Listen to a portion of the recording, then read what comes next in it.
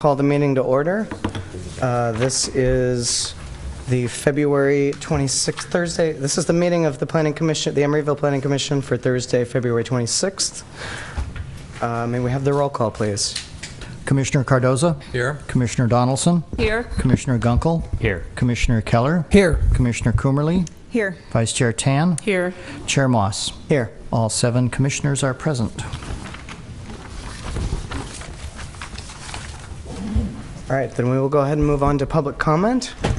So this is a time on the agenda for anyone to comment on any item that is not on our agenda tonight.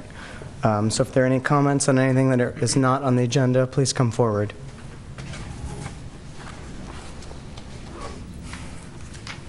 Anyone? All right, seeing none, we'll move on to the action recap for our last meeting, which was January 22nd. I had one correction. I believe that the business owner that was commenting in the public comments was on 67th Street rather than 57th. Other than that, I would move approval. I'll second. Any objections? Without objection? No. Okay.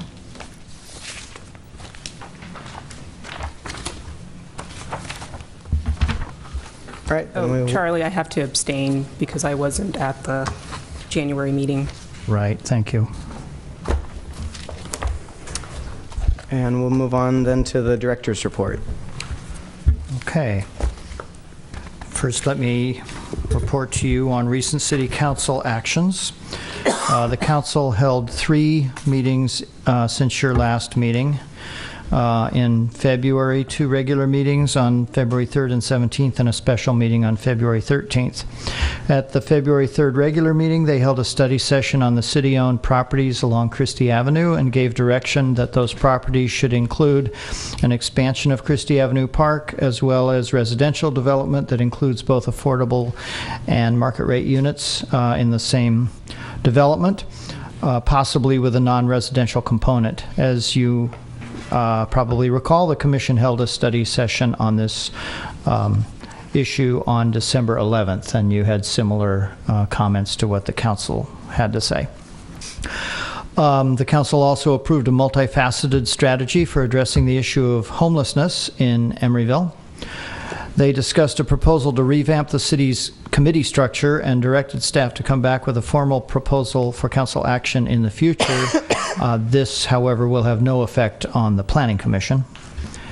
Then they also discussed issues of unit mix, family friendliness, ownership, and the bonus system in relation to residential developments, and they directed staff to prepare an urgency ordinance to establish a 45-day moratorium on residential projects for consideration at a special council meeting on February 13th. I'm sure you all have probably heard about this.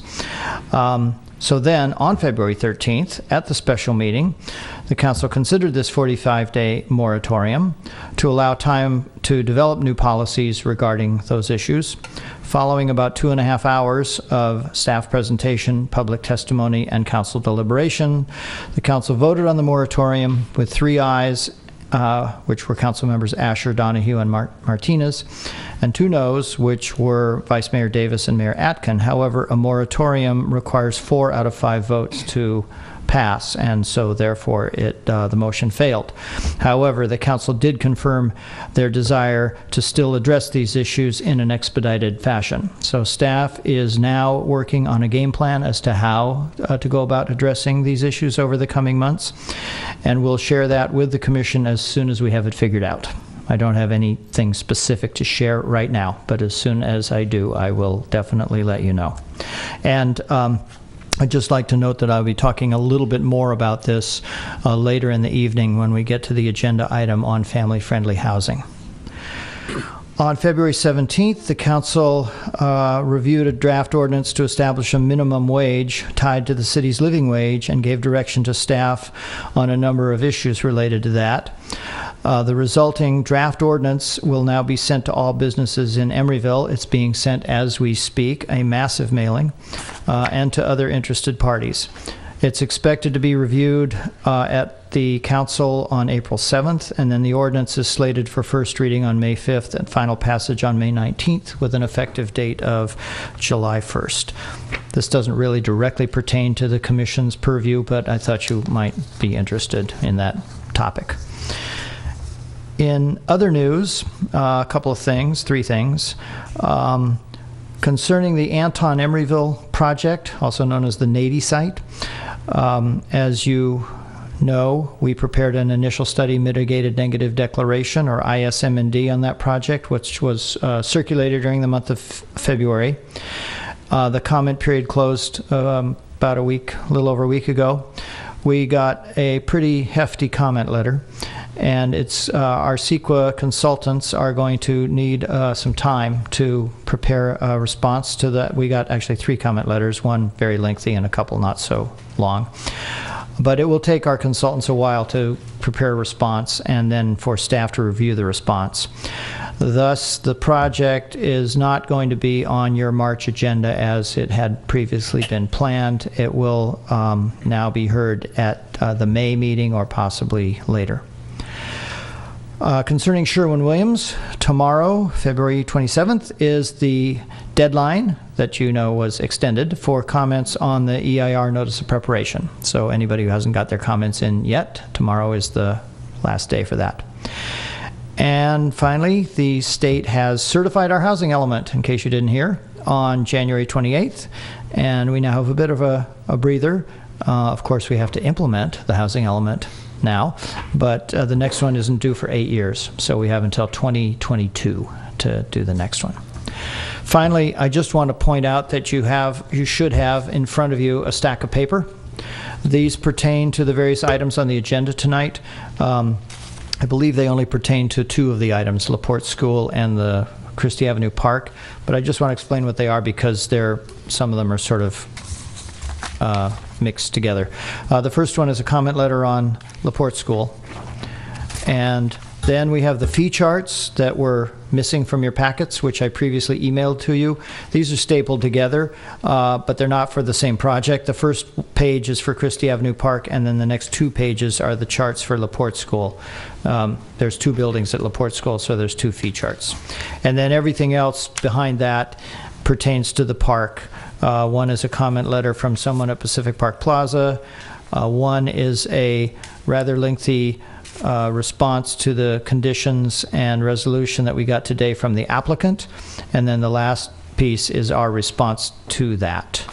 And on that note, just let me say that the applicant is just getting our response letter or memo right now.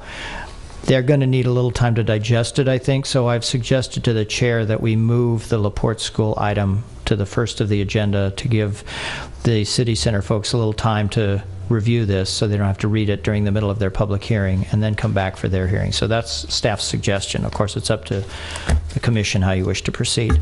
That concludes my report. I'd be happy to respond to any questions you may have. Charlie, you may have mentioned or talked about this in January for the meeting that I wasn't in attendance. What's the status of the Emeryville Center for the Arts issue, the lawsuit? Do you want to respond to that, Mike? Sure. Thanks. So the building for the Center for the Arts is the building directly behind you. That piece of property is actually owned by the city as successor agency. In accordance with the provisions of the Dissolution Act governing the wind down of redevelopment, that piece of property, as well as 9 others that were still vested in the name of the former redevelopment agency, so now they're vested in the city as successor agency. Those properties were, there was what's called a long-range property management plan that the Dissolution Act provides, and the plan requires the successor agency to provide various information about that and then identify the means by which the successor agency intends to dispose of them. roughly 7 other properties were intended to be transferred to the city for some public governmental use, including the building for the Arts Center. That was obviously going to be, it was identified to be used as an Arts Center. There were South Bayfront Site B, which was intended to be transferred to the city for future redevelopment. And then the other parcel is there's a vacant lot just south of Marriott on that side of Shell Mound Street. That's a very small triangular piece of property. There's a billboard on it. Actually, the billboard is not on that parcel. It's its own separate parcel. But anyway, it's a vacant parcel that was intended to be sold. In any event, we submitted our plan to the Department of Finance. They denied the plan on 2 bases. One was that the what is called the Glass House parking garage. That parcel was intended to be transferred to the city for governmental use, public parking, as it is now. The Department of Finance has taken the position that parking garages are not a governmental use. And then the second issue related to South Bayfront Site B, they maintain that the city, upon receipt of the property and when it disposes of the property, would be required to enter into a compensation agreement with other taxing entities that are receive taxes from property taxes from properties in Emeryville. Our reading of the law is that that is not required. So the City Council and the successor agency, they authorized the City Attorney to file a lawsuit challenging that, and we filed that lawsuit. It was filed in early part of this month. We have a hearing date in June 19th, and we will go from there. In the meantime, the law does not allow, or at least the Department of Finance's interpretation of the law doesn't allow them to allow other parcels that aren't at issue in the plan to be transferred. We've asked that question, and they've said no. So at this point, this piece of property and all the others are in limbo and pending the resolution of this lawsuit filed by the city. So the funding for the Center for the Arts, I think it was roughly like $8 million that was approved, I thought, by the state Supreme Court, and then there was a period of time where an appeal could be filed. So what was going on with that? Oh, you're thinking of another lawsuit. That one, no, what you said was very, it was very pertinent. We do have 2 lawsuits pending currently with the state of California. The other lawsuit you were referring to relates to in the early part of 2012, the law provided that the city and the successor agency could re-enter into agreements to provide for, it doesn't really just say, it just says you can re-enter in agreements provided the oversight board approves them. And so we proposed 5 agreements to provide funding for the South Bayfront pedestrian bridge, the Transit Center project, the Center for the Arts project behind you, the Emeryville Center of Community Life project, and then also to repay some brownfield loans that the city had extended to the agency to clean up what is now Doyle Hollis Park, as well as what we refer to as Parcel D right next to the Sherwin-Williams site. So the city and the successor agency approved those agreements. We brought them to the oversight board. The oversight board only approved 3 of the agreements. They approved the agreements providing funding for the South Bayfront Bridge, for the Transit Center, and to repay the brownfield loans. And so the agreements providing funding for the ECCL project and the Arts Center were not approved. And so we then presented those to the Department of Finance, the 3 agreements that the Oversight Board approved. The Department of Finance rejected them. We filed a lawsuit challenging that. The trial court issued a decision in our favor. The Court of Appeal recently issued an opinion upholding the trial court's decision, and then just the other day, the state petitioned the Supreme Court for review to have the Supreme Court hear the case, claiming that there's some critical issue of law that the Supreme Court needs to resolve. That was just filed on Wednesday. We have, the city has until March 16th to file an opposition, so we'll be working on that with outside counsel.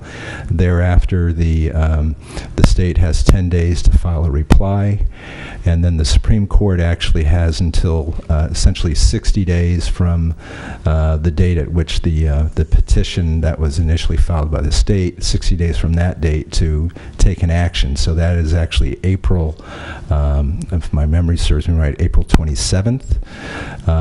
If the Supreme Court also has the ability to extend that period to 90 days, so they could push it out until May 27th. Mm-hmm. If the Supreme Court doesn't act within that time, then the petition is deemed denied. So that's sort of where we're at right now on that lawsuit. Let me also just point out there, because everybody knows that the ECCL project is going forward, and you're wondering, okay, where did the money come if that was denied? So the successor agency, or the former redevelopment agency, when it was dissolved, had in its accounts roughly $24.5 million of bond proceeds. So these were monies that were that the agency had from bond issues that it issued, and so under the bond issues, you're obligated to use those funds for essentially capital improvements. So the law provides that. Essentially, those bond proceeds need to be used for the purposes for which they were sold.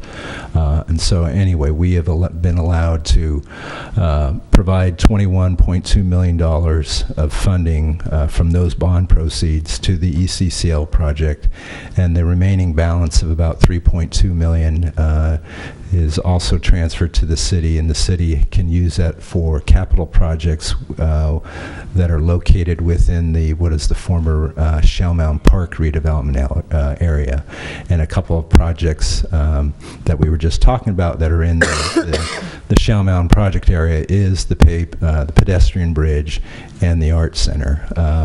It's our sense, and so far I think we've shared this with the council, that that extra money will likely be needed for the pedestrian bridge, in addition to the money that is at issue in the lawsuit. It's about $11.2 million that was set aside for that project. So you combine those together, you have about $14.5 million.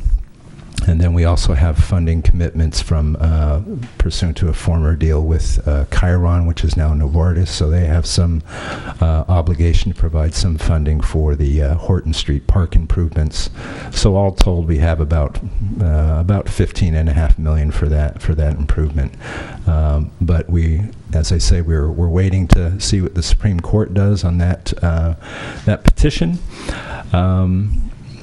Generally, there are numerous petitions filed with the Supreme Court. The percentage that they take is very small, and a lot of those that they do take are death penalty cases that they're required to take. So we'll just have to sit tight and see what happens.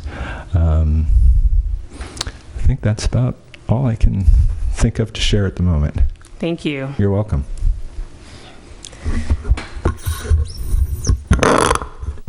Any further questions for staff? Okay, thank you. All right, so with that, we'll move on to disclosures of conflict of interest and ex parte communications. Are there any disclosures? Yeah, I met with the owners of the East Bay Bridge Shopping Center to talk about the sign program, and I will have to be recusing myself during the Christie Park because of my proximity and the conflict of interest. Nothing to report. I will disclose that I have to recuse myself during the East Bay Bridge Master Sign Program because of the proximity of my residence to that project. Anybody else? Great, thanks. All right, then we will move on to public hearings. And the staff has recommended that we move public hearing B to the front. Are there any objections to that? No? All right, great. Then we will move LaPorte School up to the front, so that will be our first public hearing. May we have the staff report, please?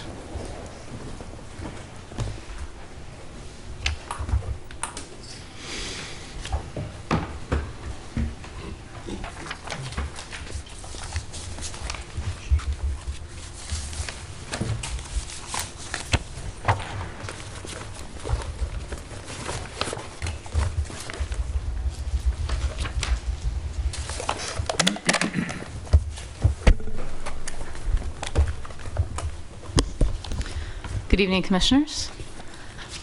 So this presentation is on LaPorte School. You'll find on the dais that I just placed materials board that the applicant provided and also the letter that Charlie mentioned earlier. So this site is located at 1450 and 1452 63rd Street. Here we are. It is just east of Hollis. So project overview. The proposal is to modify 2 existing buildings and to a school that would hold up to 27 staff members and 177 students ranging from infants to primary school. For this project, the required findings are a conditional use permit, have to make findings for parking spaces below the minimum, and design review. So the existing space is the former site of Every Dog Has Its Daycare. So you can see here, whoa. Maybe you can't see here. Let's try that again. There we go. So the rear of the property is fully cemented. This is the east side, and this is the front. And this is, there's 2 buildings. This is the more former industrial warehouse building. And this is the former residential building that was also used for Every Dog Has Its Daycare. The proposal is to keep both buildings but modify them for a school use. So there's lots of access changes that need to be made for stairways. There's an elevator tower here that's proposed to be clad in green tile, and some new doorways in the larger building and windows along the front. This is the west elevation. So the front of the street frontage is here on the right-hand side, residential building, then the elevator tower, and then more access stairways and a rear fire exit as well. From the rear of the property, you can see this would be the play area where the cursor is moving, and the residential building, and once again the warehouse building. And then this is basically the same view we saw from the photo at the bottom. The front elevation, they would keep the green screen, but have more windows and doors. The first floor site plan for the residential building, this would be for the nursery and infants, and then the larger building would be classrooms and administrative areas on the first floor. The second floor of the smaller building, of the residential building, would be for infants as well, and the second floor would be classrooms, and in the back there would be a play area deck, which you can see more clearly on this landscaping plan. It would have a little track for cycles and rear play area. And then the front, they're proposing to add additional short-term bike parking and landscape. The circulation plan, they're very limited for their parking because of the existing structures. So there'd be 3 tandem spaces on the west side of the property. These exist right now. This would be for staff. And then 4 parking spaces in front of the larger building, and those would be for people dropping off and picking up their children. And their plan is to have cars be able to pull in and drop off in front of these spaces, as well as pull in. They are planning to have staff trained and stationed around here to help facilitate students in and out of cars. And they also have an app that you've received information on to help facilitate that process. So for zoning analysis, the maximum floor area ratio, or FAR, is 1 at this location, and the proposal here, they're adding some additional square footage, and it comes out to 0.74, so it's well under the maximum. The building height is also under the base maximum of 30 feet. The elevator tower is the largest, or tallest, pardon me, feature of the building, and that's 25.5 feet tall. The off-street parking spaces, the minimum requirement is 9, but because of the site constraints, they're only able to provide for 7. And so the findings that I mentioned before we'll discuss later. And there are no setbacks required at this site. The existing buildings are maintaining their footprint except for the rear of the property where the fire exiting is required. There you go. So for the conditional use permit findings, the proposed use is consistent with the general plan. It's consistent with the maximum building heights and floor area ratios. It also provides accessible childcare, which is a goal of the general plan. It maintains adequate parking while avoiding excessive parking. And the childcare, early childhood education opportunity there will provide a walkable and connected city amenity to help provide for that, for employees and residents. And the design and construction respects existing architecture while creating some new signature pieces with the tile-clad elevator. The second finding is characteristics and design of the proposed use are compatible with the neighborhood. Staff finds this to be compatible.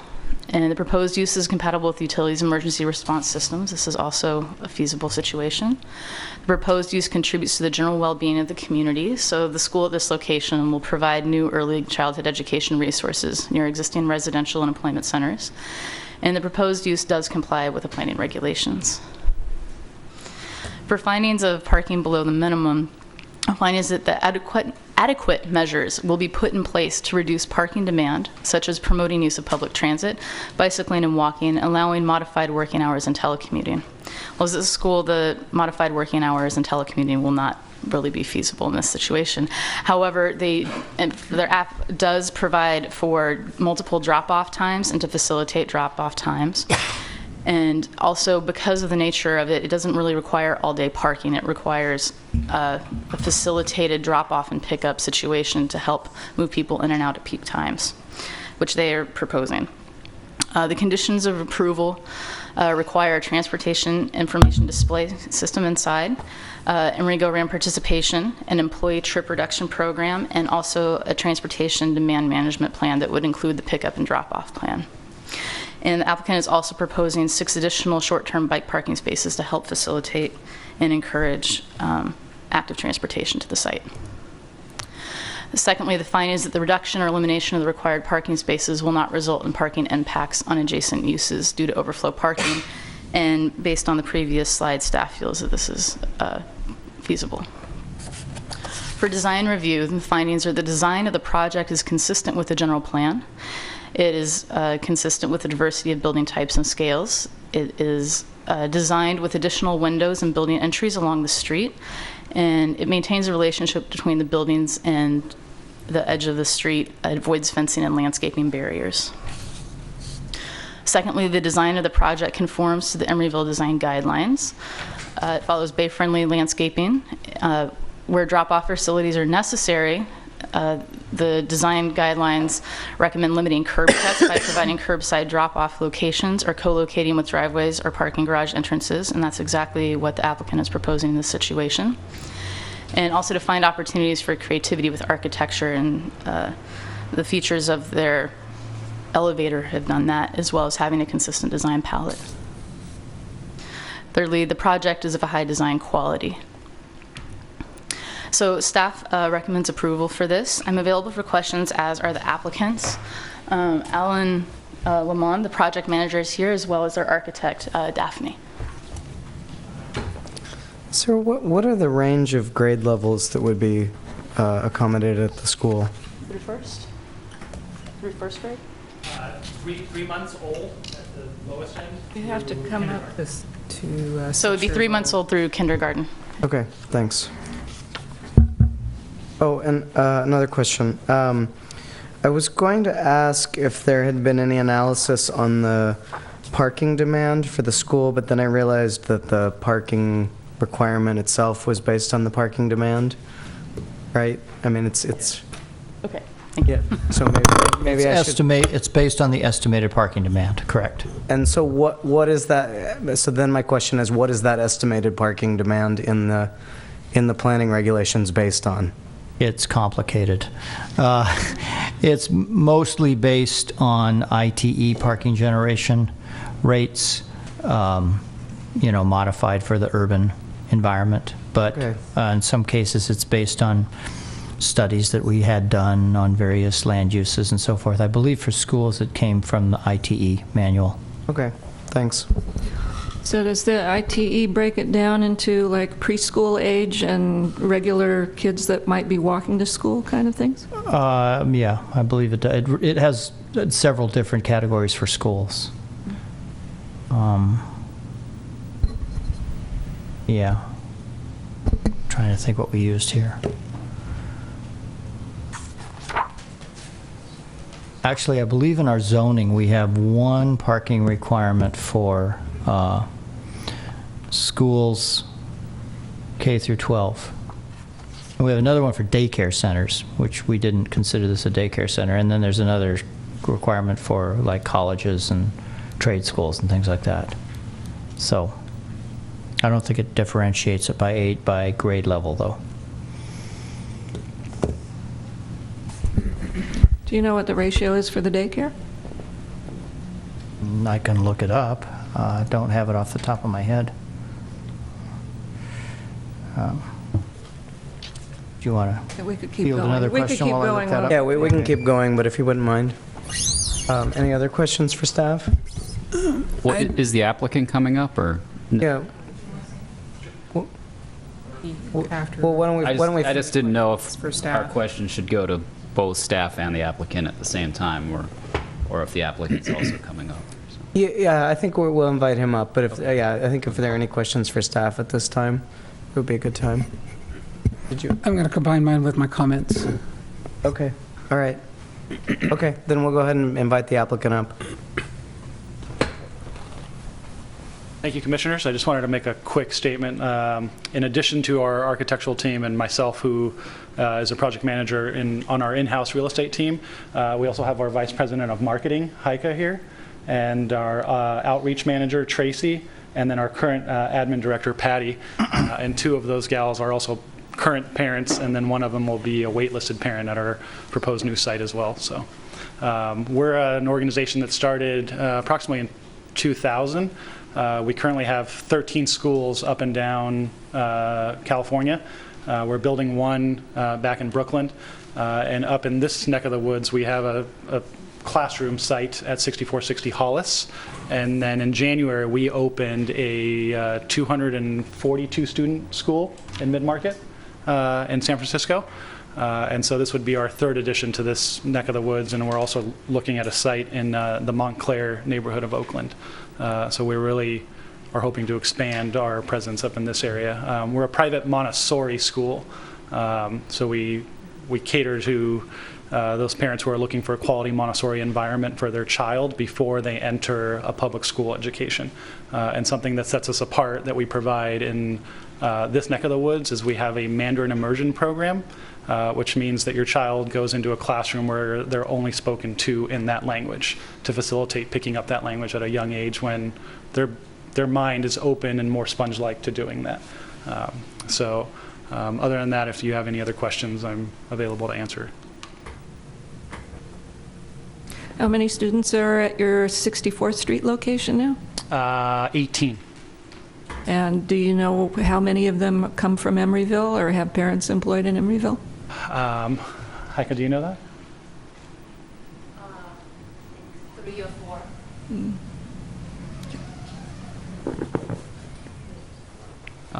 This is kind of a small question, but I just saw the material board, and on that it had cedar as the soffit and fascia material, and in the packet here on the material sheet it lists like a faux wood fiber cement panel. Yeah, we want to go more with like a Trex type of style, just for maintenance of the property and upkeep. So it'll allow it to, it'll look like a wood, but it won't need to be painted and changed out as often since it's kind of open to the elements, and natural materials tend to deteriorate a little bit more. So the sheet is correct and the material board is incorrect. Correct. Okay.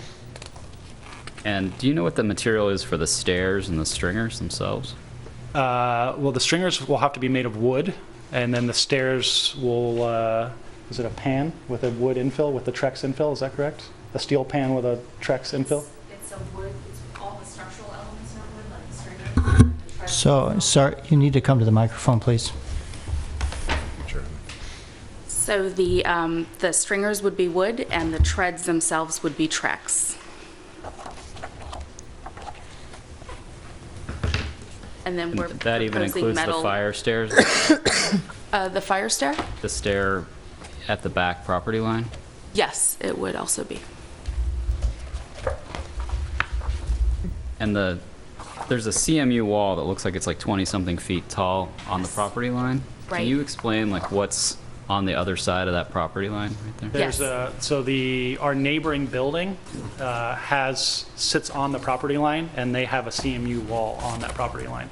And they have some glass that they've infilled from their side of the building because they don't look out onto the current play area on the current property, because there's normally dogs running around out there and drinking water and whatnot. So I think it's more of a light manufacturing use on that side. So they've kind of covered that up from their side. And what's the reason, if they have a CMU wall on their property line, what's the reason that you need to also provide one? So we met with the building department, and they're requiring us for exiting purposes to create a separate fire separation on our property. And the theory behind that is you don't really know what they're going to do because you can't control the other owner. Should they ever demolish that building, we would still have fire separation for our property.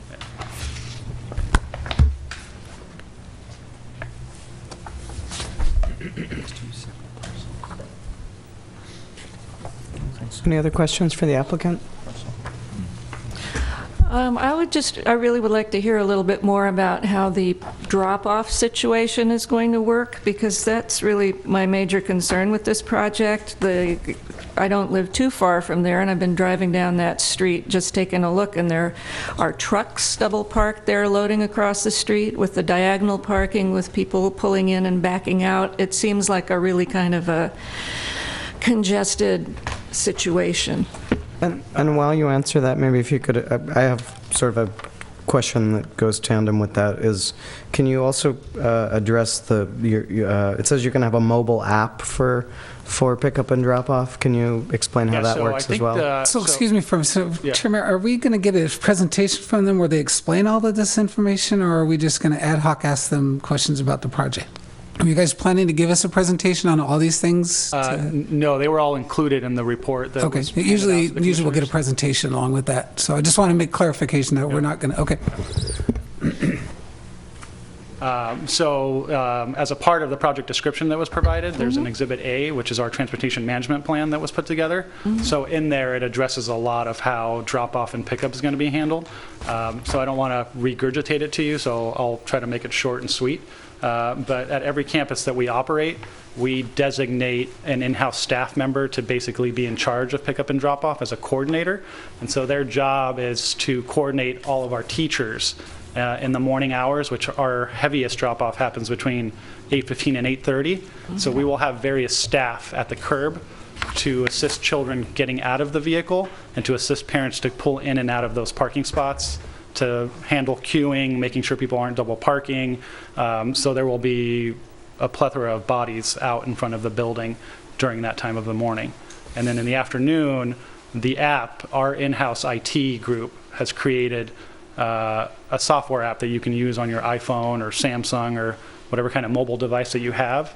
And we created this for our school in San Francisco because we have no parking spaces there and we serve 242 students.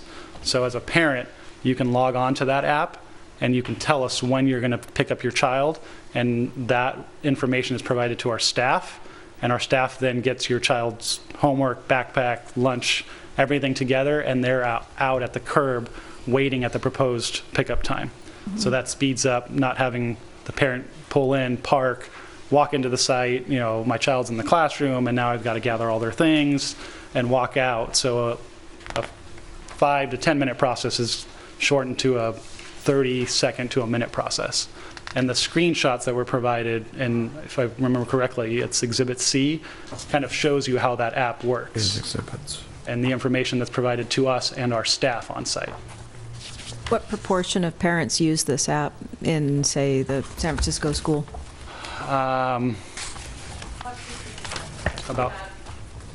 You have to come up. Come on up. So in our San Francisco school, we have about half of the parents, somewhere between 40 and 60% at any given time, using public transport, walking, or biking. And of the remaining ones, probably a good 2/3 use the app to pick up. Some of them are able to park in the neighborhood. There's 2-hour parking, and they park, and walk in. But a lot of them are using it, and it's been working pretty smoothly. So you answered the question that it is also an Apple and an Android app. correct.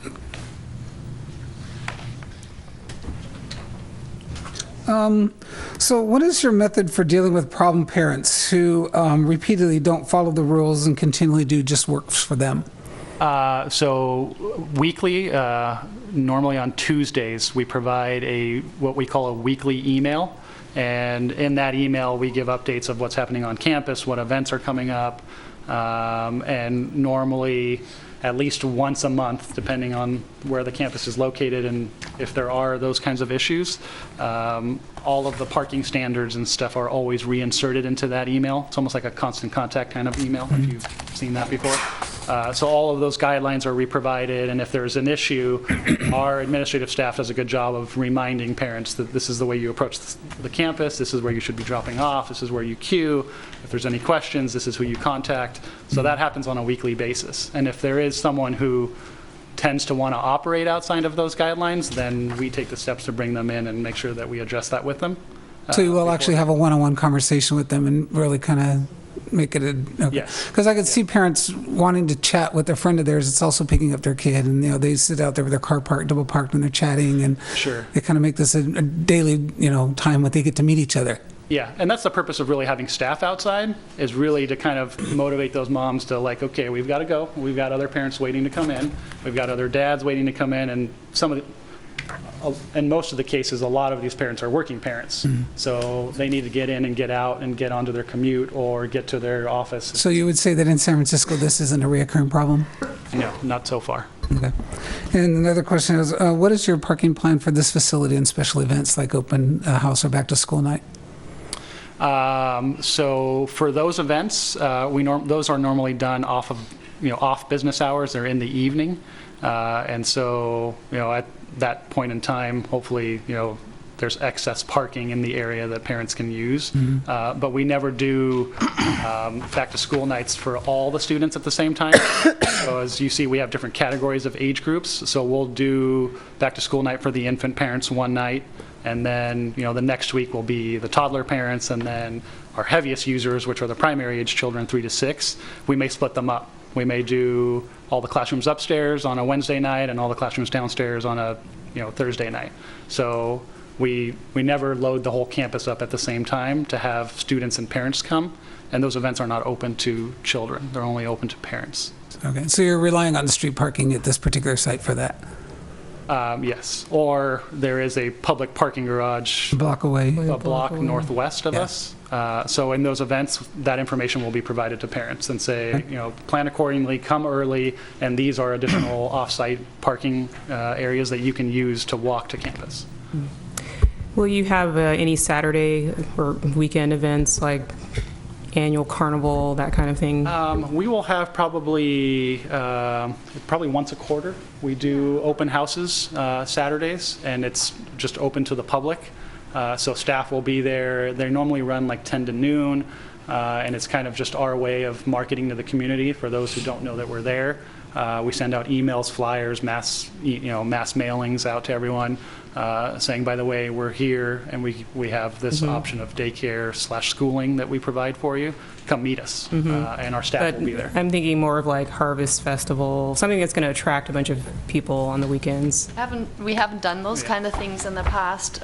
Usually the weekend events are, much smaller than that. We will have some regular weekend traffic. We offer community parent and child classes, and those usually happen on Saturday mornings and Saturday afternoons. But there we're talking about 12 children and their parents, so it's not like a huge volume.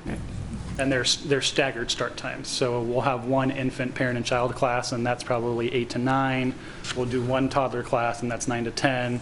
So we will have 12 parents coming and going within that hour time span, spread out over 3 or 4 hours in a morning. Another question I had, I think in your packet, you gave us a breakdown of who the top employers are in the city, ranging from Pixar to IKEA, Oaks Card Club, et cetera.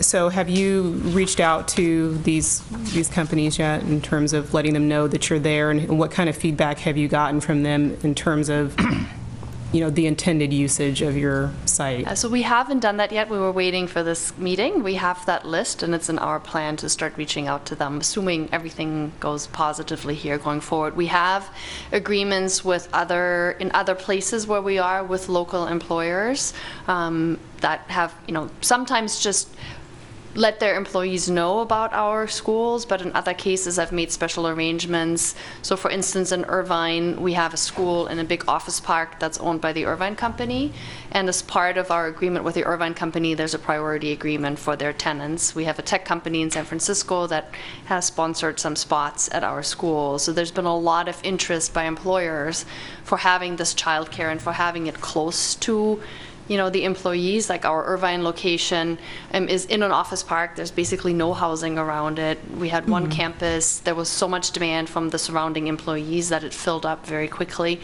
And we opened a second campus right next door that also filled up very quickly. Because it turns out a lot of parents like to have their children nearby where they work, especially in areas where there's pretty long commute times. Yeah. So you mentioned priority enrollment to different employers. What about residents?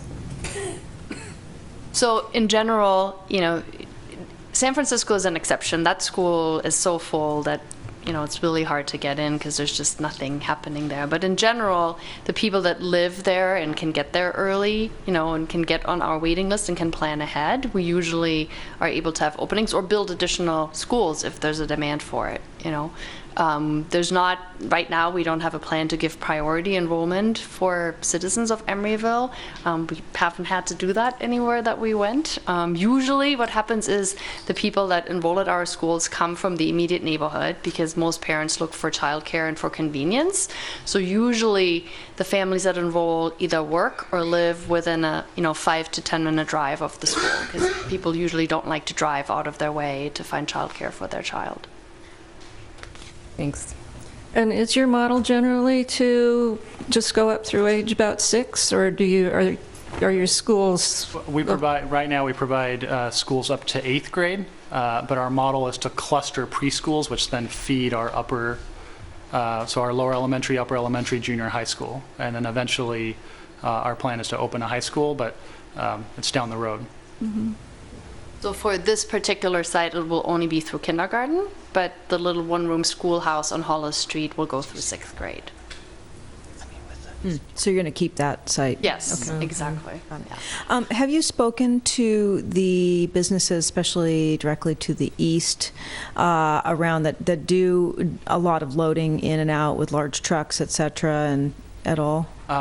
We haven't yet, pending the outcome of tonight and pending the outcome of the vacancies in and around us. If you walk, Commissioner Donaldson can probably speak to this, or drive down that street, you will see leasing signs on buildings everywhere.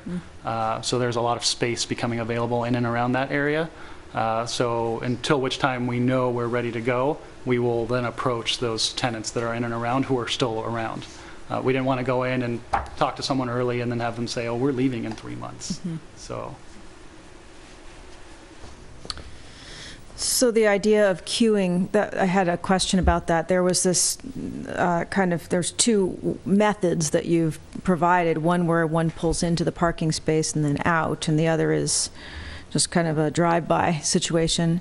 It would be one or the other, I'm guessing, during the busiest times. Those would happen concurrently. That sounds crazy.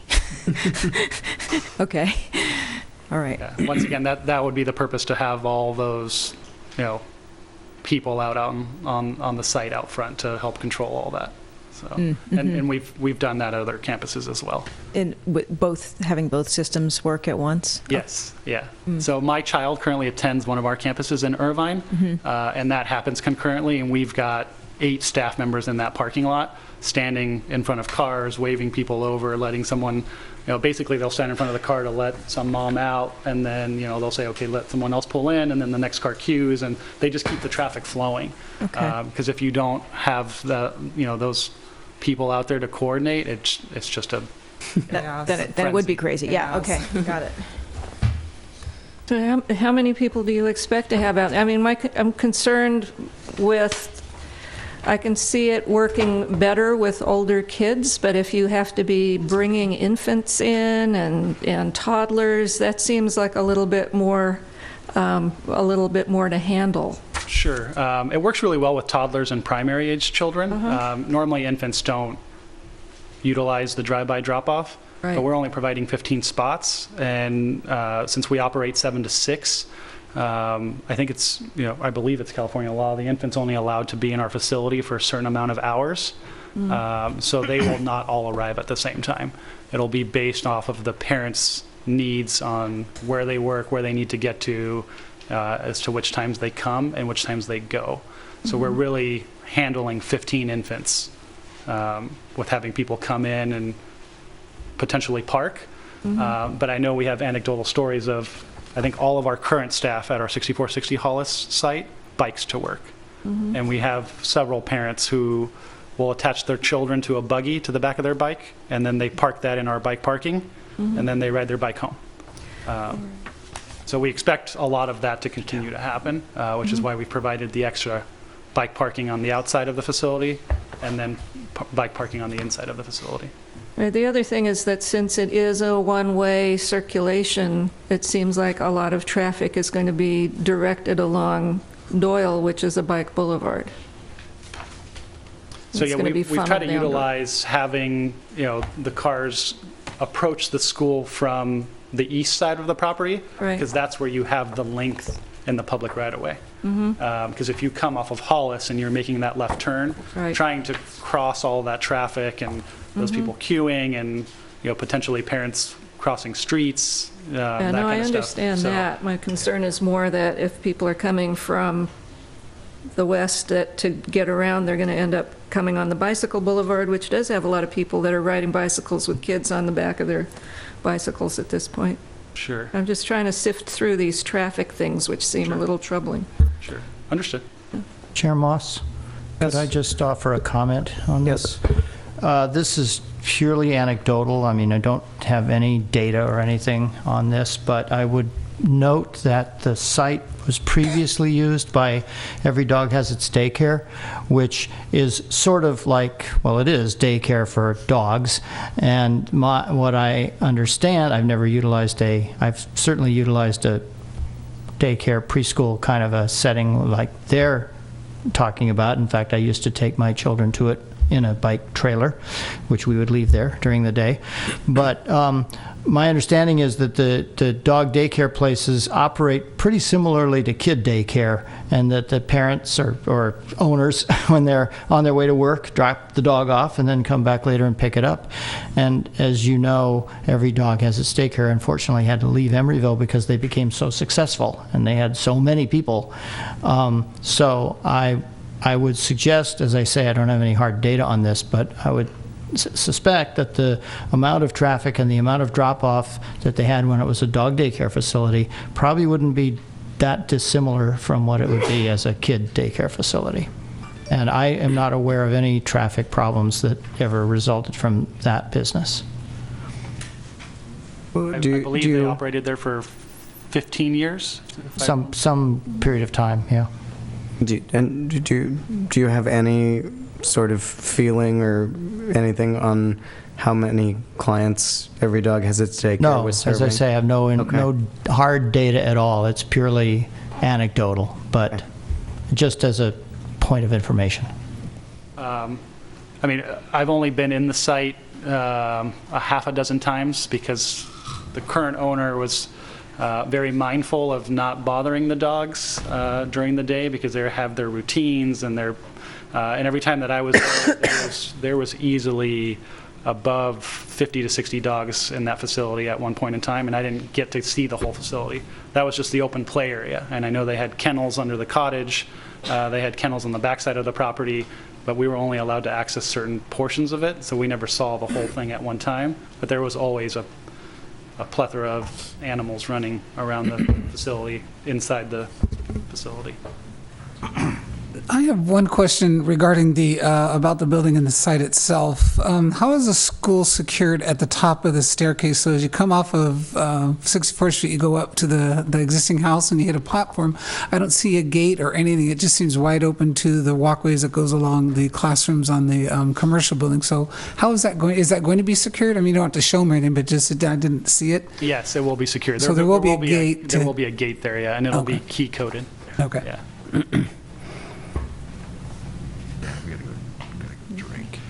In the mention of the employee trip reduction program, has some thought gone into that program at this point?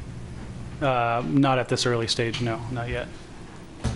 But we do have, some other programs that we've put in place in different urban areas where we have provided incentives for, staff to carpool. So whether it be gas cards or, there's other programs that we currently run at other schools in Southern California that we'll study and then see what might work here, because it's a little bit of a different environment here. So what's going to be enticing to staff here as opposed to staff at other locations. What are you doing in San Francisco What's that? for Incentives. incentives? Oh, in San Francisco, nothing. 90% of our staff takes public transportation. And then the rest of the staff who lives close by walks. It's not an environment where you own a car. It's too expensive. Yeah. Yeah.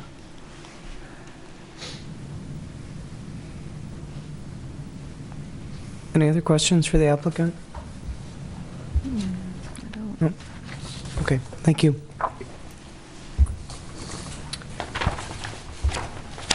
All right, with that, we'll go ahead and open the public hearing.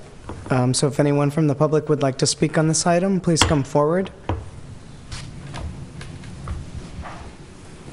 All right, seeing none, we'll close the public hearing, and we'll open this for discussion. Steven, you want to start us off? Okay, well, to start with, autos are really the only problem I see for this project. But in my determination, it's pretty serious. I'm very concerned about the staff parking spaces being only three spaces for 27 employees, and I don't think that's enough. I understand the lower availability for parking in San Francisco, but this isn't San Francisco, and the East Bay isn't quite there yet to where people can walk to work from their homes. We just don't have that residential density. So my concern is the parking on this street parking is unrestricted, meaning that LaPorte's employees decide to drive, they'd have free and abundant parking as they arrive to work pretty early. By example, on 7:30 this past Tuesday, I rode by there on my way to work on my bike, and about 50% of the street parking was available. So my question was kind of what Commissioner Kumiller is asking is, what are the actual incentives not to drive? I saw that your options for promoting not driving and a program to make employees aware of that, but I don't see any real incentives. Cost is kind of what I think is a disincentive to drive. So other than the gas cards, I'd like to see some tangible benefits that if an employee decides to drive and park on our street parking, there's a cost related to that. And so I'll get into that a little later in my comments on what I think we need to do to mitigate that. And Sarah, if I could have you put this on the overhead for me. I have some foreseen problems, and the traffic on the main arterials around here, such as San Pablo Avenue, Ashby, etc., it's really unpredictable. So I think that could cause parents delay in getting to their children at their appointed time. So they're using this app. They're told they're going to get there at 3:15, but now they're stuck in traffic on San Pablo because there was an accident. So that actually can't be done. So I think that can cause a ripple effect, causing other parents and et cetera to stack up. when they meet their schedules. So I think that is a problem we have to keep in mind. The stacking down 63rd Street, as this picture here shows on the top, is there's your drop-off spot area that can hold 3 cars, and then there's 2 angled parking spaces, and then there's an entry to a driveway. If for some reason there's a delay in your system and there are 6 cars backed up, we've now blocked the access to 2 parking stalls and a driveway. So I'm really needing to see some mitigation measures that, you know, this doesn't become a problem. And then on the lower picture, you'll see that there's a van, there's a semi-truck, and there's a forklift with pallets parked in the street. So I really think because of the nature of this neighborhood being more commercial, the drop-off is, I just really see this as being a problem. I'm glad you are talking about the parking stalls and how you get people in and out of those while you also work the drop-off area. And I think that you might be able to mitigate that, but I'm just not sure the stack-up isn't going to happen. An example, your peak drop-off time is going to be from 8 a.m. to 8:45. Using the chart on page 5 in your TMP, it shows that during that 45 period time block, there will be some 100 autos. This is equal to more than 2 cars per minute. And I'm just wondering if that's been factored into your plan to handle that level of cars. And do you still feel confident that there won't be any conflicts or problems? Again, looking at the picture showing how simply 6 cars backing up in that staging area are going to cause problems, especially in the morning if people need to get into that parking lot to get to work or, you know, want to make use of those stalls. So though your transportation plan is extensive, one of the best and most detailed I've ever seen, I feel in this constrained area with 177 students and 27 employees that there's just not enough room to handle the flow of vehicles, and I'm really kind of concerned about that. So a question I have for staff is, if the plan mitigation measures that they've drawn up in their TMP do not work to control the flow of traffic, what resources does the city have to rectify the situation? What if it's found that this location just can't handle the traffic or the problems that develop? What can we do? What do we do if we have an unsolvable problem on our hands? I mean, we are going to spend a lot of money to develop this school. We certainly can't kick them out because they're causing problems on our streets. So I think that I'd like to hear, you know, if it does become a problem, what is our city willing and capable of doing? So a statement I have is that I really want to see this project approved. The residents as well as the workers in Emeryville really need this service, and additionally it will contribute to what our city council is really trying to get, and that's our family-friendly community. So I think this is a step in that direction. But I'm really concerned to whether I can find in favor of the staff report that parking and traffic will not be a problem. I don't believe I saw anything in the plan that will strongly discourage employees from driving to work.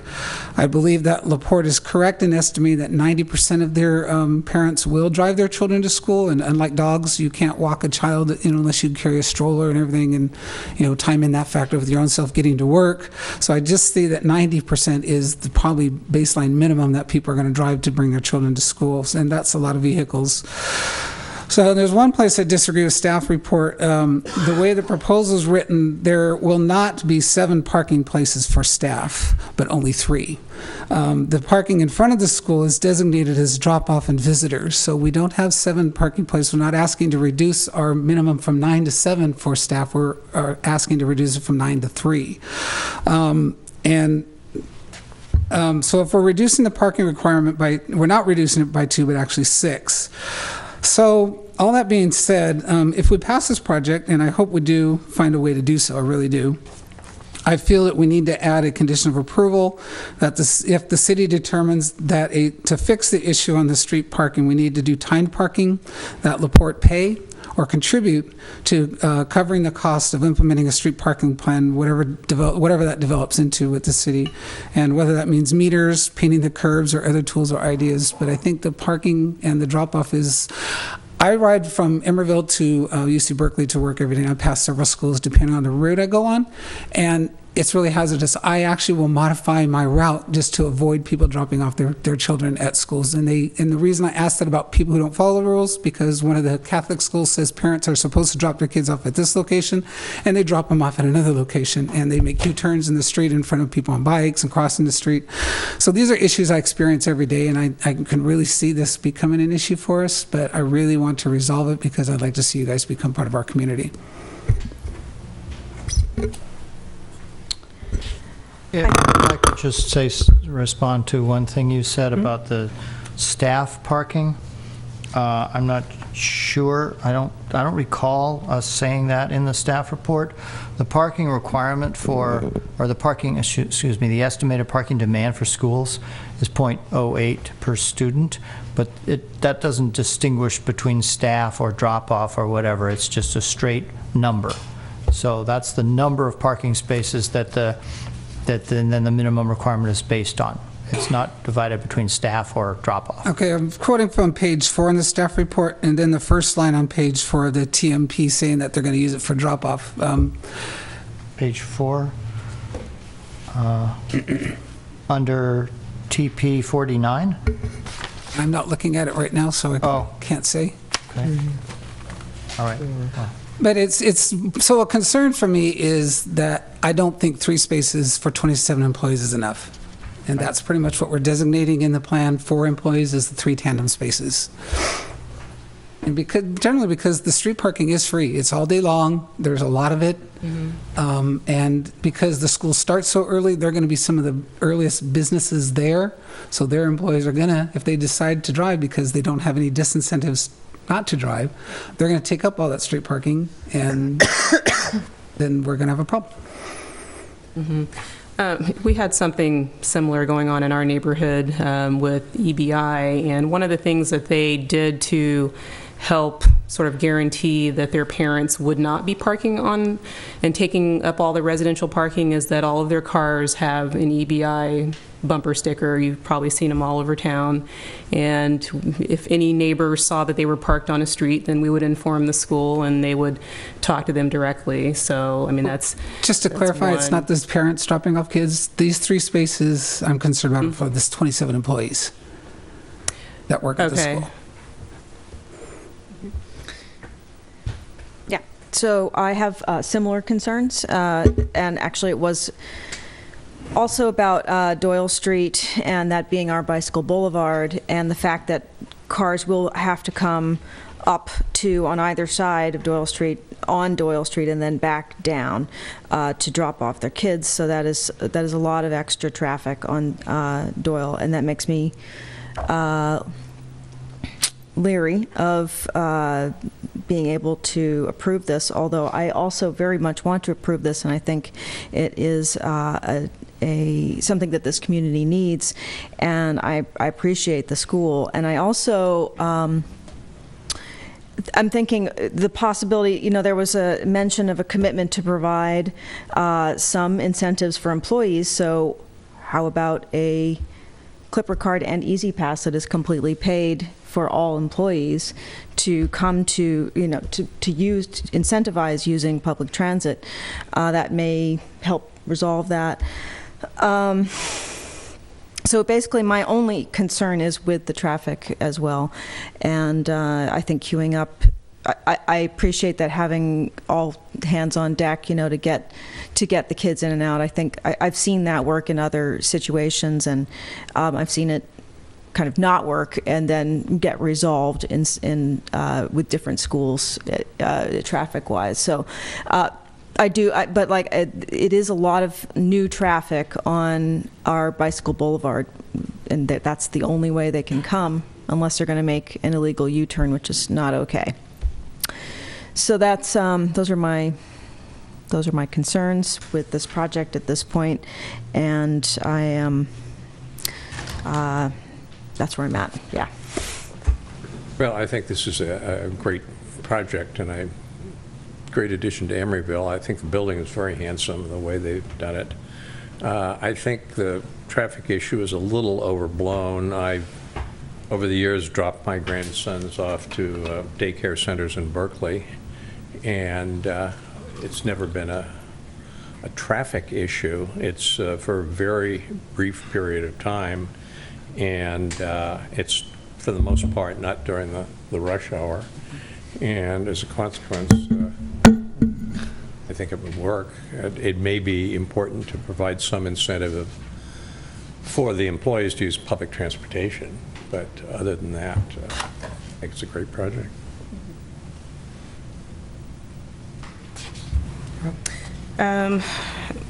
Yeah, I think my concern is just we are definitely bringing a lot of traffic to that street. And so I want to really go back to what Commissioner Keller brought up in his comments, which were, you know, how do we address this situation after the fact? Is there something, what's the city's role in handling or dealing with that after the fact? If the traffic does become just, you know, a real big problem. So. Well, I can offer one thought on that. The conditions of approval say they're supposed to prepare a TDM plan, and we're supposed to approve it, and then they're supposed to implement it. And if they do all those things and we still have traffic nightmares, I suppose this is certainly not preferable, but I suppose we could get into a situation similar to what we had for the art.com sign, which is where conditions of approval were adopted and they complied with the conditions of approval, but it turned out that that wasn't adequate to still prevent the project from creating a public nuisance with regard to how bright the lights were. And there's another provision of the code that basically says if you violate any provision of the code, then you're subject to enforcement or revocation. And, you know, I would assume that traffic mess could probably be construed to fall into the same category, in which case we'd be back here to amend their conditions somehow. But that's not an ideal scenario. The best thing would be to solve it now before it gets approved.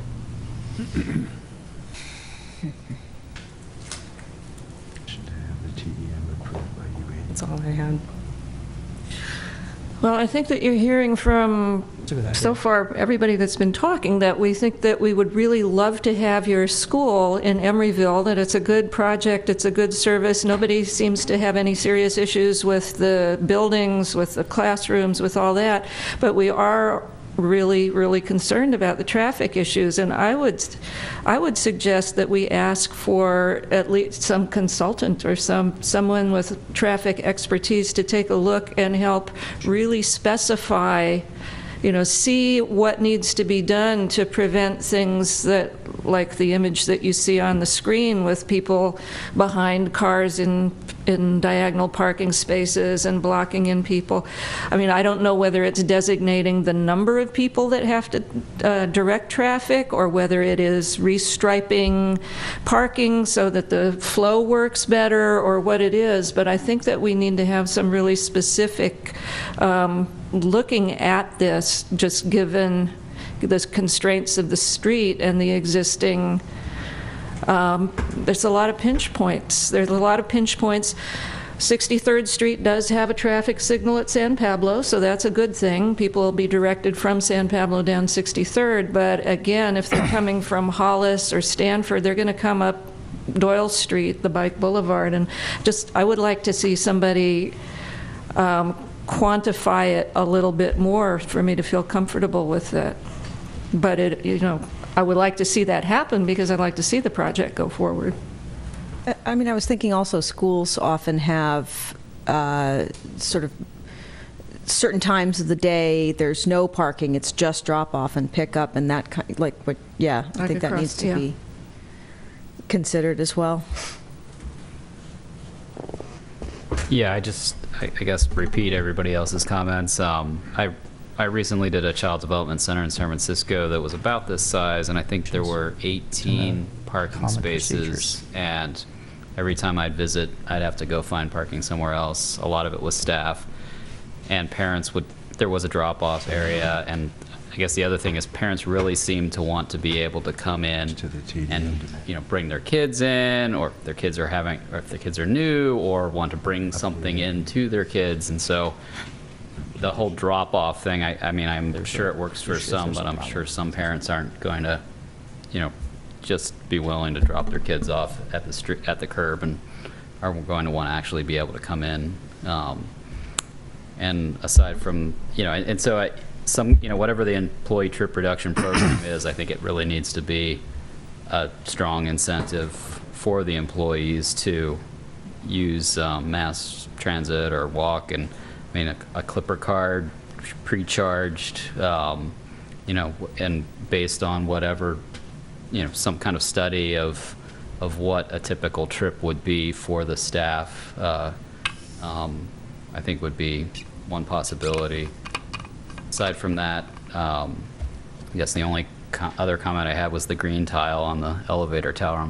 I know it's meant to sort of play off of the green screen, but I'm worried it's going to look like some of these elevator towers that we've seen from the past where they did mosaic tile and what ends up kind of looking like a latrine or something. So I don't know, but that was it.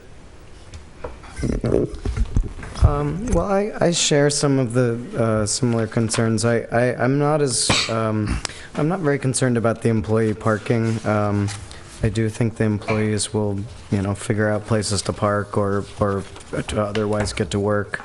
But I am concerned about a little bit about the pickup and drop off, mostly drop off.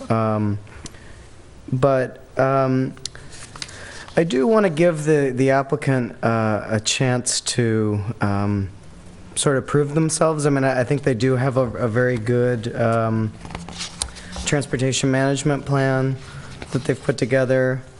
And this is, I mean, compared to most of I've worked on several private school projects in my day job, and compared to those, this is a pretty small school. And in my experience, pickup and drop-off management is something that private schools do very well, because they kind of live or die by it. And so that's why I say I would like to give the applicant a chance to show us that they can do it, because I think that they probably can. I just think that, I think pickup and drop-off, I think kind of like Commissioner Cardoza said, I think they kind of tend to be a little, they can kind of tend to be a little overhyped sometimes, but they they occur for a very short period of time, and if they're managed properly, the impact can be managed and can be mitigated, and so I would like to ask the staff if there's a way that we could approve this use permit, but reserve the right to revisit the conditions, specifically the transportation management plan, like say within 6 months of the certificate of occupancy or something like that. Yeah, we actually were talking about that over here. I would suggest you could add a condition to the effect that the applicant shall report to the planning director on, their operations within 6 months of beginning of operation, and if there proves to be a traffic problem, then the TDM plan can be adjusted as necessary to address it. I like that idea, but I don't want them coming to you and reporting something. I'd like to have more of a field experience, and if you can't do that because of staffing, is maybe put out a question to the outlying businesses. How has this experience been for you in your business operations? Not just taking the word from the school that, hey, everything's fine, we're doing a great job. I'd like to know more tangible. Like, are the neighbors that are using that parking lot that might be blocked by these cars, do they have any complaints? We could reword it to say that staff shall review the operations, within 6 months of the beginning of operations, and then adjust the TDM accordingly or whatever. Would that do it for you? That would, but would it also, how would we also get the point, because I agree with Commissioner Donaldson that I think we need to have this looked at before it actually happens, before they spend a tremendous amount of money into doing this. So is there a way we can approve the project, move it forward, but yet still get some kind of traffic study done to say that, yes, the TMP that they've presented will work, or no, I think that's got a few holes in it. I agree with Commissioner Donaldson that needs to be looked at. As part of your review, the TDM? Let's see. Well, I suppose we could do that. Typically, we like to have any studies like that done before it gets to you for approval. But I believe the conditions currently say that a TDM plan will be submitted to and approved by the director. We could require a study like that as part of that approval process. Gail, does that fit your interests? And make any adjustments that are recommended by whoever reviews it for us. Probably so. I mean, because I think it's more than just how many staff are out there. I think it's really looking at what is happening with the parking striping and the zones and timing and all that kind of stuff, because it just seems like it's trying to fit something into a space that is really not set up for that, and that it needs to be looked at not just from the site perspective and the staffing perspective, but really the circulation on that street and how that would work. And maybe it is a no parking from 7 to 9:30 in the morning or something like that. I don't know, but I would like somebody to look at it. So is that something that would happen if there was a problem? No, it would be if they're supposed to submit a transportation demand management plan to the director, then it would be supplemented by someone else taking a look and making suggestions on how to make it work right. You think it's something like Fair and Peers or Kimberly Horn or something like that? But an outside consulting agency. Yeah, that's what I'm thinking. And is that something they could review just from the documents they're providing and what you look at, that they could just say, yeah, this is a good plan, or is it something they have to physically? Yeah. They review things for us all the time. Yeah. And offer suggestions to how to make it work better. That's their expertise. So this is something that could happen in tandem with the school moving forward? How long of the process does that take usually when things are reviewed? But, well, just from some assuming it's papers. Not a big contract that doesn't require city council approval, which I don't think it would be. I believe this condition is required, prior to issuance of building permit? Occupancy. Is it occupancy? Yeah, it's on page 15. Oh, okay. Oh. Oh, right, okay. Well, they've got a while. Yes. The short answer is yes. Okay. It could be concurrent with review and approval of building permit and construction, and it wouldn't be until the end of that the TDM plan is required. So we'd have that whole time for a consultant to be looking at it. That sounds like a good idea. Yeah. With that and that condition and the other condition I made, I'm kind of ready to make a motion myself on this, but I wanted to ask one question, and it's kind of off the cuff, and you may not know the answer, but do we have any idea what the level of vehicles on Doyle are currently and compared to what the maximum level of a bicycle boulevard is? Are we really close to that? Are we halfway there? Do we know that at all? I think we might have reviewed that as part of our ped bike plan. My recollection, I don't know if you recall this, but the ped bike plan kind of splits the city in half along Hollis Street, and it says that east of Hollis, the maximum number of vehicles on a bike boulevard, I believe, is 1,500. Oh, okay. And west of Hollis, it's 3,000. Yeah. In recognition of the fact that it's more, residential to the east.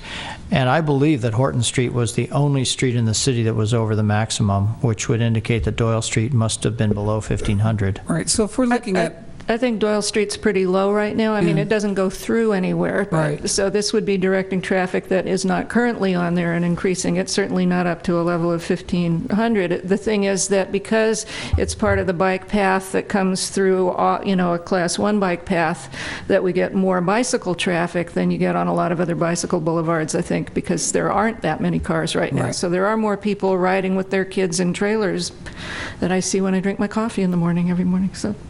Yeah, I'm thinking that if 177 students were all being brought by a single car, double that by a trip coming in and then picking up the students, I don't know that it's going to increase it. That's I'm looking more at cars just a day. conflicts, Yeah. turning conflicts, turning on, coming up and turning around on a couple of blocks just to get in, and people.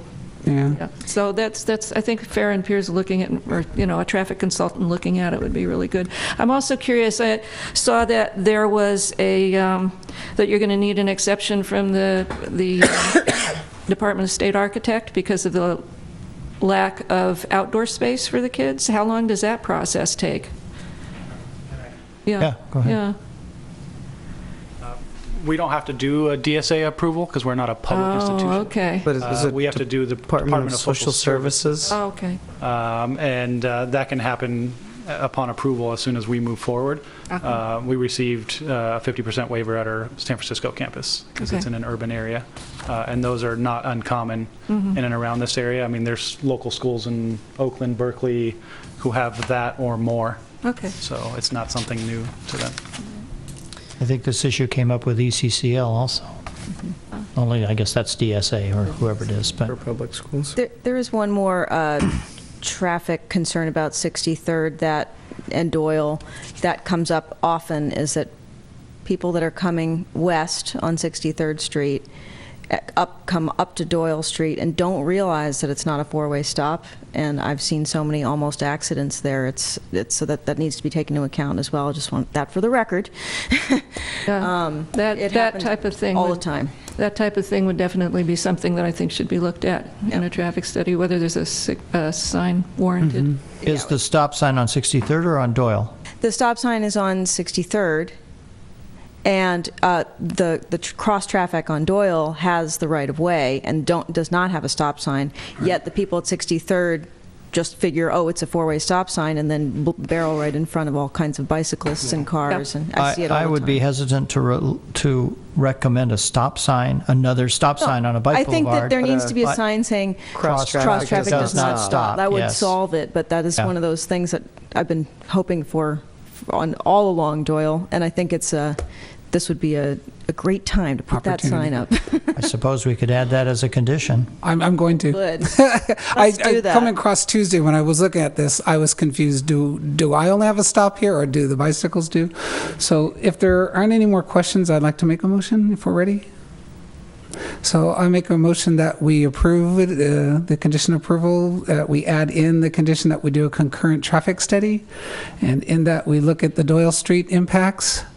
Another condition approval that if it goes through, that at the intersection of 63rd and Doyle, that we put in a cross traffic does not stop on the 63rd Street side, both east and west direction.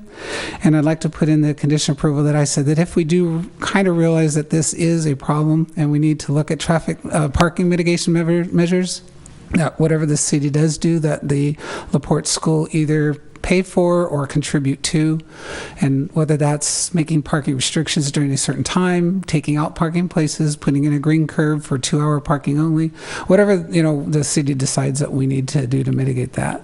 And we may not have to do anything. It may be perfect, and this never comes to truth.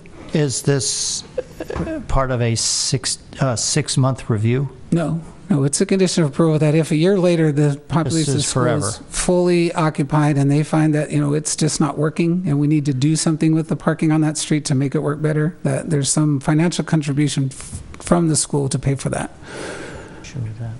After the fact? After the fact. Why would we charge them for something we don't know is going to happen yet? It's just an idea that if it becomes a problem, they contribute to helping fix it. Could the traffic reduction program be considered as part of the traffic study?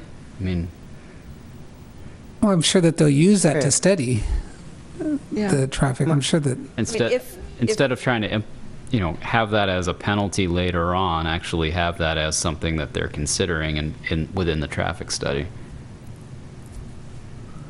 Yeah, I mean, if there needs to be restriping or something, curbs cut, et cetera, Or that even should be clipper part cards of. or, And also, I would like to, Yeah. friendly amendment to. Yeah, I would put that they do clipper cards as well as part of the traffic mitigation measures.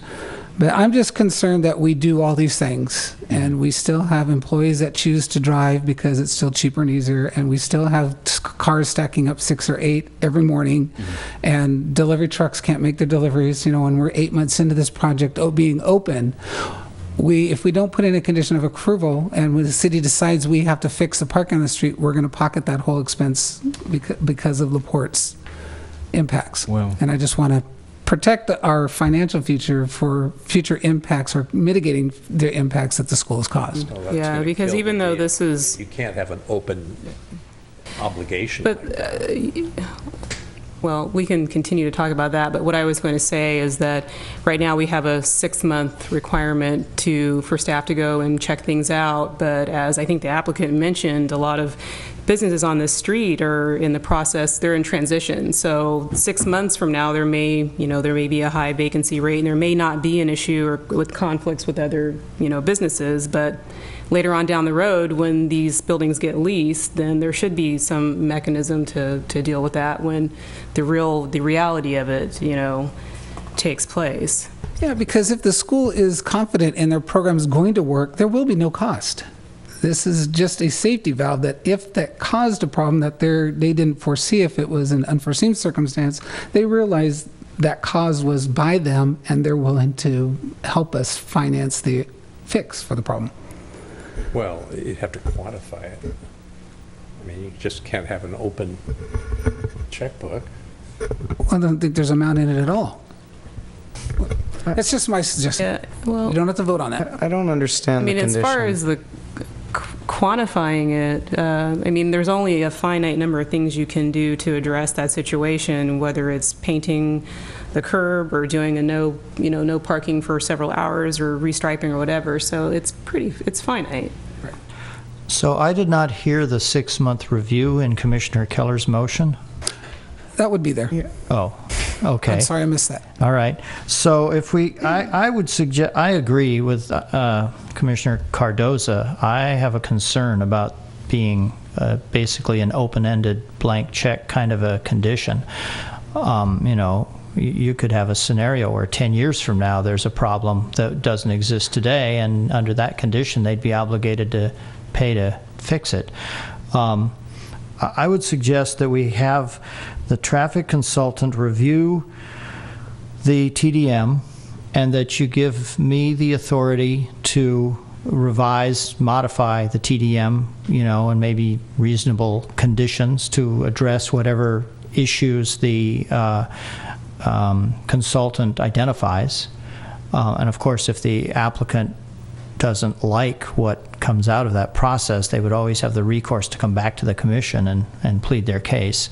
But so we do the consultant review and then tweak the TDM plan as necessary. Then we do a 6-month review after operation starts and see what problems there might still be, and have the applicant, fix those, and then we're done. With that, and with the confusion that the commission has, I would agree with that and remove my other condition. So, Charlie, would the consultant review be just of the TDM, or would it also be of the physical circulation drop-off situation? Both. Good, okay. All right. So do you want to read back the motion so they all understand it? Probably restate the. Let's see if I got it. So it would be to approve with amended conditions to require that staff hire a consultant to review the TDM plan and make whatever modifications the consultant recommends to the TDM plan. Then 6 months after operation, staff will review the situation and see if there's a problem. And if there is a problem, then the conditions will be further modified, or the TDM plan will be further modified to address that problem. And we will have cross-traffic does not stop signs at the 63rd and Oil intersection. Could you just add TDM and circulation? Oh, okay. Well, I have traffic study down here, but yeah, TDM and circulation. Yeah. And in that TDM, would that also include the commitment to provide, say, a prepaid Clipper card for employees? I would like to. Well, I didn't have that explicitly. Do you want to add that?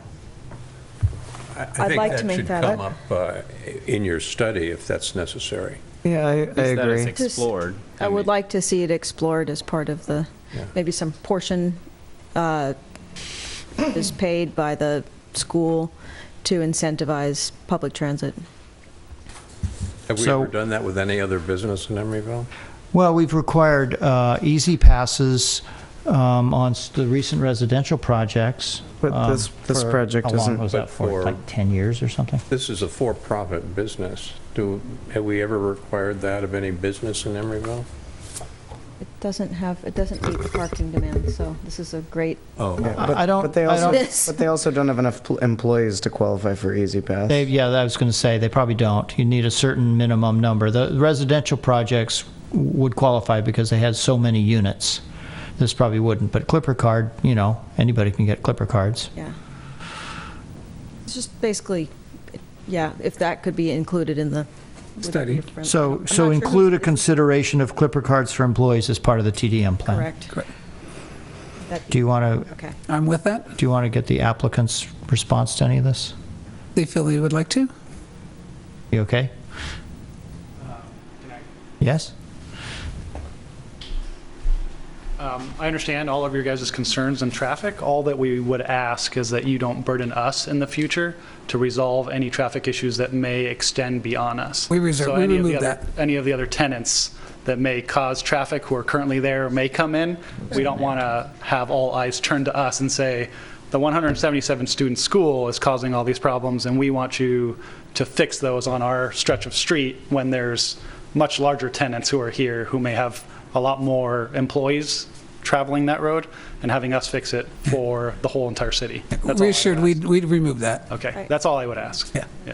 So just, Sarah we're a pointed out. small guy. Sorry, Sarah pointed out we have a sort of a parallel condition about an employee trip reduction program. I think we're talking about both, right? Yes. We're talking about the whole thing. Yep. Yes. Yeah. Okay. All right, we have a motion. Do we have a second? Yes. Commissioner Donaldson? Okay, you ready to vote? Let's see.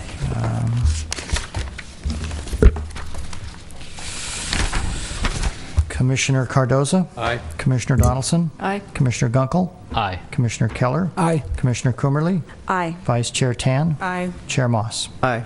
7 ayes, the application is approved. This decision may be appealed to the City Council within 15 days. Congratulations. Thank you. Thank you all very much. This is a good job. That's it? Go back to the park. I think so.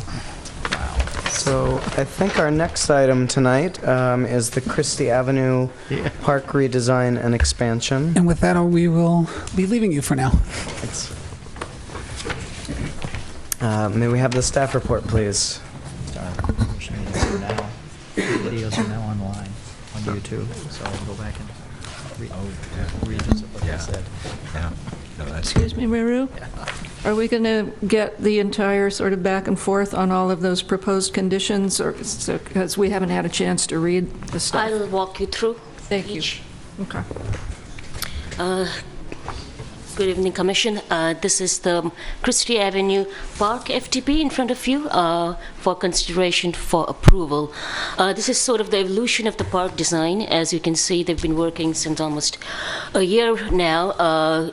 They've included community meetings. It's been through Parks and Rec Committee meeting twice, and it has also gone through City Council Committee meeting and as well as Planning Commission. The last committee or the entity to review the project was the Planning Commission in October. At that October Planning Commission study session, the Commission was generally satisfied and did not have additional comments regarding the proposal.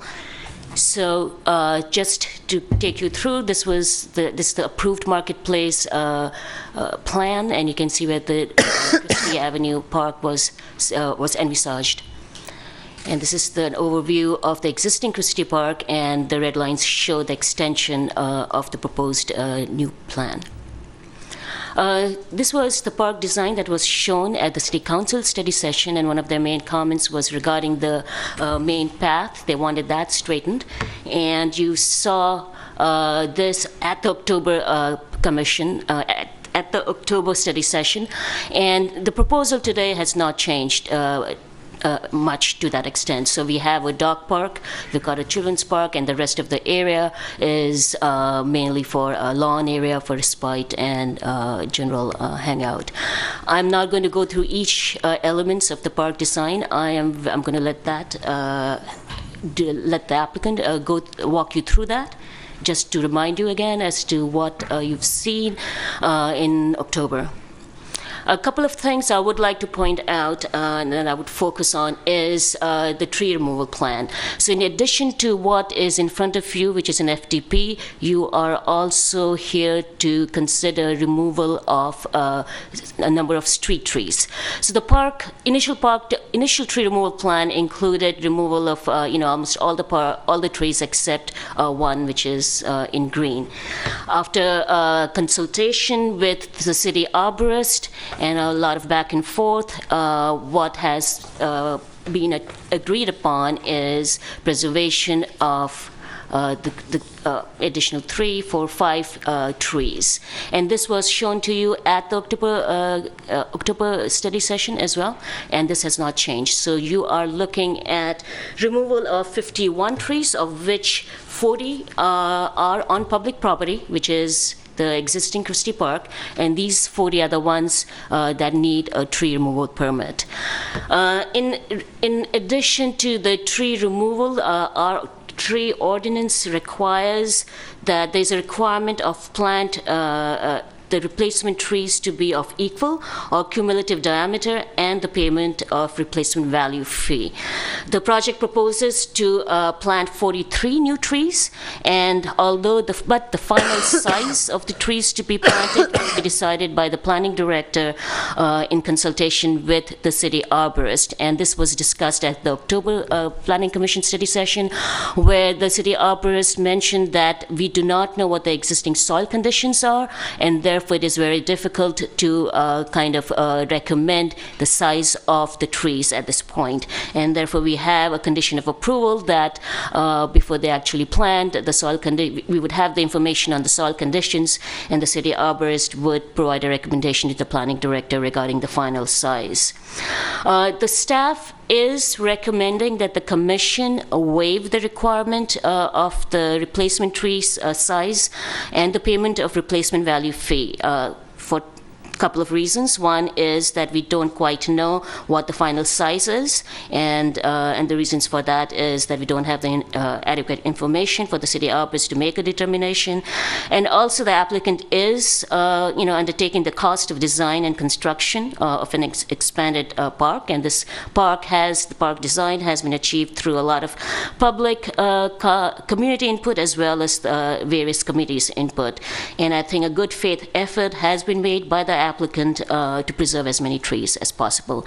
And it is for this reason that we are recommending that the fee be waived. There was also an idea of this is what was the city council wanted to see, that the park design allow in the future expansion onto the north of onto the south of the park. This is the city-owned parcel, and we didn't, and that was the direction that was given by the city council, and so the applicant has given a rough schematic to show that the current proposal will allow any future expansion.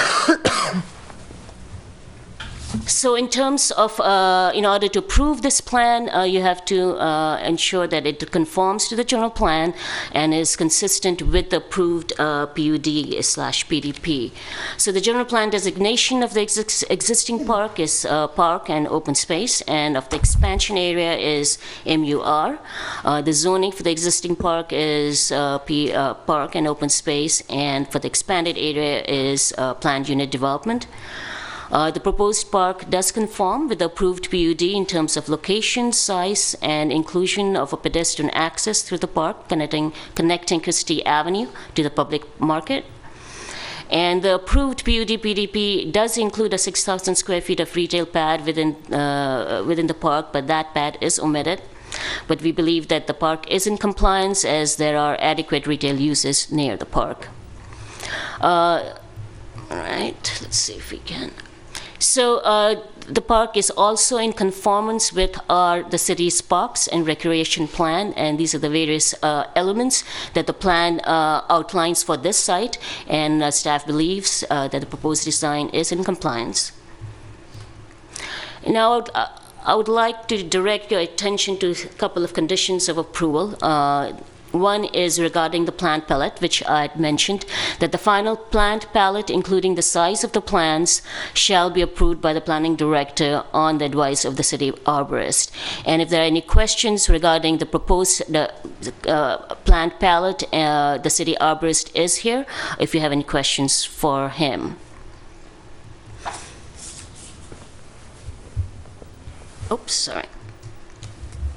The other condition of approval I would like to highlight is regarding the lighting plan. So our condition mentions that all the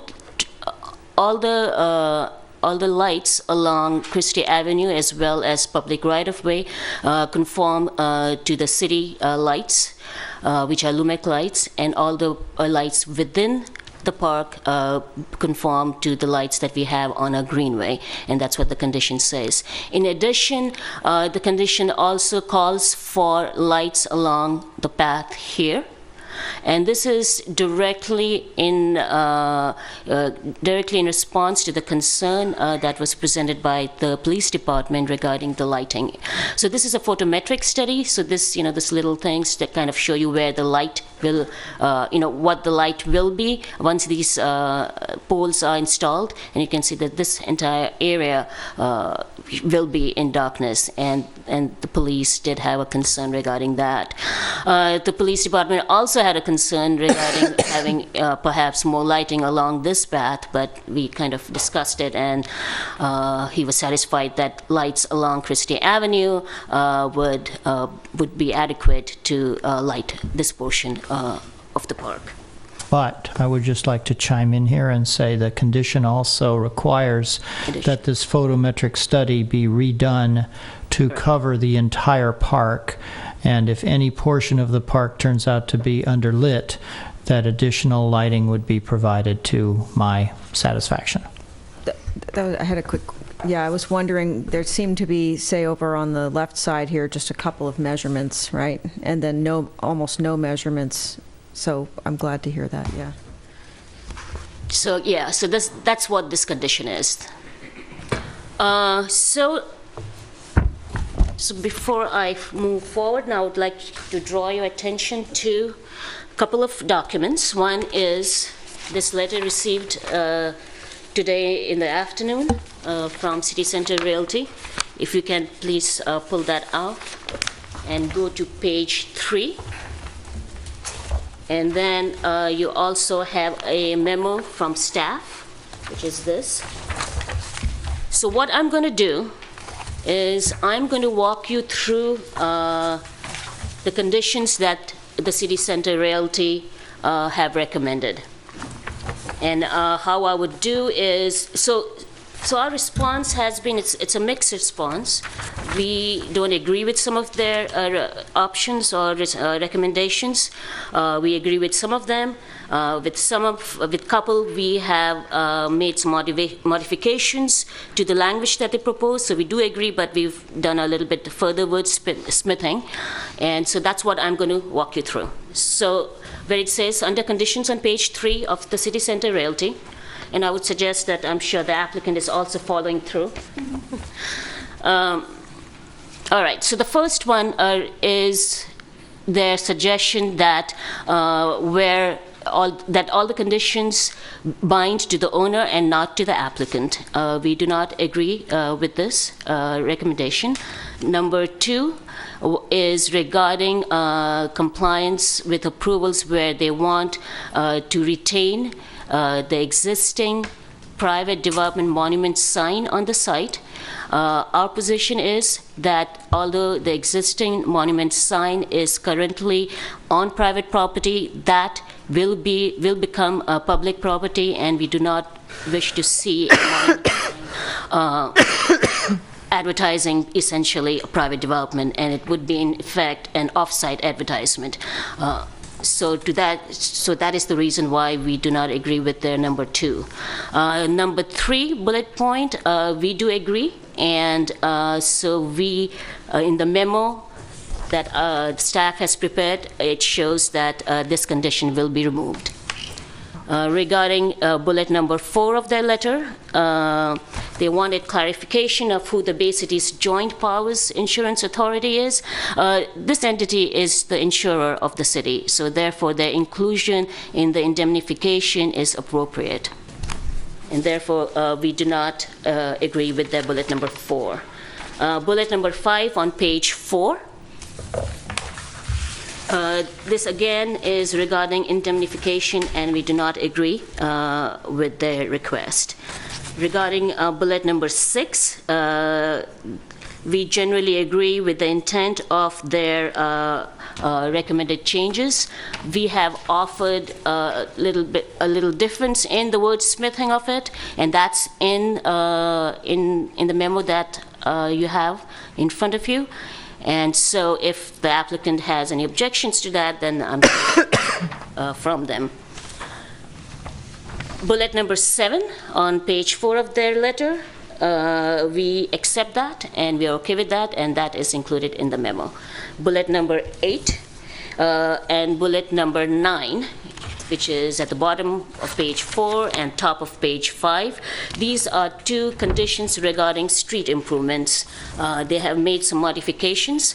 We do not agree with these modifications, and the Public Works Director is present here, and he can explain if you have any questions regarding those conditions. So bullet number 10, this is a typo that they have pointed out, and we have no objections to that, and that's been included in the memo. Bullet number 11, regarding their request for clarification that the tree protection plan be required for trees that are going to be preserved. We don't have an issue with that, and we accept that. Bullet number 12, this, we do have a, we do, this one, let's see what this, yes, we do sort of agree with it. I believe, just let me just check. No. We modified it. No, we didn't. We did. We modified it. No, we do not agree with it. Sorry, bullet number 12, we do not agree, and so there's no changes to that. Regarding 13 and 14, we have combined that into one condition with modifications, and that is in the memo. Maru? Yes. Can I just, so, Sure. So 13 we did agree with, so we modified condition 4A3. And we do not agree to amend condition 4A4 because the prior provision where they've asked, where we've agreed to add language to condition 4A3, and it reads, the terms and conditions of the public improvement agreement as approved by the City Council may modify the provisions of condition of approval numbers 4A4, 4B1, and 4C1.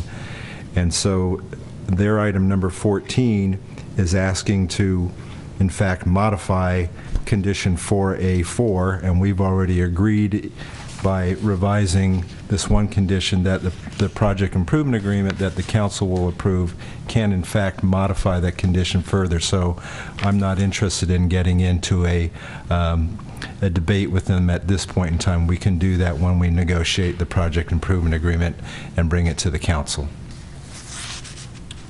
Okay, moving on, page 6 of their letter, bullet number 15. This is a request to include a condition regarding the city transfer of a corner of the parcel to the owner in fee. We feel that this would be handled when the FTP for parcel C comes before approval. So we do not agree at this time. Regarding number 16, damage to public facilities, we do not agree, and the reason is that during construction, it is possible that the construction-related activities may have an impact or damage areas of the city which are not just in project construction. So, there may be some damages on shell mound while they're working on the park. So we do not agree. Bullet number 17, we are okay with that. We do agree with the suggested change, except that the placement of the trees, they want that to be approved by the planning director. We have changed that to the public works director because we believe that this is more within his preview. Bullet number 18, this is regarding the bay-friendly certification. We do not have an objection to that, so we agree on that. Page 7 of the letter, bullet number 19. So this is the lighting condition. We do not agree with the changes for the reasons explained earlier. Bullet number 20, we do not agree because we do know that the East Bay Mud will be building a water main, so there's nothing to be determined if this is going to happen or not. We know this for a fact that it is going to happen. Bullet number 21,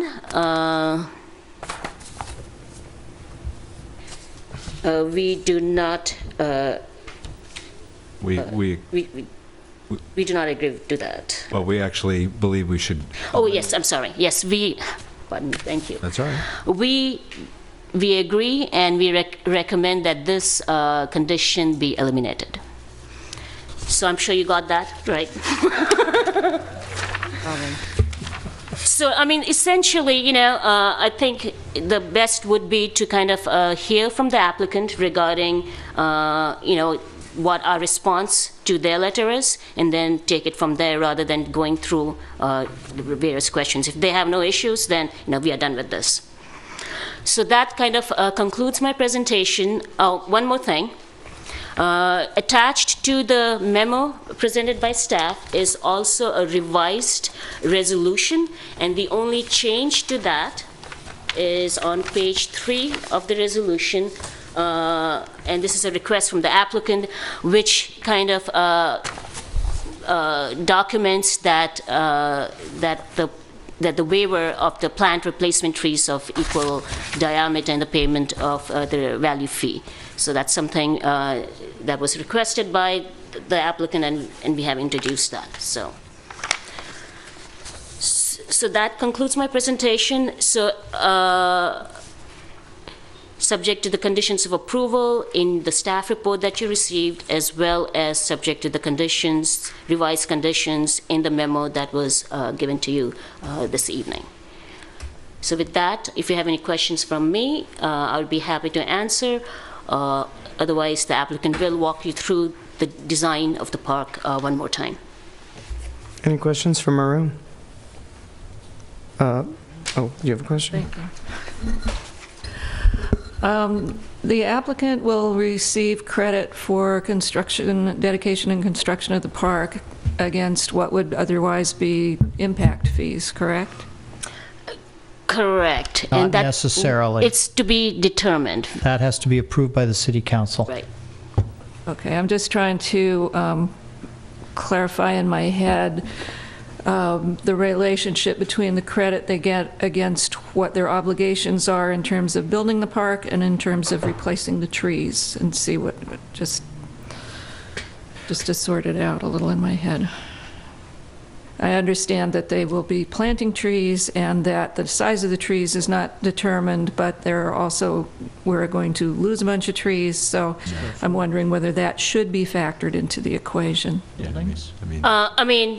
Keep in mind that the number of trees that they are removing is 40, and they are replanting more trees.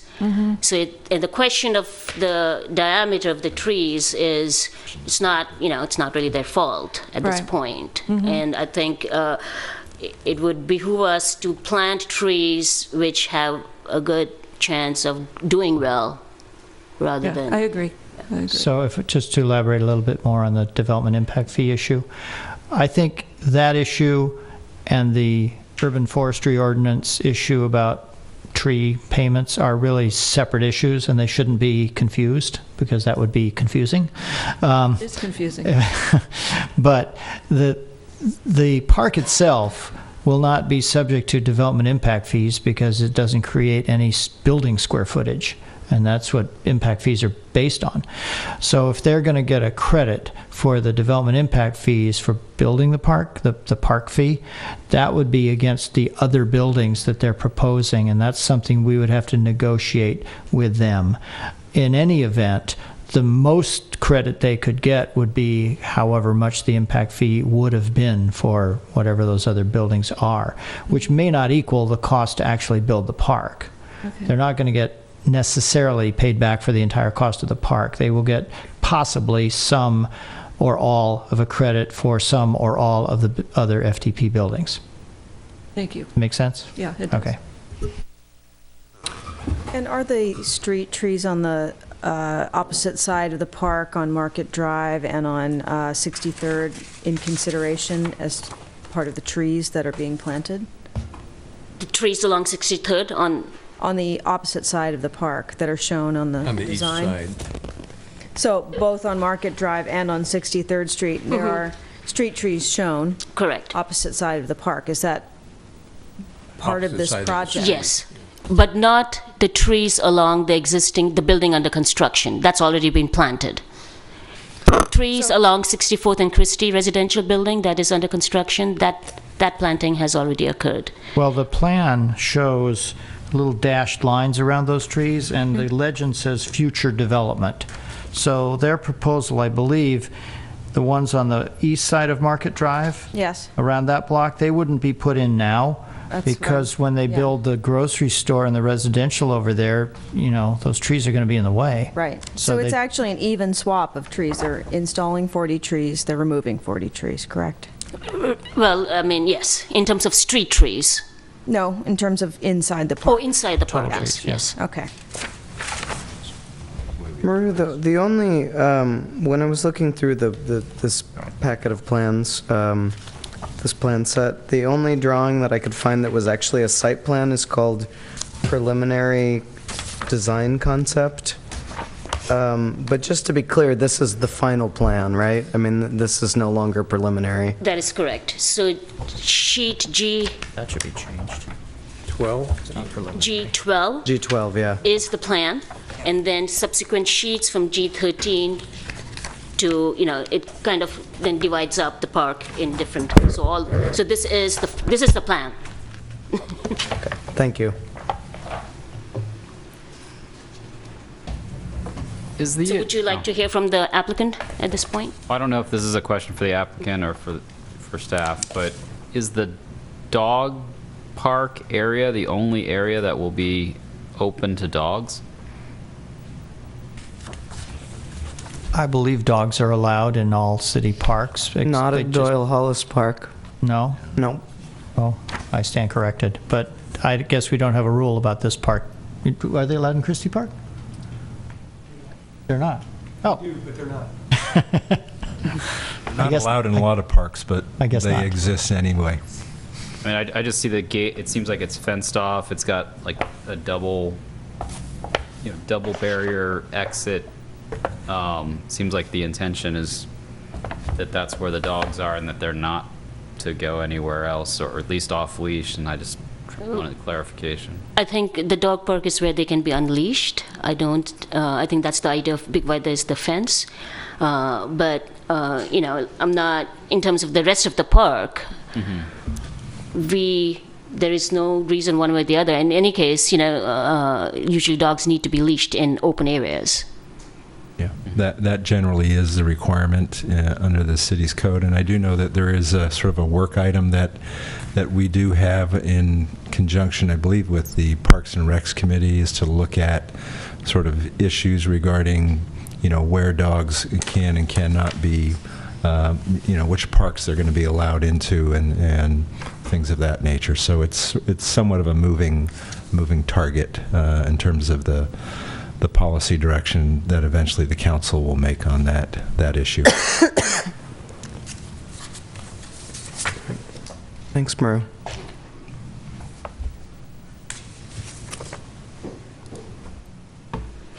All right, so we'll go ahead and invite the applicant up.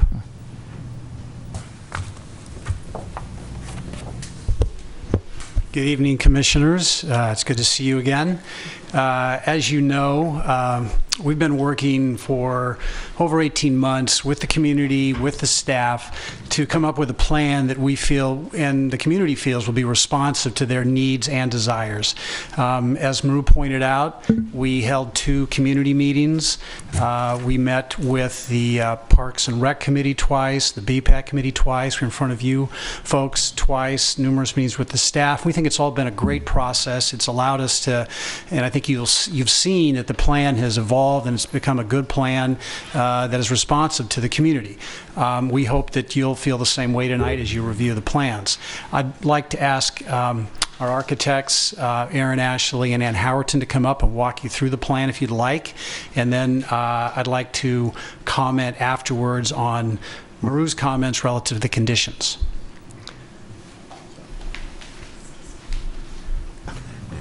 Ann and I were just talking and thinking that we see you so frequently, and you may know this park so well that we're happy to kind of go as far as you want or just answer questions. But what we thought we'd do is just kind of reel back to October, play through what we've done since, and then take it from there, depending on how you feel. So I think we all know where the park is. Just kind of reeling back to the original PDP, where the park had an anticipated expansion to the north. We talked a lot about phasing when we were together last month and in December, and I just wanted to kind of play it out for you again so you could see the park in context. The focus of the project is still to get the Shellmound Street realignment and the grocery store in place first, and that on the heels of that, go into construction on the park so that it would be complete before delivery of residential buildings. And that was sort of the general intent of the PDP. And so we didn't want to let the effort linger, so we thought we'd go through with the FDP approval, even though the idea is to kind of complete it on the heels of the grocery store. You know, even beyond the May 29th community meeting at Hyatt, we'd worked with staff in March of last year, and I was just thinking, my son turned 1 this week, and I had a community meeting for this project the night before he was born, so it's sort of intimately measured in my life. But so anyways, it's been a kind of a frequent moving target, and I think it's, you know, more so than any aspect of what we've been working on, this has been shaped by the community. And going back to those first diagrams, which were really the community's diagrams, and we were just the hand that put it on paper, it's been a really enjoyable process. I'll turn it over to Ann and kind of just step through a few of the pieces, and then, well, again, we'll leave it up to you. We're pretty sure you remember a whole lot of this, and there are probably some issues you want to spend more time on, so we won't belabor it, but we thought we'll flash forward. We'll make sure we've covered everything again. So here we are. This is the park with the expansion piece identified and the combined acreage and the adjacent uses. Oh, whoops, wrong way. technologically challenged. Here's the interesting scale comparison with Doyle Hollis Park, which you know intimately. And what's so interesting about it is it's really an equivalent size park at Christie with slightly different dimensions. It's almost like somebody squeezed the same acreage into a slightly different shape. And I keep thinking it in terms of 6 tennis courts. It's really a fairly intimate park setting, although very important to the design of the adjacent neighborhood and what's about to happen there. Okay, this way? No, sorry. Okay, here we go.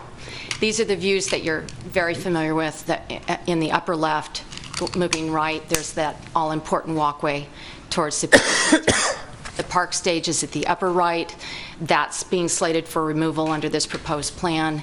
There's the big berm in the lower right, again slated for removal. Everybody in the community meetings and so on said, you know, it really is not benefiting the ability to be visually and accessibly using this park. And in fact, the wind swirls. So that's the story. And then, of course, looking to the north, the lower right view is the building that's under construction. Here's the all-important shadow study, or let's call it the sun study. This is how it is now, analyzing the swing of sun to shade over a day, just sort of average to give you a sense of where we're going to have morning sun, where we have sun all day right now, and where we have afternoon sun only under the shadow of the office tower that's to the east of the public market. Here's what happens if, with development, the city land parcel due south, contemplated as perhaps 5 stories, would have its effect on sun. And the important thing to note is that sun all day pocket that's central to the park is something we've designed around in our advancing of the design. Here's where we were in July when we first met with you. We'd already met with the committee, with the community input, and we'd met with staff. We had reviewed your master plan for parks generally in Emeryville and what was slated for and contemplated for this park, and we've summarized it on this drawing again for you. It's interesting that as we've moved forward over this year of successive refinements and meetings and inputs, that we're still holding on to and considering a lot of important issues that were identified early on. And so I think without getting into it too much, we can come back to this if you'd like. Let's flash forward. When we met with you in October, this is what the plan had looked like. Finally, we were drawing something. We had had a lot of input, and we decided to put pencil to paper and assign the program elements, give some life to this and some spatial considerations. So here you see the program that had been identified for us, and we made an attempt to put it on the plan. And even here, you can already see the playground is allocated its space. There is a park plaza that's directly on axis with what is now called our 62nd Street Plaza Street, and the dog park has attained definition. There's circulation, and there's certain elements of the program that are hearkening back to the plan and the inputs that we've received. Here are the updates. Just to flash forward, the last time we met with you, your input to us is summarized here, and I think the only thing I forgot, and I'll go back for a minute, is the all-important straightening pathway and the removal of a tree that you see on this drawing here. It's no longer present. There's the hand. That's gone. We heard you. The whole idea is to extend the Plaza Street at 62nd in and through the park, visually, so forth. Let's see, which one now? Forward? This one? Down. Okay, down. So let's just go through this quickly. Eliminated the movie screen. No one was really saying a lot of infrastructure was needed to dedicate to this idea. However, we do have GFI outlets in 3 key locations proximate to the large open lawn areas. So there's some flexible event use electrical being provided. We reduced the number of berms. That was another specific input from this group, and it was to increase the open lawn area. And so we have retained it, and we'll go back to the plan, and you can see how it's working now. The main pathway tree was selected to be a larger canopy tree, not at the time of the commission meeting, but in subsequent feedback and in working with the city arborist and with our own consulting arborist. In addition, again, a recommendation from one of the commissioners, addition of the New Zealand Christmas tree species was finally selected to play a major role in the park. In terms of park and street lighting, we were asked to study and think about an idea to illuminate the park, and we have done so in concert with a lighting consultant. And again, more on this I'm sure to come, but we have added street lights along 63rd Street and along Market Drive, as well as addressing the light levels along the main pathway. In fact, we've made several iterations and adjustments until we were very comfortable that we're providing an excellent level of light along that all-important element of circulation. Finally, we are recommending and had recommended an alternate pedestrian pole light for consideration on the main path with a full cutoff. And in fact, this is one of your two standards. The City Plaza standard is simply advocating a shorter pole in scale with that park pathway versus the Greenway standard. Fully realizing you have two standards in play, but I understand in talking with LUMAC that this has precedent in some of your other plaza spaces. And we simply are thinking holistically about the environment of apartment dwellers and families that surround virtually four sides of this park, and what will it be like if we fully illuminate the park as a consequence of all pathways, and use a fixture that in fact emits light as opposed to being a dark, fully shielded fixture. A consideration, and we're just simply putting it forward as professionals. Finally, landscape design has been supplemented with preliminary civil engineering. We now know more about the stormwater BMPs on Market Drive and have facilitated that with biofiltration plantings. Here's the plan. One of the commissioners was saying, which plan? This is the plan. It's the final design before you now. And you can see that the elements have, it may not be easy to see, but we've responded to the previous slide. We have tweaked it. You can see the straightness of the main path, the absence of that tree that we talked about at the plaza entry from 62nd. All the other features are really the same. We have picked up and tweaked the lighting, studied it, tweaked the plantings a little bit. Again, the tree selection is now in its iteration subject to further soils testing and a determination, which will again loop back to the city's arborist. This again, just to reflect on for a minute, very much unchanged, just the plaza changes. And I want to clarify one thing that gets misunderstood several times. At A, there are two elevated crosswalks to facilitate strong circulation from both sides of 62nd into the park. So are those just like speed tables? Yeah. So the whole intersection is very raised? broad and with an urban striping pattern as it worked into the hardscape. The whole of 62nd It's all Street elevated. would be flush, and so this little gray band is really the ADA rumble pavement across a kind of a flush plaza that cars could move through. So this striping is just to say that's where you walk, even though it's all flush, and that it would slope down that 6 inches here. And on the other side. And here. Yeah. Yeah, no, it looks like a shadow on the lower side. It makes it look like it's about 8 feet up. Oh, it's very subtle. Don't worry. I think this is a biofiltration planter separate from a... yes. Yes. In fact, that's just a graphic to say, hey, where are we filtering some water? Thank you. Okay. Okay, which way? This way? Yeah. Okay. Got it back and forth. Christie Avenue interest, just to reflect on it, I don't think this has changed since we've last shown you. It's programmatically the same. Of course, some discussion on lighting. This is the little social idea with the precedent sculpture at the corner of 63rd and Christie. Again, no movement on this particular item. Here's the playground. I think you're all familiar with it at this point. I can't think of anything other than the plaza and the definition on the access to the plaza. Here we are again, close-ups. I'd like you to look at the mounds. We have pushed back, doing a little less of that. You can see the areas with the designation C on them, and that's because area D needed to be larger to have flexible use. Okay. Here we are on the other side, again dropped the berms a little bit. Their presence on this side of the park is really to help that solitude idea, that respite idea of using that curved wall and having a little bit of claim some space. You're a little out of the fray of the main area where a large activity could be taking place. It'll face some good pockets of sun, have a nice overview, and yet it's slightly defined. Is it actually a retaining wall, or is it just a seat wall? Slightly retaining, probably not fully retaining, because any undulations on the edges, I barely call them berms. They're just gentle movement in the landscape to allow to sit a little higher. It's going to help our trees with drainage, but it's really walkable into this park.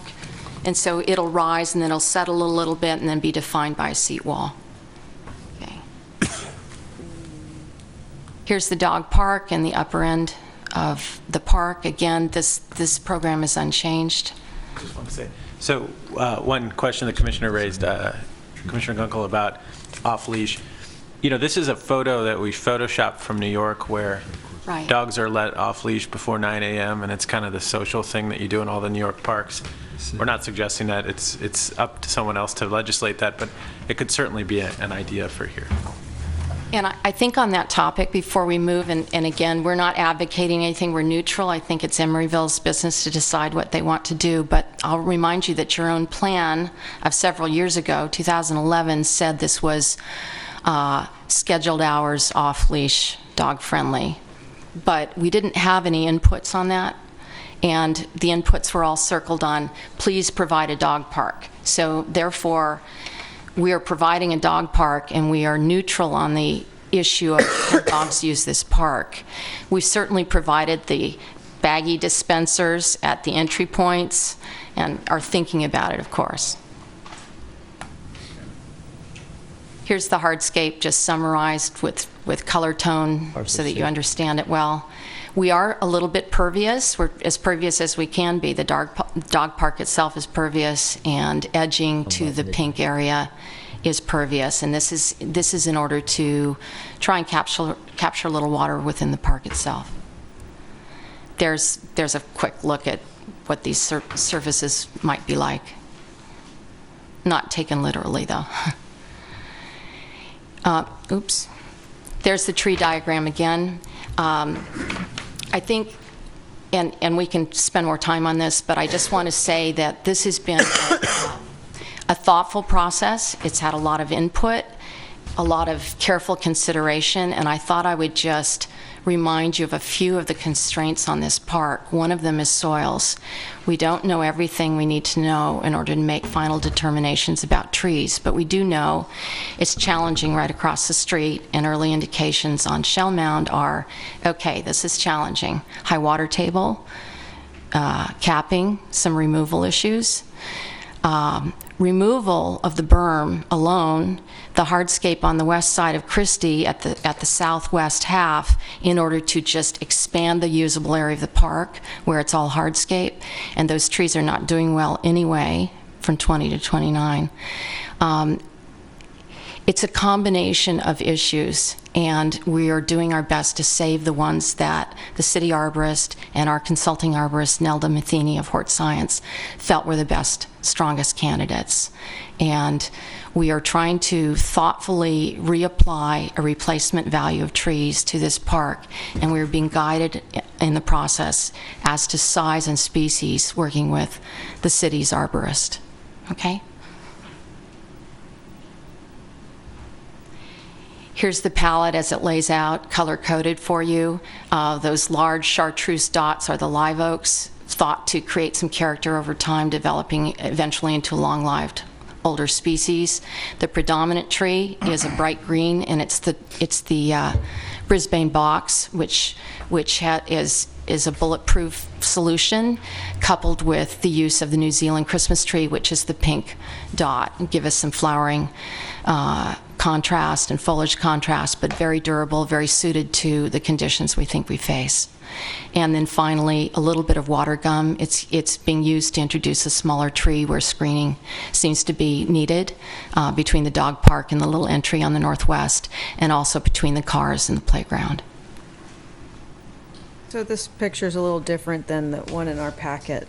Is that, which one's? Okay, I would advise you to look at the, Are you saying you're looking at the same diagram, but it looks a little different? Yeah, there's different species on the one on the screen than there are on our packet. Could you on? Yeah. Page G. We'll look at this now. 23? Yeah. Mm-hmm. It's a typo on there. Do you want to put that on the open? Yeah. It's That'd be great. Oh,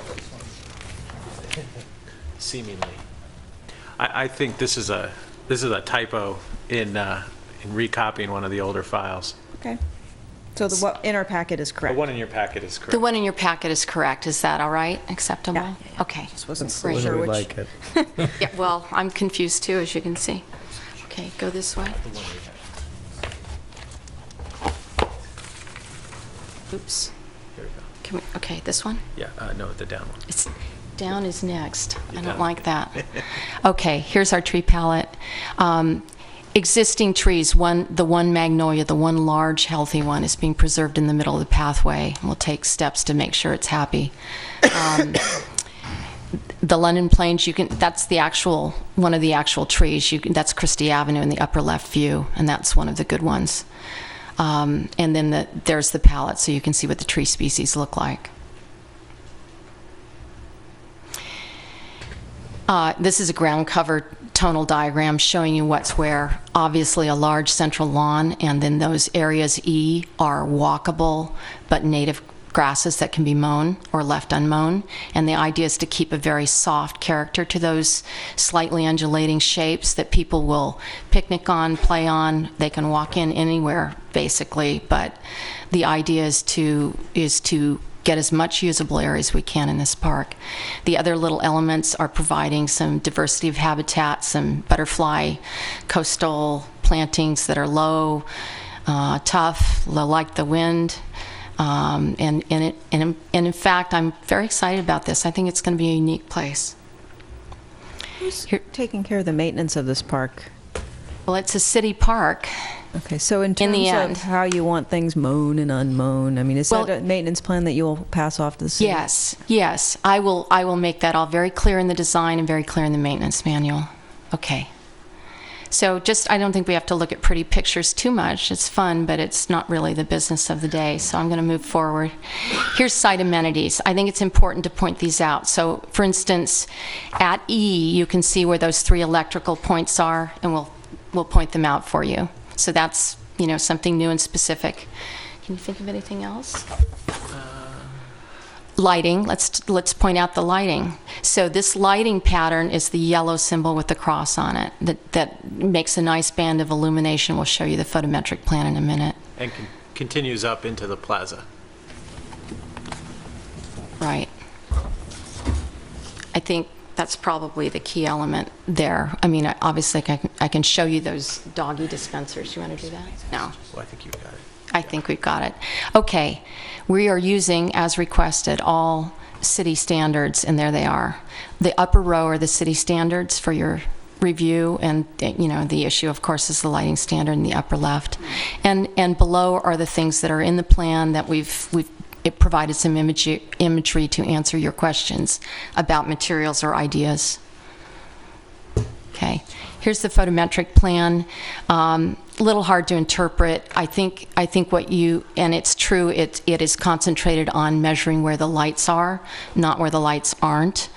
But philosophically, our opening position was make very good walkable edges around the park, make sure that Market Street, 63rd, pick up lighting, and the lighting's adequate along Christie.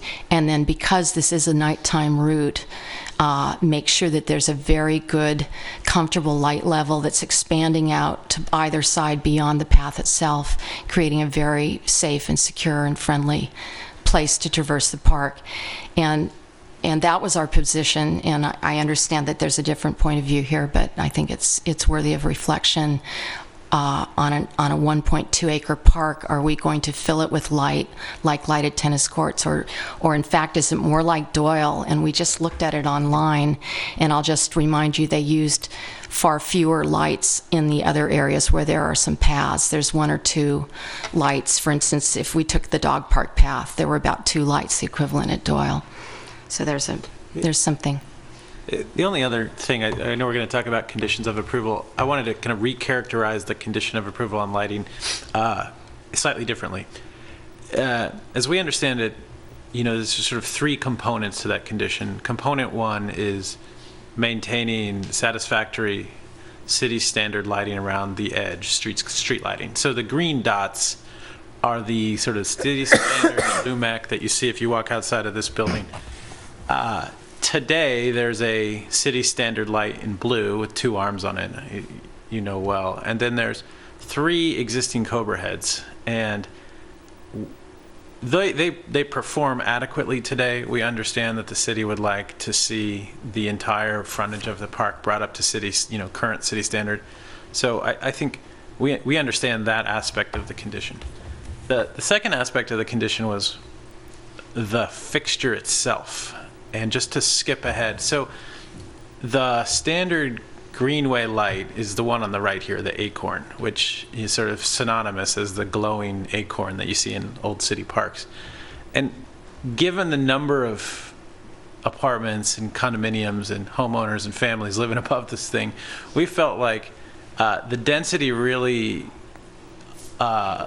of people looking down on something like this would be better. And so this is the pedestrian scaled arm of the city standard that shows up in certain plazas, like in front of this building. So either way is fine. Either way provides adequate lighting on the sidewalk. It's just it's a design aspect as it relates to its neighbors. The third piece, so we love your feedback, and clearly staff has an opinion. The third piece is, sorry, where's my lighting plan? Whether or not to add additional lighting, and as Ann characterized it, sort of bring the park up to tennis court levels.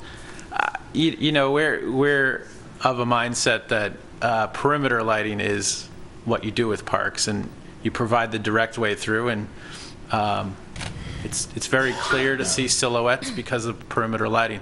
But again, I think we'd be open to a discussion on the conditions in 3 ways. It's not to us. It's not just a blanket condition. If I could just briefly respond, the greenway lights that we currently have do have some kind of directional feature to them, so they're not just shining all over the place, and they are up and down Doyle Street, and we've never heard any complaints from any neighbors that they were too bright. So just as a point of context.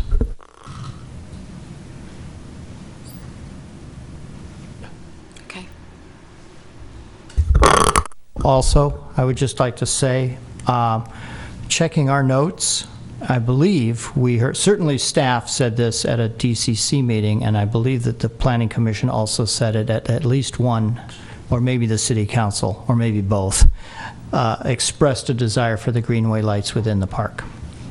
We didn't just make it up.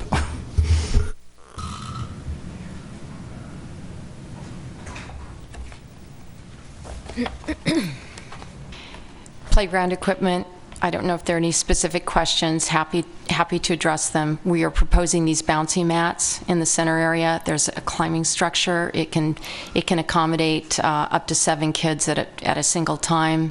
It's targeted at kids who are 5 to 7 years of age. No, it's a little, yeah, that's right, 5 to 7. This is any age. These are interesting. This is addressing the idea of art. Art is also useful as play. These are designed for play. They're bendy wands, and you can kind of run through them and bend them, and they spring back in very slowly into shape. It's kind of an interesting, novel idea that's near the bouncy mats on the rubber surfacing. Here's the whale. I think we've all looked at the whale. The whale is based on a precedent, working with a team of wonderful designers in in Sweden, and we'd like to do it here. There's the mat surfacing information. Here's our, just jumping, bay-friendly scorecard. We're at 101 points as we intend to proceed. So we pass, and we pass on irrigation WELO calculations. And that closes our remarks, but opens up the discussion.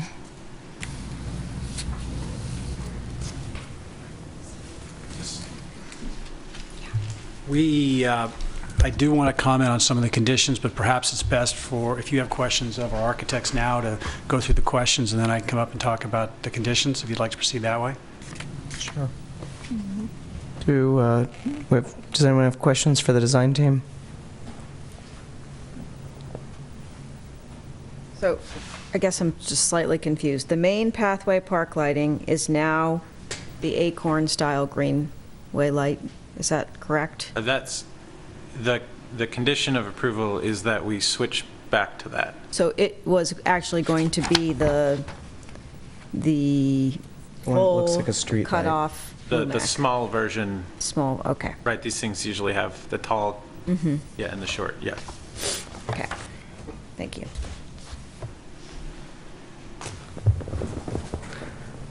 I do have a question about the playground equipment.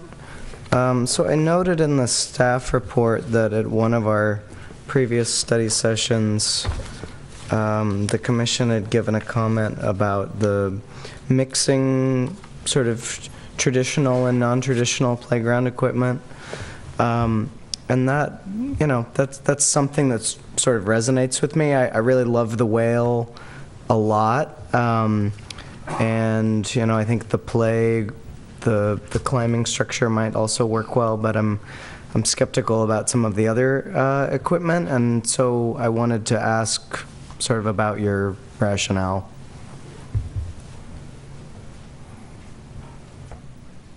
Yeah.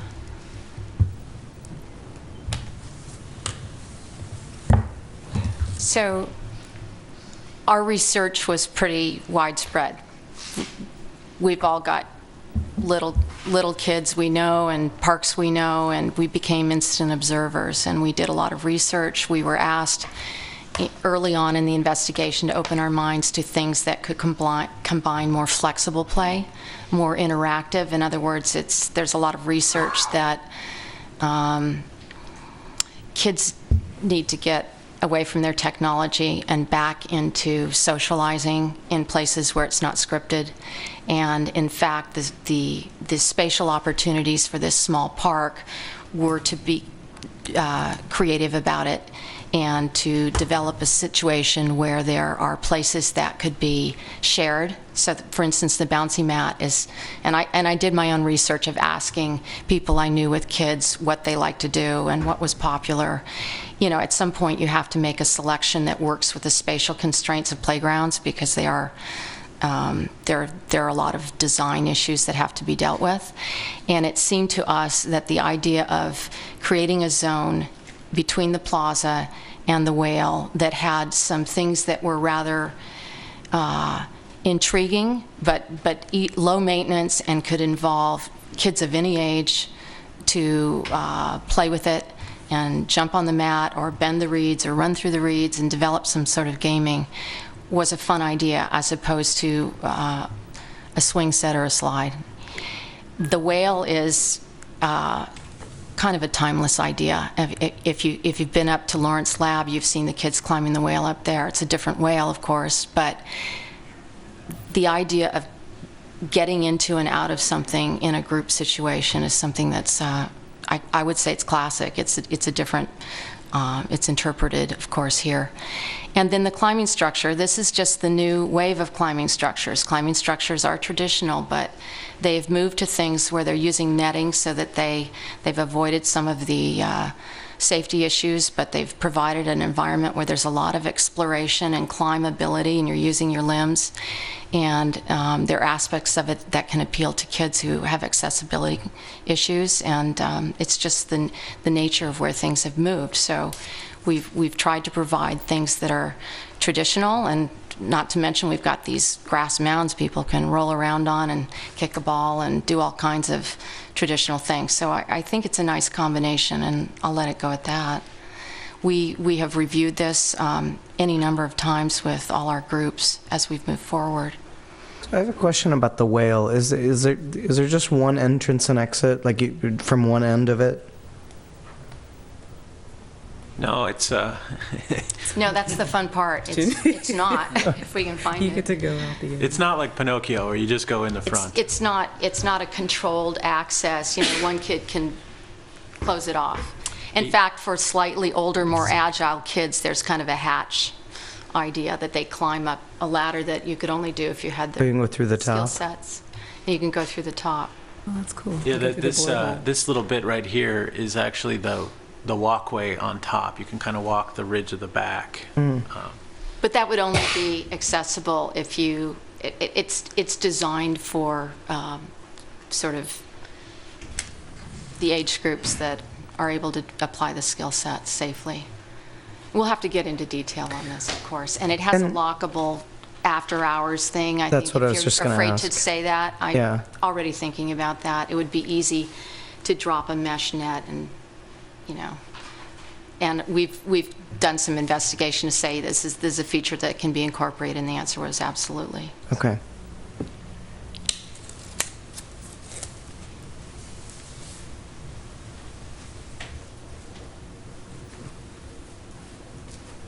Any other questions?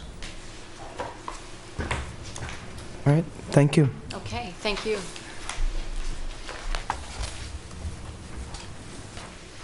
Well, I'd like to thank the staff for considering our comments to the conditions earlier today in such a timely fashion.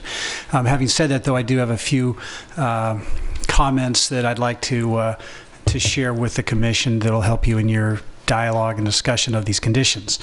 The first one was we had requested that the owner be the one obligated to meet the conditions of approval and provide all the indemnifications. And we think that makes much more sense than having the applicant be the person that has to provide the indemnifications and guarantees. It's the owner that's going to own the real estate, and the owner is an entity with several investors as opposed to the applicant. So we're actually quite confused because we've never seen a situation where they've asked the applicant to provide these guarantees, not the owner of the property. So that's the first question. Can I address that real quick? Sure. If you look at condition approval 1F, it provides conditions of approval shall apply to any successor in interest in the property. And the applicant shall ensure that the successor in interest is aware and informed of those conditions. So the intent is that the conditions transfer with the land. Well, but what about today? Well, currently the ownership entity is different than the applicant. So that's why we're okay with it transferring, and we make a transfer aware of those conditions. But currently the ownership is different than the applicant.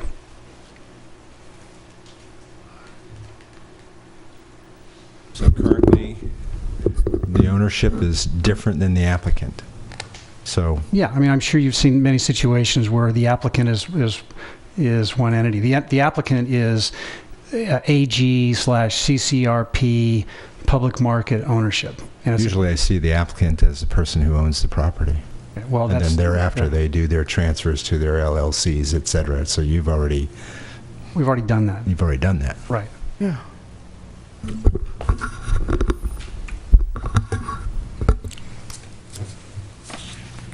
So that's the first item we want to address. The second one is with regard to whether or not there is a credit available for the money we expend on the park versus the park mitigation fees that we would pay for the rest of the development at the public market. And it just seems that we'll be investing quite a bit of money into this park to not get some benefit. It almost seems like double counting to then pay park fees on top of the money we're spending on the park. Just want to share that with you. The next item is 1A, which is the monument sign. The monument sign currently exists. It's not a large monument sign. It's on the northeast corner of the 63rd and Christie. And we feel this sign is important because there are two entrances into the public market. One is you enter via Shellmount, and the other one you enter via Christie. And the concern is if we have no identification on Christie, then the majority of the traffic entering into the public market and for the grocery store is going to come down Shellmount. And so we think it's important to at least identify these two as entrances to spread the traffic flow out. And again, it's an existing monument sign right now. The next item I wanted to talk about is 4A, 1A, which has to do with the requirement for installation of curb, gutters, sidewalk on Christie Street on the western edge of the park. We had asked that, we were fine with that condition, but we had asked to not be required to relocate the utilities that run under the sidewalk and that are and somehow a daylight on the sidewalk. There's quite a bit of joint trench there and fiber and such, and we'd like to not be required to relocate those items. And I don't think you need to. I think we can do the work that's requested in terms of the sidewalk and the curbs without doing that. The next item is 4A1B, and this was a request to provide a bulb out and ADA accessibility for the sidewalk that we're going to construct on the southeast portion of Christie and 63rd, as well as the northeast portion. As it relates to the southeast portion, we're fine with providing ADA access. We think that's appropriate. We would do that. The one concern we have is the requirement to provide a bulb out there.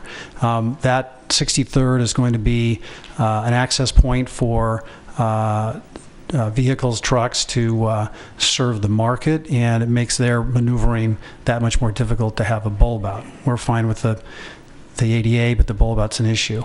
The other item is that there's a requirement in the conditions currently for us to redo the corner, the northeast corner, which is where the new Essex building is.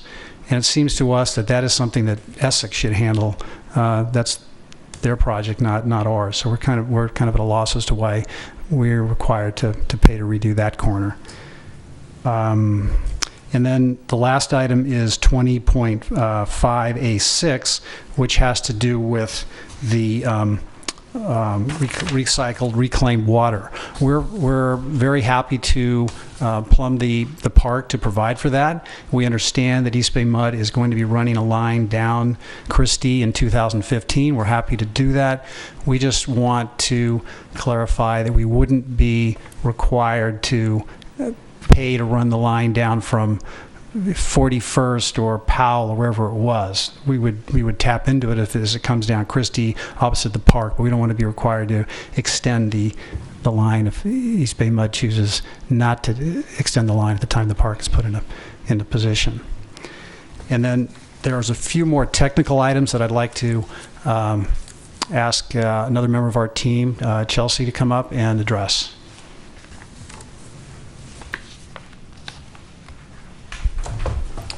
Good evening, Commissioners, and again, thank you to the staff for considering our comments, responding so quickly, and also providing rationale for rejecting some of the requests, and we've narrowed it down to just a few remaining comments.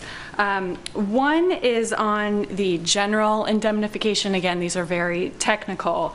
This is condition 2A, and it requests, or it provides that the applicant shall indemnify the city for the design, construction, and or maintenance of the public improvements, and given that the city will ultimately maintain the park and its improvements, we'd like to strike the indemnification for maintenance going forward. Another option is to have that indemnification until the city accepts the improvements. And a third is to add it to the list of conditions that may be modified in the exchange and improvement agreement. The next comment is, again, very nuanced and just relates to the characterization of the hazardous materials condition. We've gone back and forth with staff on describing the documents that DTSE, the state regulatory agency, has required. And again, this is very nuanced, but rather than calling those documents remedial documents, we'd like to call them environmental documents, mainly because this is a site that received a no further action letter from the state regulatory agency decades ago, and this is really a case of implementing those previous documents rather than doing a remediation from fresh. So again, it's just a slightly nuanced, different characterization of those documents. And then the third comment is on condition 4D. This is related to damage to public facilities. And we heard earlier that staff objects to limiting the responsibility for damage to public facilities only within the construction zone, because there may be damage outside of the construction zone. And the further clarification we would ask on that is that there's a clause added to say that the applicant or owner is responsible where we have caused the damage. So again, just a causation clarification there. So I'll spare you the rest of our technical comments. We've really made a lot of progress and appreciate your consideration.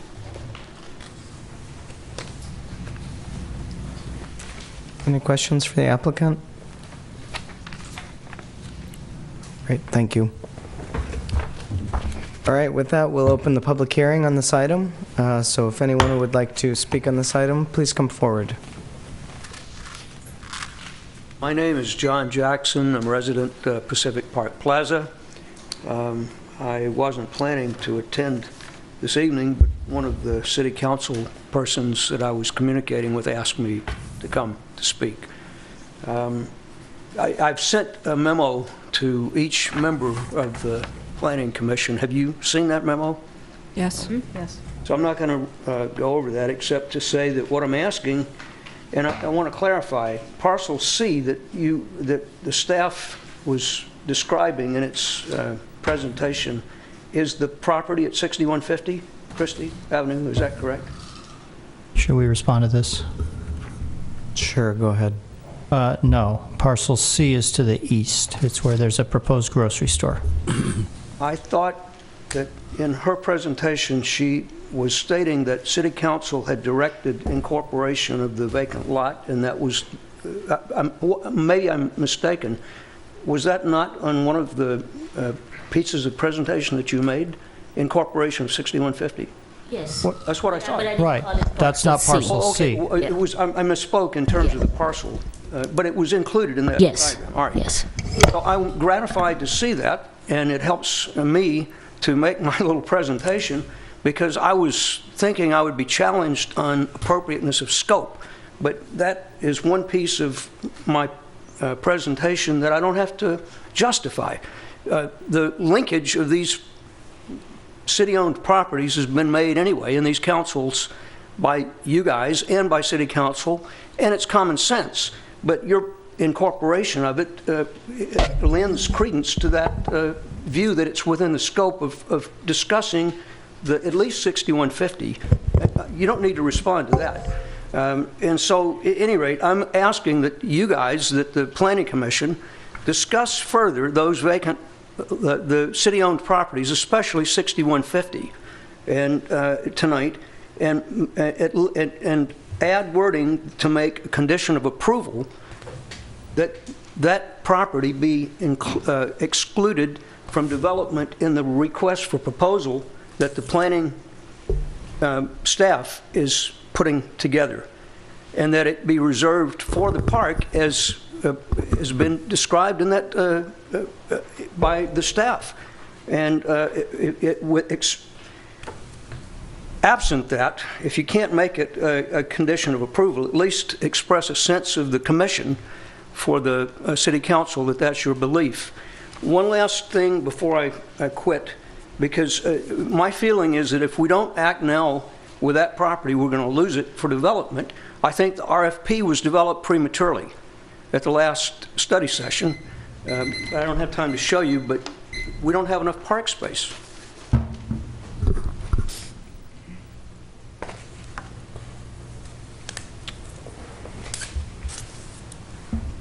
Good evening, Commissioner Moss and commissioners. I'm kind of glad I had to step down from this one. You guys have your hands full with these new conditions of approval, so good luck with that. What I'd like to do is encourage you that we approve this project as soon as we possibly can. The neighborhood really desires this improved park. On the lighting issue, right now that park at night is dark. We have some globe lights that have some very low wattage lighting in there, so anything that illuminates that path through the park is going to be an improvement for us. The issue of dogs, the desire for the dog park is for people who have dogs, especially little dogs that they want to let off leash and they know are not going to run in the street. But regardless to how the city programs that park and makes it illegal or not, every building on my side of the street, PPP, Avenue 64, and the Commons all have dogs. Some of them are rather big dogs. They're going to use that park. I can tell you that right now. So we might as well make that known and kind of plan for that. But the dog park primarily is for people who want to make sure that their dogs are safe while they're running off leash and stuff. So I think this, the team here has really listened to us as a community. They've really given us a lot of what we want. The playthings I kind of like because they're just 4 of them. They're a variety of them. They're not their typical toys. And I can guarantee you sometimes when I go over to eat at Wasm on a Wednesday, I'm going to be bouncing on those bouncy things. So it's going to be a good park and definitely going to be an improvement. So let's please move this along as soon as we can. Thanks.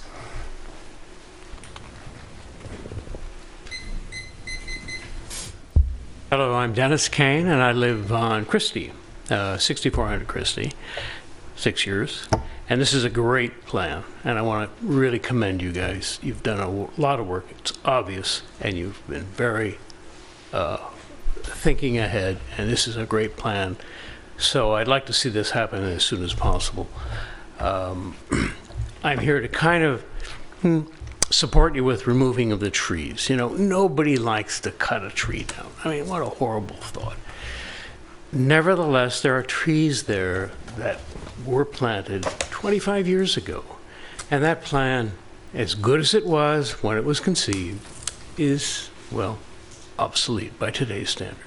Not the trees are bad, just the plan in general at that time has been, well, it's obsolete.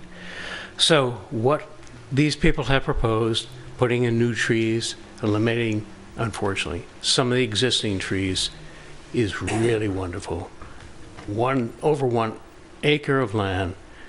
We're looking forward to this park tremendously. Can hardly wait for it to open. Anyway, thank you very much for putting all this together, and I just really want to thank you very much. Thank you.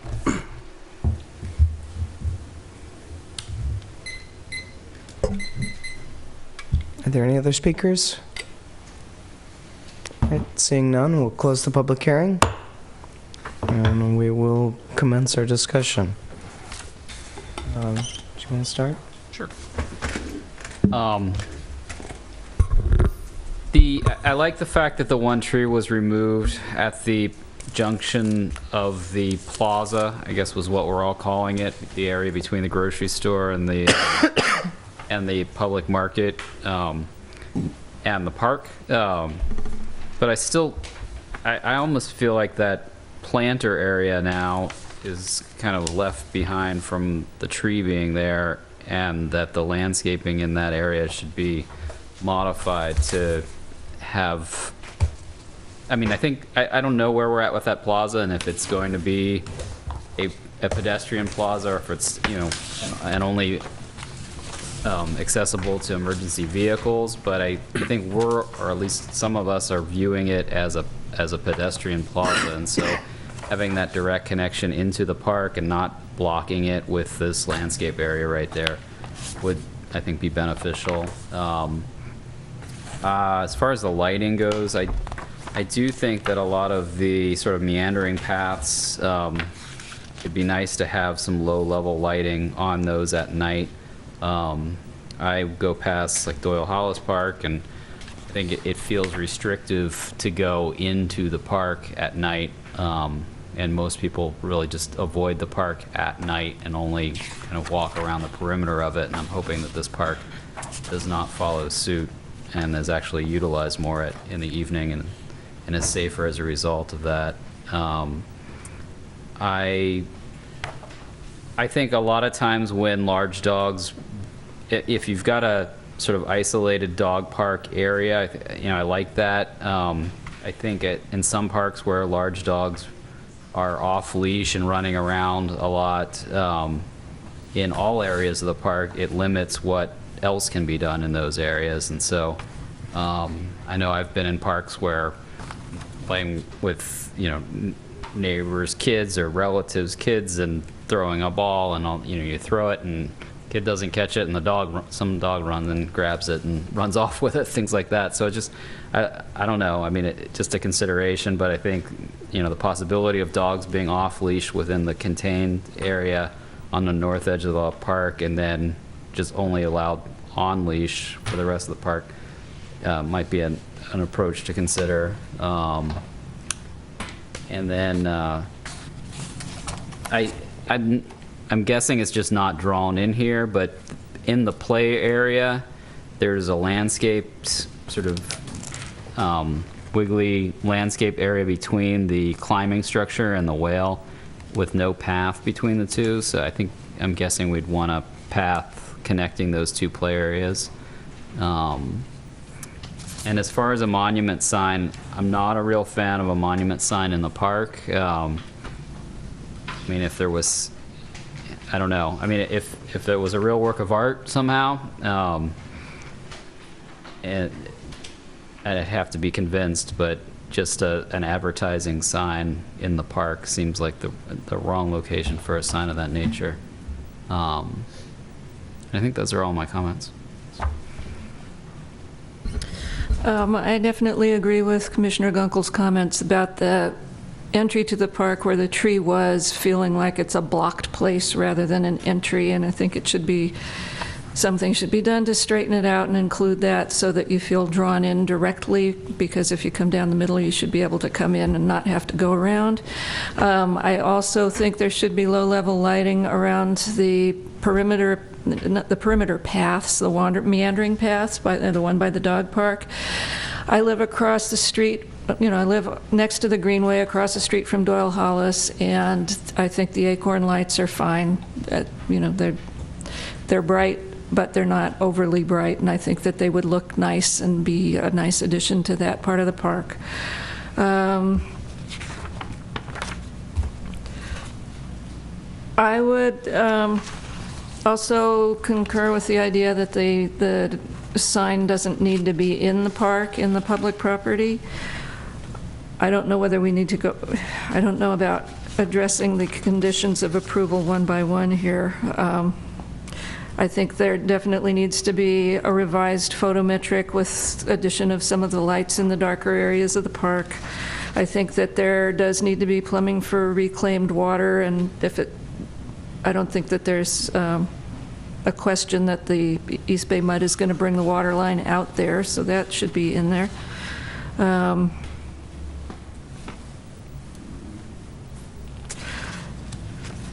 That's all I have at the moment. Chair Moss, if Yes. I could just chime in on the reclaimed water issue. The Public Works Director has informed us that East Bay Mud is planning to put in a recycled water main on Christie Avenue within the next year or so. So it will be available.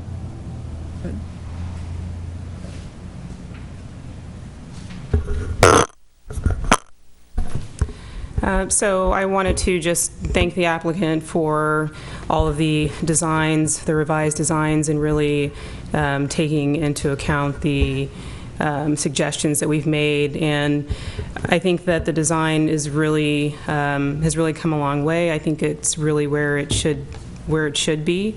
As far as the play equipment, I know that in the beginning I was more of a proponent of having some more traditional play structures like swings and slides, just kind of based upon the feedback that my kids give me when I take them to the park. But I've really, since then, I've been won over, especially by Ann's description of, the process that led them to choosing this type of equipment. And I really feel convinced that this is the right type of equipment that will really engage children's imagination and just that they will be more interactive with each other, and really that each play structure has a diversity of ages that can actually enjoy it, whereas a lot of times with swings, toddlers get knocked over or kicked over, and it can be kind of a dangerous place when you have all ages at a park where you have traditional play equipment.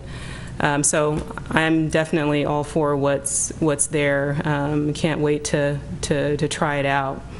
As far as improvements, I agree with the other commissioners' comments about the lighting and also wanting to see a revised photometric study. I think that we definitely need more lighting along the southern edge of the park. And then also at the entrance on the northwest, I think there needs to be another dog waste dispenser there, because that looks to me like it's one of the main entrances to the park where people will be bringing their dogs, and they'll want to grab that as soon as they enter the park. And so again, that's on the northwest corner. As far as the conditions of approval, I wanted to understand a bit more from the staff's perspective of this requirement for indemnification for the maintenance. So we can go through everyone else's comments, but I would like to kind of get a more of an answer to that question as to what's the logic behind having them indemnify the maintenance part of it. So those are all the comments I have. Well, I think the work's been done on this is terrific, and that they have really answered most of our questions. As far as the lighting fixtures go, I've always been a strong believer in lighting surfaces, not eyeballs, and that a downward-facing light fixture would be better than the acorn light fixture. I do have a question with the bulb outs and the ability of delivery trucks to turn off Christie onto 63rd. And I'm curious about Market Drive, which appears to be a two-way street, but it's only a one-way street behind the existing public market building. So the traffic heading south would have to turn up that possible pedestrian-only street and cross over the traffic going in the other direction. I don't know if that's been addressed yet, but I think it's something that should be looked into. Yeah, I had a question about that as well, how the traffic circulation was going to work on Market Drive. I will definitely echo the previous commissioner's comments. The entrance up at the top of the park does feel like an afterthought now. I'm also curious about what's going on in the southwest corner of the park where it meets the adjacent land that is to be developed further. I noticed that the sidewalk at that point becomes narrow again to, I guess, meet up with the existing sidewalk, but that doesn't provision. So what's going on with that corner, I guess, is the question, and I'm not sure if this was just to meet up with the existing sidewalk, or how. Do you see what I'm talking about? Yeah, it's we're just trying to match the existing sidewalk off property. I think it's not as exaggerated as it looks in this graphic, but it is a narrower sidewalk up Christie, yeah. So would this be something that once the city's property to the south was developed would get changed? Because the sidewalk would be, well, should that be changed now? now? We don't know. We haven't designed anything there yet, but I would certainly imagine, if we're going to conform to the citywide design guidelines for sidewalks, it certainly would need to be wider than that. It seemed to me it would be appropriate to just make it as wide as the rest of the sidewalk along the park frontage at this point, so we don't have to widen it later as part of the park expansion. Yep. So I would recommend that that be taken care of. I definitely, I think that there needs to be more lighting. I am a fan of the Acorn lights and would like to see more lighting along that south edge as well. And also in the play structure and the dog park, I'm not sure that there's enough light there. And certainly in the wintertime when there is not enough light and yet people still want to use the park. So I'm happy that the light study is happening. I do appreciate all the work that you've done to make this park what we really want in the city. So I'm happy to see that. And then getting to the conditions of approval. Are we going to go through those individually, or how? I have no interest in sussing out the conditions of approval. I will say that. I have none either, and I'm not certain what you're asking, what you staff would ask of us on that. Well, we would ask you to just say yes. To your condition. Right. I'm prepared to move the I think, approval with the staff recommended I would suggest conditions. that if you have comments on the conditions that differ from what staff is recommending, then you should focus on that. If you don't disagree with what staff is recommending, then you don't need to comment. Okay. That would be my suggestion. Although I do not want to see a monument sign, I think we do need wayfinding signs to get to, so we understand that the Amtrak, station is over there and that kind of thing. So I'm not sure if that's been taken into account. I know that was something that we had talked about in October, where this park was going to be. We need a way for folks to really understand what's beyond the park and off to the east. And then, there was, Maru, you had mentioned a condition of approval about the landscaping, and it was right, it was in your presentation, and I just wanted to, it was about soil conditions. I just wanted to say that I think if the soil conditions prove unsatisfactory for Quercus agrifolia, I would encourage that the substitution be made for something that could take the higher water levels, and that staff could take care of that as well. So you had said that the planting plan would need to be followed, and yet we don't really know what the soil conditions are. So I would say keeping that open would be wise to make sure that our park is successful.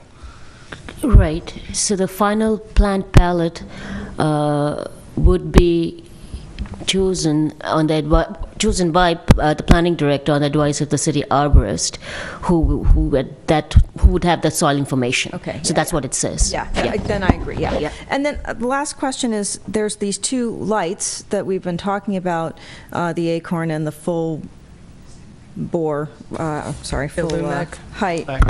Is there Lumac. Is there are there any other options that are a step down from either of those? Those are the two standard city recommended? lights. I mean, the Lumac is the name of a company, so it's not a specific light.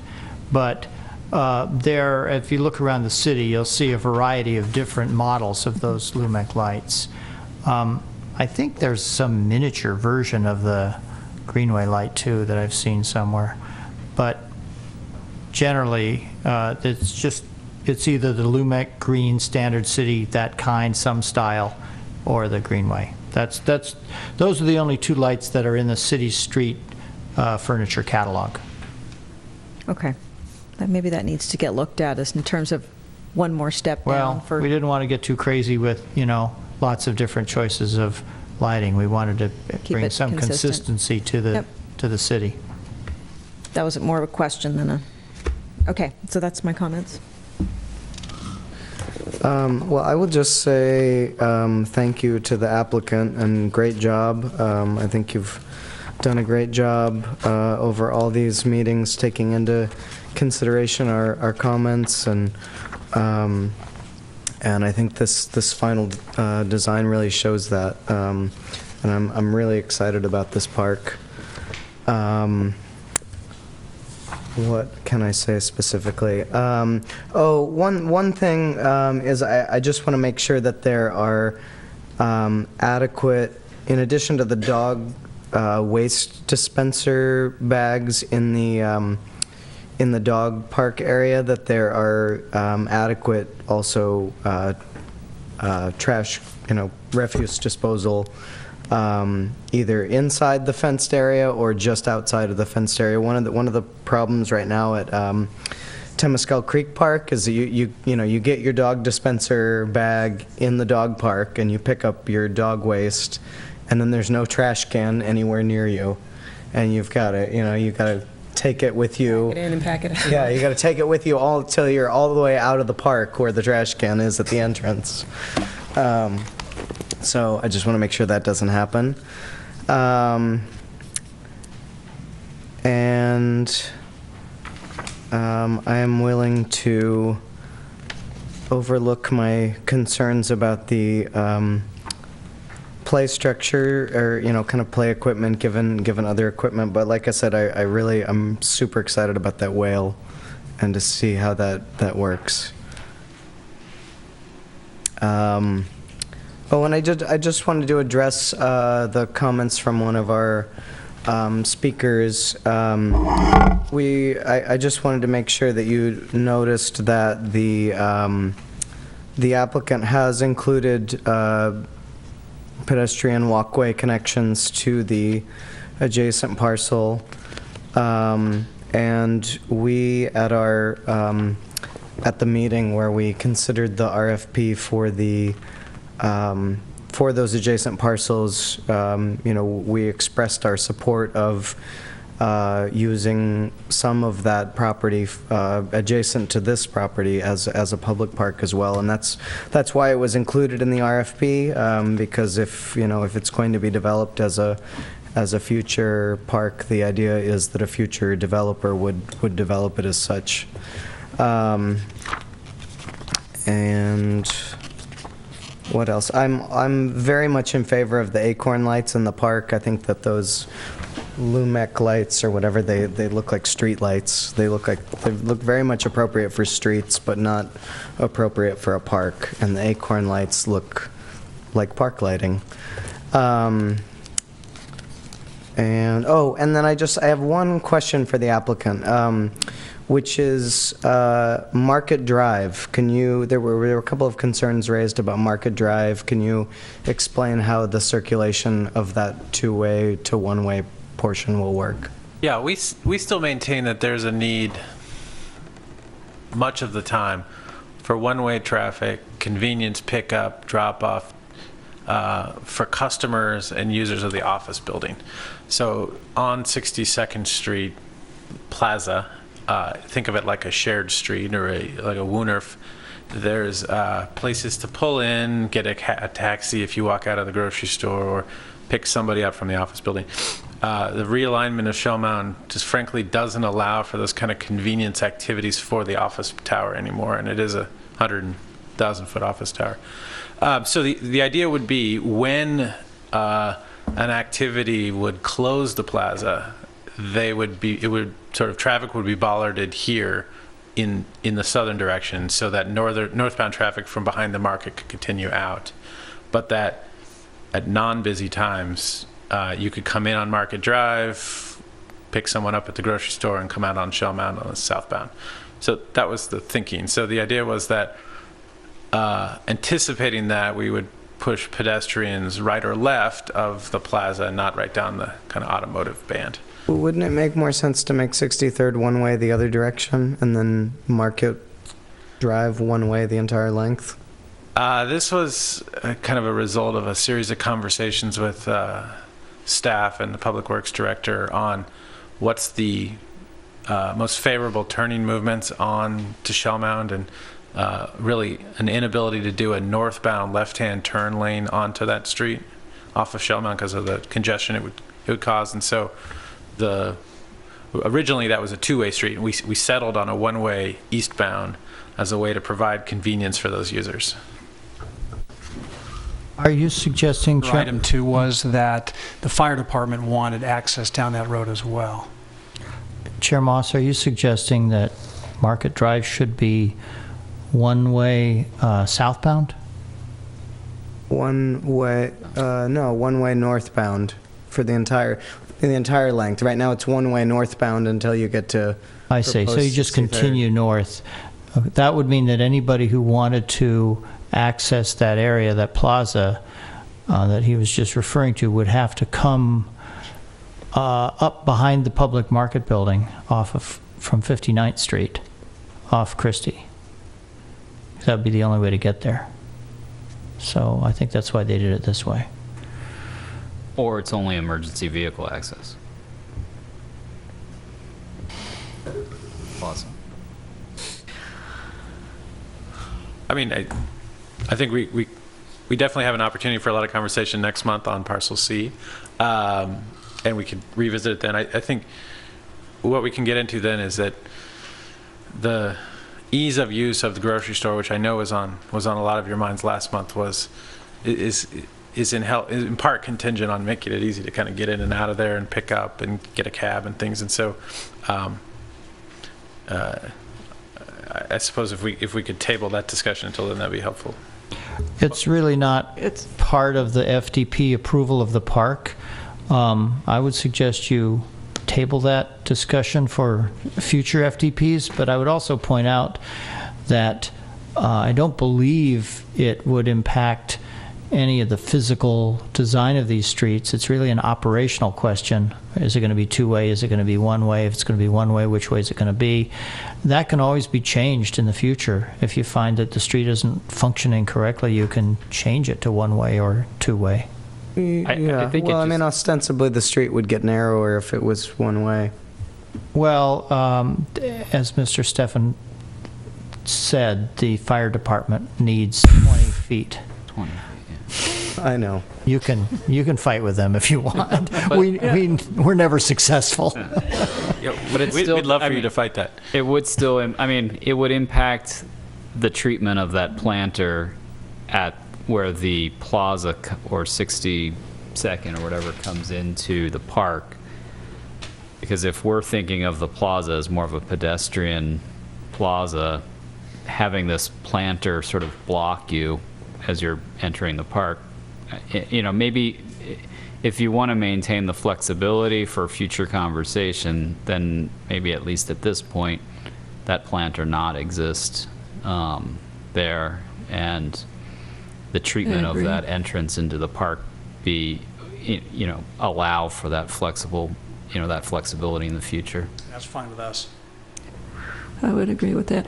I would also like to hear from our attorney. It seems like they narrowed down some of these discussions on the conditions of approval to a few, some sort of minor changes that made sense, and I'd like to hear what your comments are about some of the wordsmithing on the conditions of approval.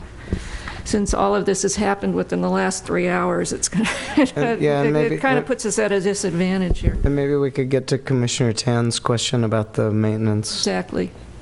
Well, there is a general, one of your standard conditions that speaks to the applicant being responsible to indemnify the city for, you know, actions that arise out of the design, construction, or maintenance of public improvements. So sometimes you have an obligation that's imposed on a project for the applicant to not only design and construct, but also to maintain a public improvement. And so to the extent there's an ongoing obligation of that applicant to maintain a public improvement, and if they don't, and there's some resulting lawsuit claim or whatever as a result of their lack of maintenance, well, then they haven't fulfilled their obligation, and so this condition requires them to indemnify the city for that. With respect to the park, I think we've already been, again, this is a standard condition, so here we're not talking about them maintaining any public improvement. They're going to construct it, and then it's going to be, once it's constructed, it gets dedicated to the city, and the city is going to be the one maintaining it. So, you know, if we want to revise, I mean, we could spend a lot of hours just really, you know, honing in on every little standard condition of approval to satisfy them. But I mean, we are going to be negotiating, and they're very well aware of this, as a maybe 1 or 2 agreements dealing with the dedication and cleanup and construction of the property, and these sorts of issues can easily get resolved there. And again, as I said, they are not going to be maintaining it, so this condition that says they have to indemnify the city for something they're not obligated to do, then we would be hard pressed to say, hey, 10 years later, we're getting sued because of your failure to maintain something. I mean, that would be ridiculous on our part. So I just feel in many instances some of these issues are just, well, I just think are unnecessary.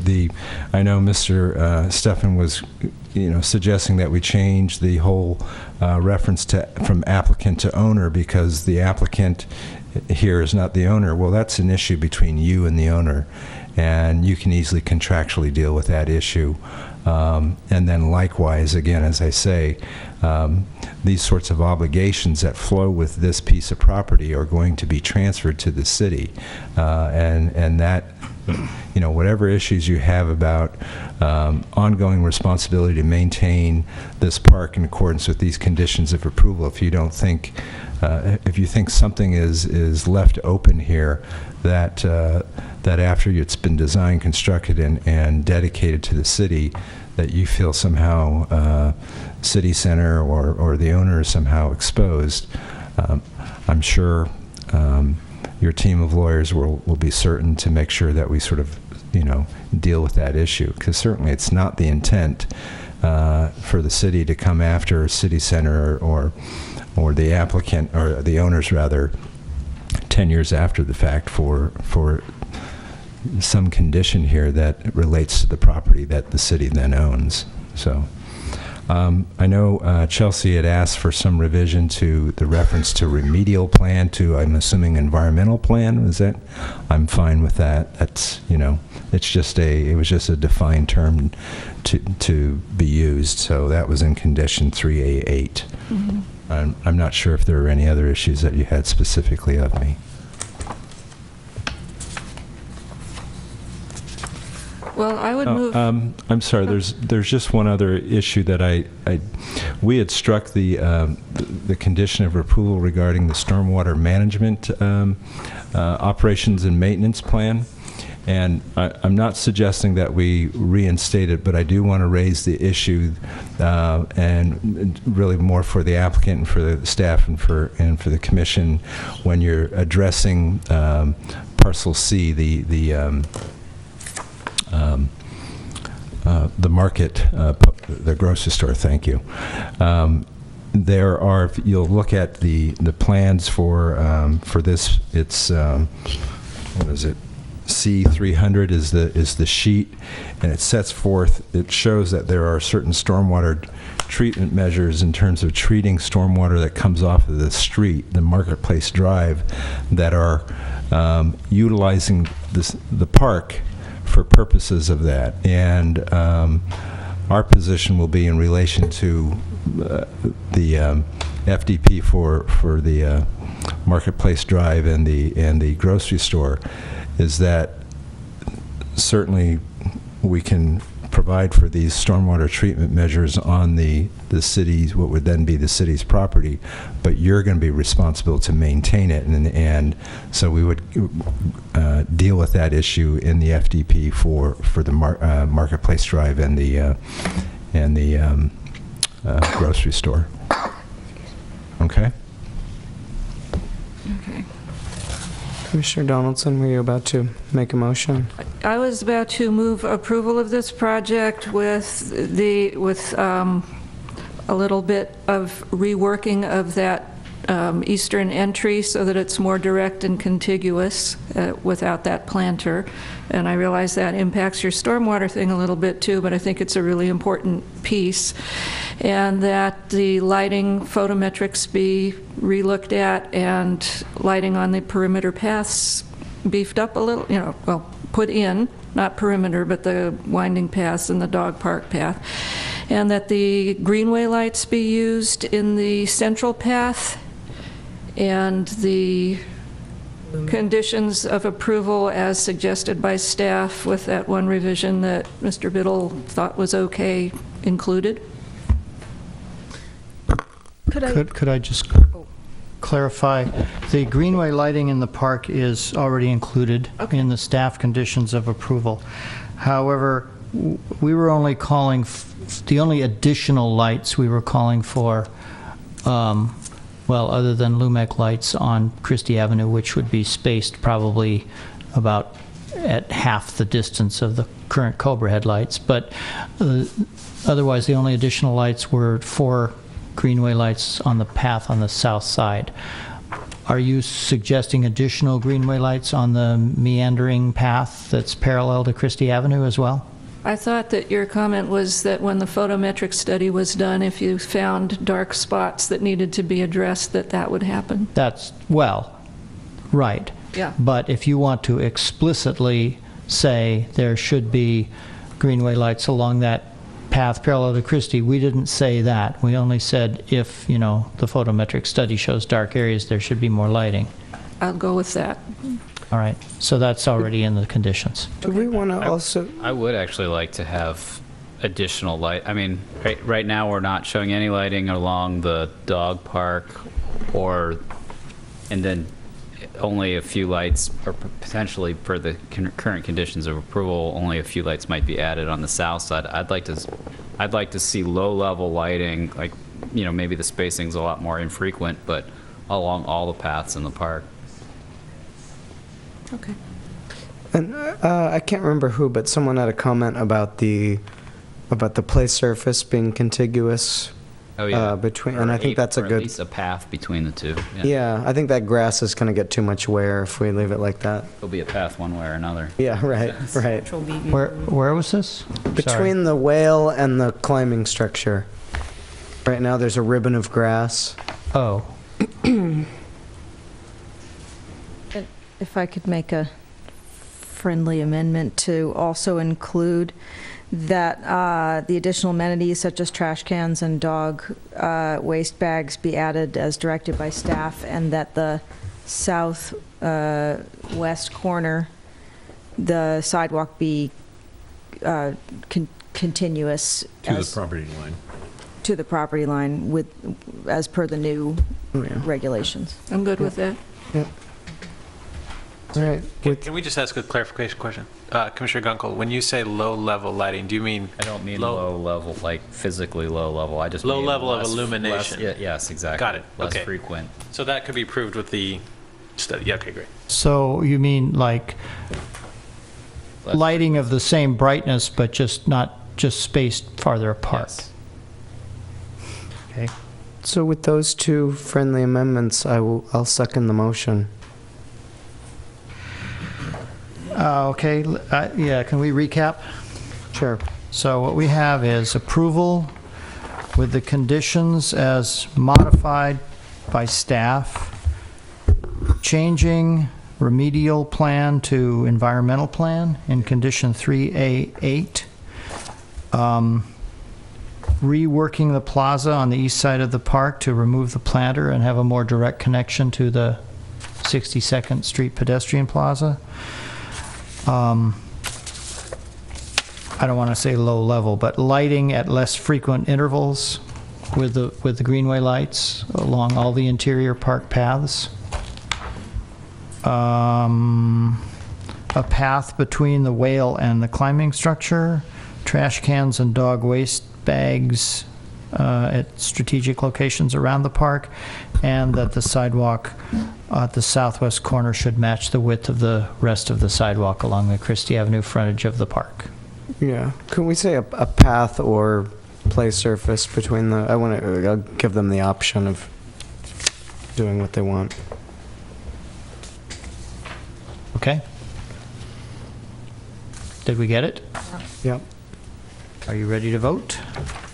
Yes. Okay. On my cheat sheet here. There we go. All right, Commissioner Cardoza. Aye. Commissioner Donaldson? Aye. Commissioner Gunkel? Aye. Commissioner Keller? Oh, I'm sorry. Recused. Commissioner Keller is recused. Commissioner Coomerly? Aye. Vice Chair Tan? Aye. Chair Moss? Aye. 6 ayes. The application is approved. This decision may be appealed to the City Council within 15 days. Thank you. I think it's going to be a lovely park. Yeah, thank you. Thank you. Take a little break. Yeah. Oh, yeah, do we want to, so for the next item, I have to recuse myself, but I think maybe we can take a 5-minute break beforehand? Yeah, Is that- take a break. Yeah. Why do you need that? Did you get all that down?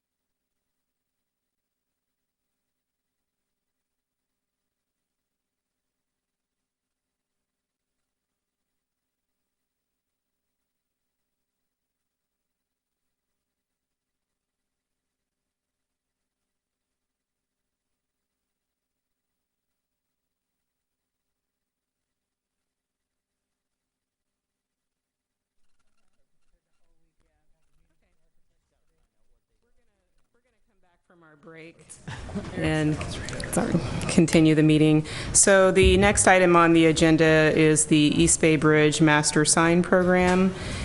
Sarah is going to do the presentation. Yes, hello again, Commissioners. So I'll be presenting on the East Bay Bridge Master Sign Program this evening. This is the East Bay Bridge Center. It's just across the street over here. Whoa, I keep having that problem. I'm sorry. Let's try that again. So it's just across the street, bordered by 40th Street on the north, San Pablo on the east. And there's a little bit of cutout section. The residential along 40th is not part of this. So Master Sign Program is required for all developments with 5 or more retail tenant spaces, and it creates standards for tenant signage, establishing maximum allowable sign area, defining permitted sign materials, allowed sign types, but it doesn't dictate content of the actual signs. So East Bay Bridge Center has been there for quite some time now, so why are we looking at this now? Because, as you might recall, back in July, there was the East Bay Bridge facade improvement that was approved here, DR 14003. And as a condition of that approval, it was for a master sign program. Prior to issuance of a building permit, the applicant shall apply for a new master sign program that encompasses the entirety of the East Bay Bridge Shopping Center. And that's because, as you look in this slide here, on the left-hand side is an existing facade of Pacific Sales. The master sign program was created, did not contain a lot of detail, and showed this example for that same facade as CompUSA, which dates itself right there. And now, with the new facade, obviously what's on top is not relevant anymore.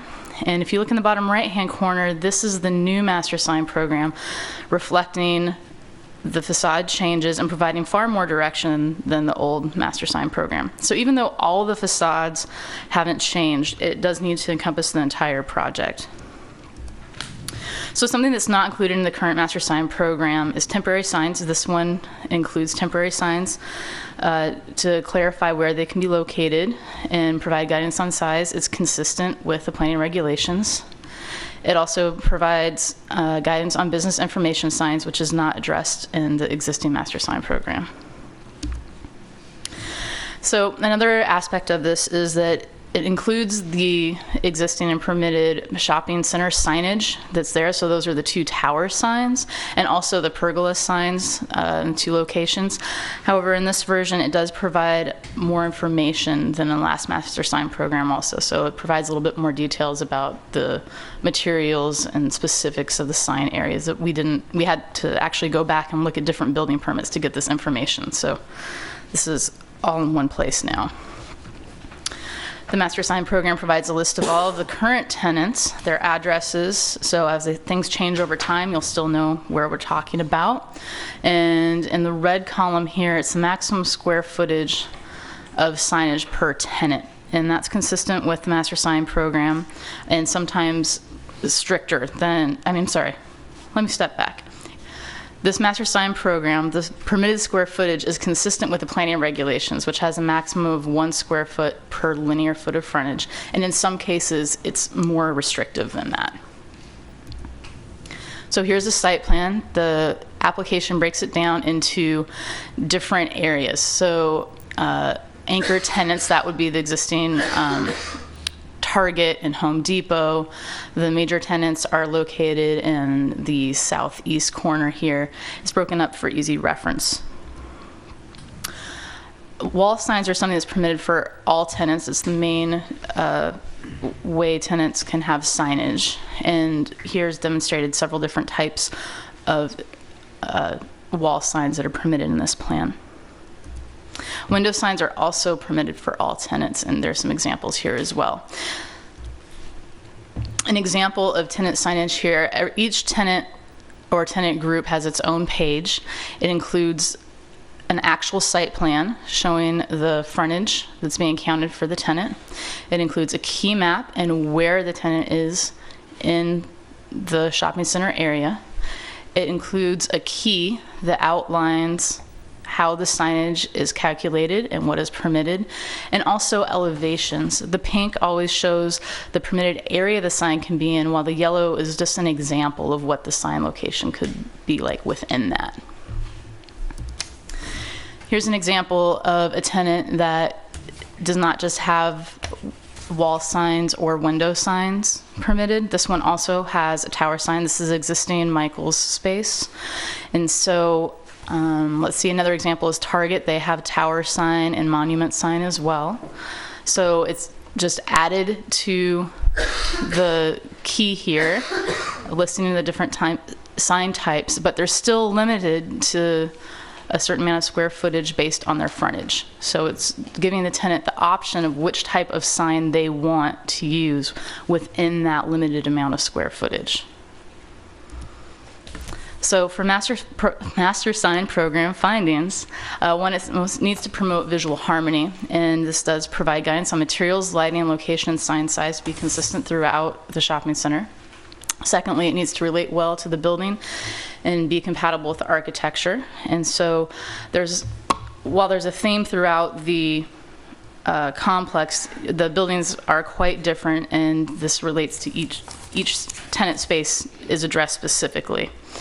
Third, the character with the surroundings. The quality materials and the size of signs are consistent with the visual character of the area. It is a regional retail shopping district.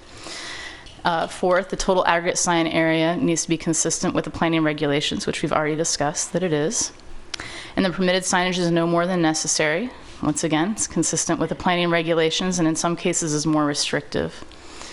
And lastly, the master sign program must comply with Emeryville planning regulations, which it is.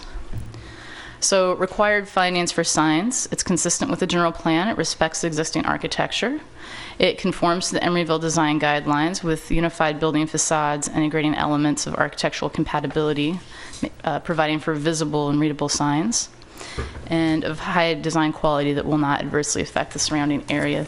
All illuminated signs are required to be dimmable. So staff does recommend approval for this project. I'm available for questions.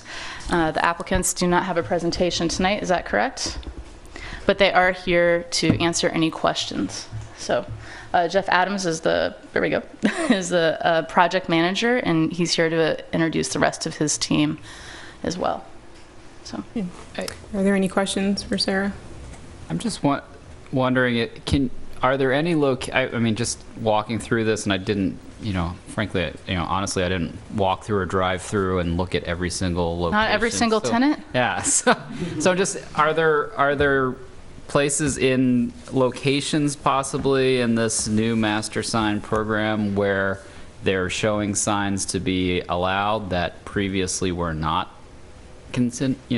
included within the master sign program? No, it's actually, I'd say, more restrictive. It's more specific. If you give me a moment, I'll provide an example of that for you. Let me escape out of here.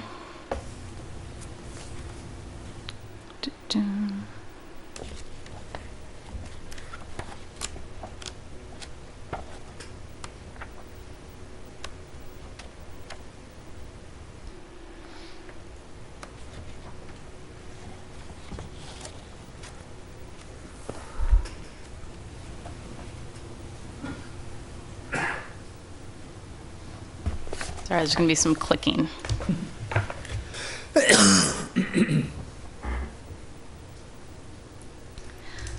So this is an example here. This is Target. So there's building frontage along streets on each side. That counts all towards the sign area that's calculated, what's permitted. So it cannot exceed 1,400 square feet. However, no signage is permitted on the north side of the building explicitly because it is not very viewable, and they have a tower there that can be seen from the bridge. So this wasn't specified before, and it's something that's specified and more restrictive now. Another example, this is Home Depot, and the frontage is 559 feet. So normally under the planning regulations, you'd have up to 559 square feet of signage, but this is more restrictive. It's about 385 square feet of signage that's permitted here, and that's based on what the existing signage is, to not be too excessive, and it doesn't allow for signs on other sides of the building, because while you could put them there it's not a very good use of resources. They wouldn't be very visible. So let's just keep it clean from the get-go. So the tower, like the tower at Target, already exists? Yes. Okay. This is an existing photo right here. Got it. And what is, so yeah, I guess one thing I was trying to understand is why Target would have no signage on 40th, but then another, I think it was P1. P1 and P2. Show the potential for signage there. Right. That's because where Target is in 40th is where the bridge comes down. Uh-huh. So it's just, you have the bridge coming down, it's not very visible, and you have the whole way the tower is designed is to be catching people's eyes as they come over that bridge. Mm-hmm. Whereas the pad tenants, P1, P2, further east on 40th Street, they are visible from the public right-of-way on 40th. And one of them also has a tower sign, actually, if we would like to go over there. Yeah, Michael's does, I guess. Yeah, okay. That's what we were just looking at. So they have the tower there, and there it's specified, that they have to be facing to the east and the west, not north and south on that sign. And then the pergola, does the lighting, are there currently lit signs hanging off the pergola on Yes. San Pablo? Yes. There's not all, I don't think all of them are in place currently, but yes, there are. Okay. So there's nothing out there now that wouldn't be allowed under this, right? I haven't gone through and calculated it, but I think maybe Pack and Save might need to have a little less signage under this. It's a little bit more picking and choosing. Target also, because they have the options of including all of these sign areas, right? But if you add them all up together, it'd be more than the permitted sign area. So it gives you a little bit of flexibility. What does that tenant think is best for them without dictating exactly what those choices have to be? But I would just say that if this master sign program is approved, that doesn't mean that they have to go back and retroactively remove any signs that don't conform to it. And those would be grandfathered. But in the future, if the signage changes or the tenants change, then they would have to conform to this. Which is the purpose of the master sign program. Correct.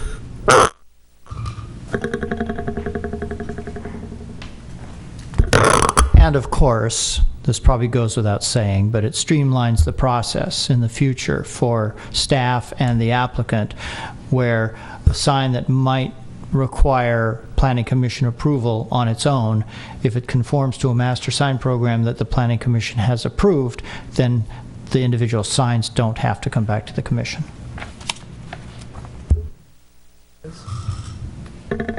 All right. So I understand the applicant does not have a presentation, but wants to come up and introduce your team.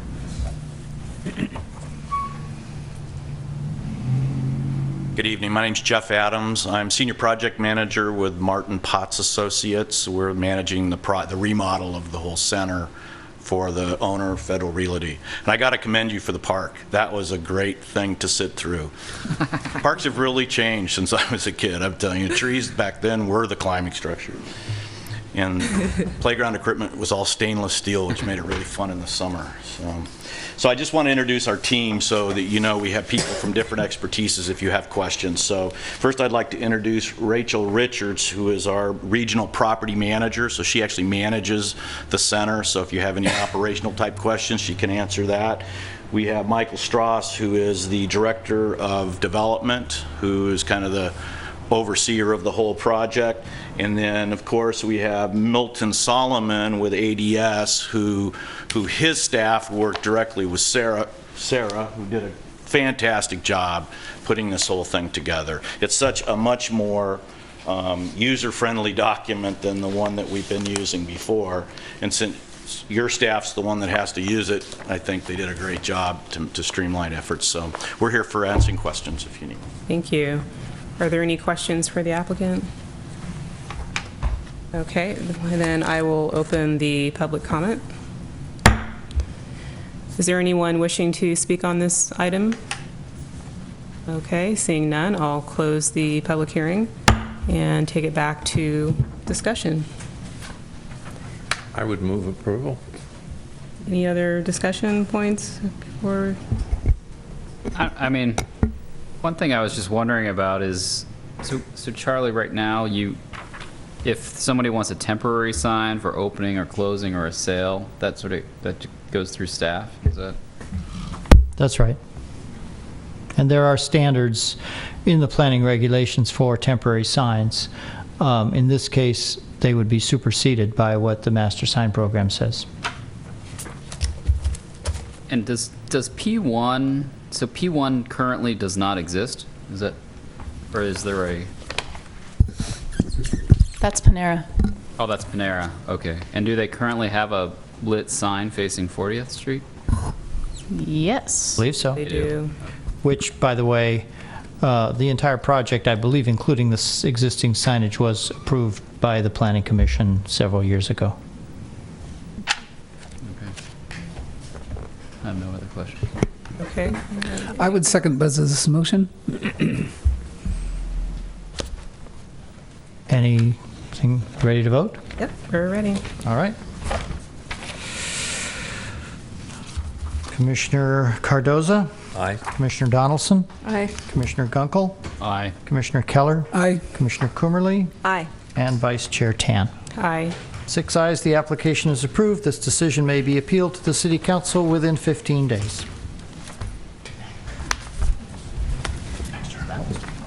Thank you. Very clear.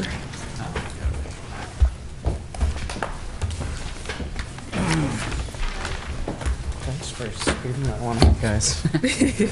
That was a short break. Yeah. Yeah, you didn't get as long as one as I did. Let's see if you can do as good a job for the I next could have taken a nap. All right. Oops.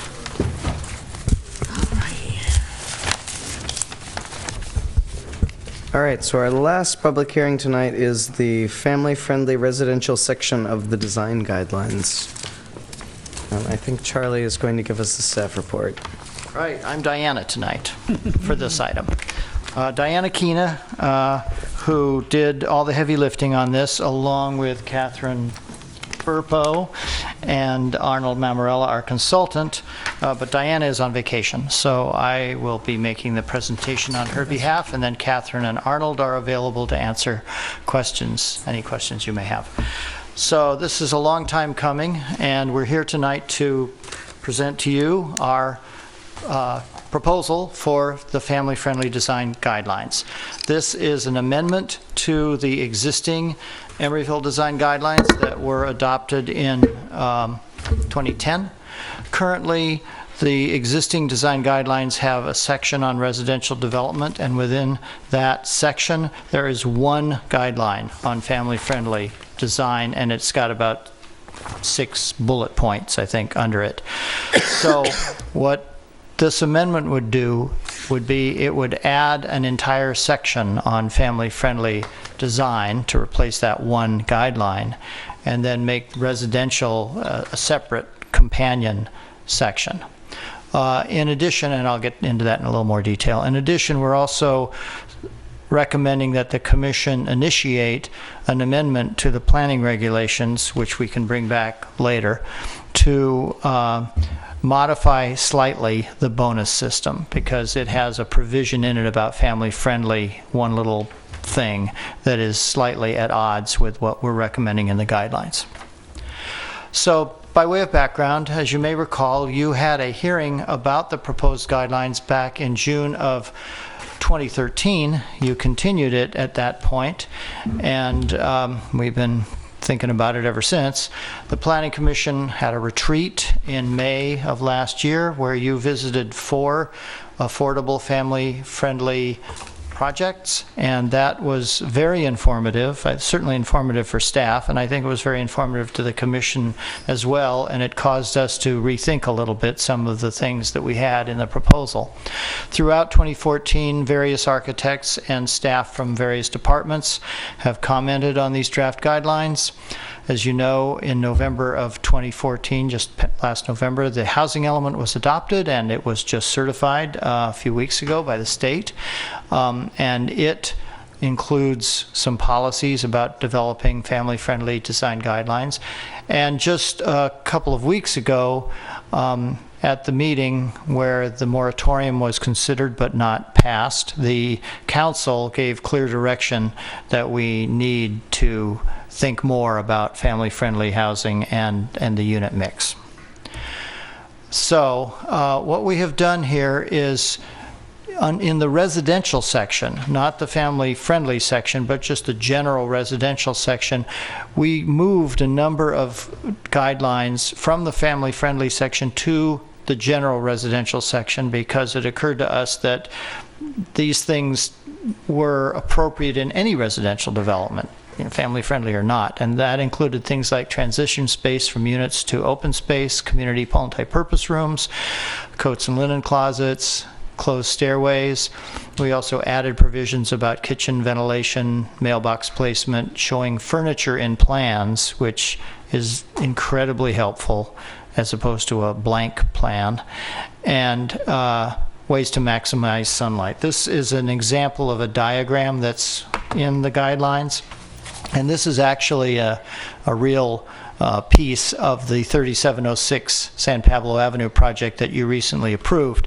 This is on the first floor where they have the various amenities for that project. We thought that was a good example of how that can be done. Actually, I believe this drawing is also 3706. To recap what was in the June 2013 version of the guidelines, and this is in the family-friendly section now, we divided those guidelines into sort of two major areas. One is guidelines for the overall project, and the other is guidelines for the individual units. So what we had in June of 2013 was that units should be next to open space, there should be play areas, there should be gathering places for teens and preteens, family bike parking, and considering exclusive access to sections of large projects. So that's really more of a security concern if you're in a building that has, you know, a number of wings to it, or a complex that has a number of different buildings that you would only have access to the part of it that you lived in. And then for units, the 2013 version included enclosed foyers, windows into play areas, wide halls for play, that's within the unit, so the kids can run around inside the unit, and spaces that can change uses as children grow. Since then, we have added some things to the guidelines for projects, and that includes that there should be 2 or 3 bedroom units in 2 or 3 bedrooms in any family-friendly unit. Shouldn't be any less than that. And the minimum for a 2-bedroom unit should be, minimum area should be 900 square feet, and the minimum area for 3 bedrooms should be 1,100 square feet. This is based on looking at actual projects. There should be a variety of units, including flats and 2-story units. There should be convenient parking. Laundry options. Originally, we said that every unit should have laundry hookups, but after touring the units and touring the projects in last May, we found that some of those projects didn't have laundries in every unit, and actually some of them had communal laundries that the operators and developers and the people who lived there seemed to like, because it created kind of a gathering place, and parents can go do the laundry if it's adjacent to a play area while the kids are out there playing. And in fact, at Vice Chair Tan's request, we did take a look at the most recent projects that have been approved through the pipeline, and we found that 4 of them do have laundry hookups in each unit. That includes ME, Park on Powell, 39th and Adeline, and 3800 San Pablo, the intersection. They all have laundry hookups in each unit. But the one that's purported to be affordable, family-friendly, 3706 San Pablo, does not have hookups in every unit. It has the communal laundry rooms. So we thought that a little flexibility was in order here. So give them the option of either in the units or the communal laundry rooms. And that's the change that needs to be made to the planning regulations, because it calls specifically for hookups in each unit. And then how the units relate to streets and open space. This is a diagram that we've added that kind of illustrates the adjacency of different units. I'm not going to go through it in detail, but if you have questions, we can come back to this. You have an example of a noisy street and a quiet street, and it's annotated to show, where the living rooms, bedrooms, and other things are located. One thing I would point out here is if you notice the kitchens and bath and storage, which is represented by the K, are typically back on the interior of the unit away from the windows, and the window spaces are reserved for the bedrooms and the living areas, and I'll talk more about that in a second. Then for the individual units, we added these provisions, that there should only be one master suite, so you don't get a unit that's got 2 or even 3 master suites that have their own bathrooms and walk-in closets and so forth. Those are clearly for roommates, not for families. There should be distinct living, dining, and kitchen spaces. There should be soundproofing between floors and ceilings. Each unit should have a balcony, deck, or patio. There should be some indoor space to store strollers and toys. The dining and living areas should each accommodate all family members, so everybody can gather in the living room or the dining room. Each bedroom should have access to a bath. That doesn't mean its own private bath, but there should be access to a bath from each bedroom, and that windows should accept toddler locks. So now there's some diagrams that show individual units. This is a kind of a block diagram that is, we call this an aspect diagram. I'm not going to go through every one of these things in detail, but just to explain what this is, it's showing how you would lay out the living areas, the bedroom areas, the kitchen storage space in relation to the windows and the more solid walls. So the living areas are in green, the bedrooms are in yellow, kitchen and storage space is in gray. Then the walls that have windows are these light blue lines. The walls that don't have windows, that are either interior or adjacent to another unit, are these heavier lines. Balconies or patios are these crosshatch things. So these are in plan view? Well, most of them are in plan view. There's one that's a section, which says right there, section. Oh, okay, I see. All right. And then the little dashed arrows are views to the outside. That's the aspect. And then the little red triangle shows where the front door of the unit is. So, like I say, I won't go through all of them, but just here's an example of a flat, typical flat, where you'd have the living area here and the bedrooms here, both facing window walls facing out, and then the front door on this side, and then the kind of back of house stuff, if you will, the kitchen and bathroom things back here, and then your deck or patio or balcony, whatever obviously is over here. So you have corner units and through units and so forth. This up here illustrates the top and bottom floor of a 2-floor unit. This is a section through a possible loft space, where the loft would be up here, and then this would be like a double height living area with the kitchen tucked in under the loft. So this then informs how you lay out your units, and then these are typical unit plans. Again, I won't go through every one, but these are based on that block aspect diagram. So you can see the decks and the little red triangles that represent the front doors, and the solid lines that represent the interior walls, and the little blue lines that represent where the windows are. And you can see we've shown the furniture, and so you have your bedrooms and your bathroom. So if you look at this one over here, you have the baths and the kitchen and the storage and the little study area all back here away from the windows, and then over here you have your living, dining, and 3 bedrooms all with windows, and the front door is over here. So we've got a number of diagrams that illustrate those kinds of things, typical layouts of what would be a family-friendly unit. One thing I would like to point out is that the bedrooms don't necessarily have to be next to each other. I guess in these they mostly are, but that's been a bit of a debate as to whether you have to have the kid's bedroom next to the parents' bedroom. And some people like that and some people don't. And it kind of depends on what stage of life your kid is in also. But the fundamental guidelines that address this issue are, first, there should only be one master suite.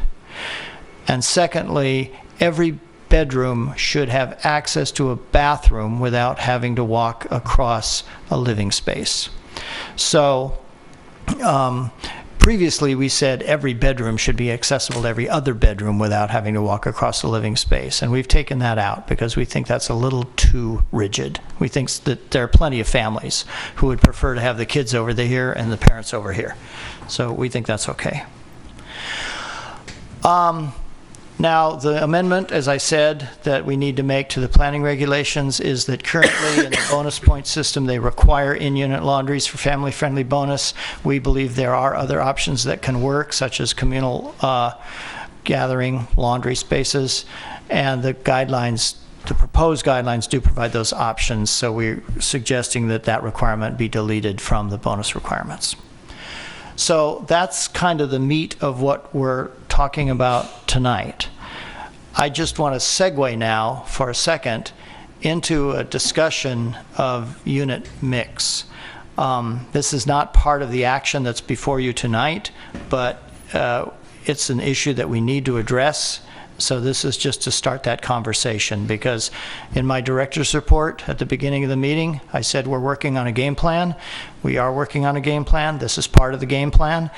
It hasn't been all fleshed out yet, so I don't have anything to share with you yet, but hopefully we will soon.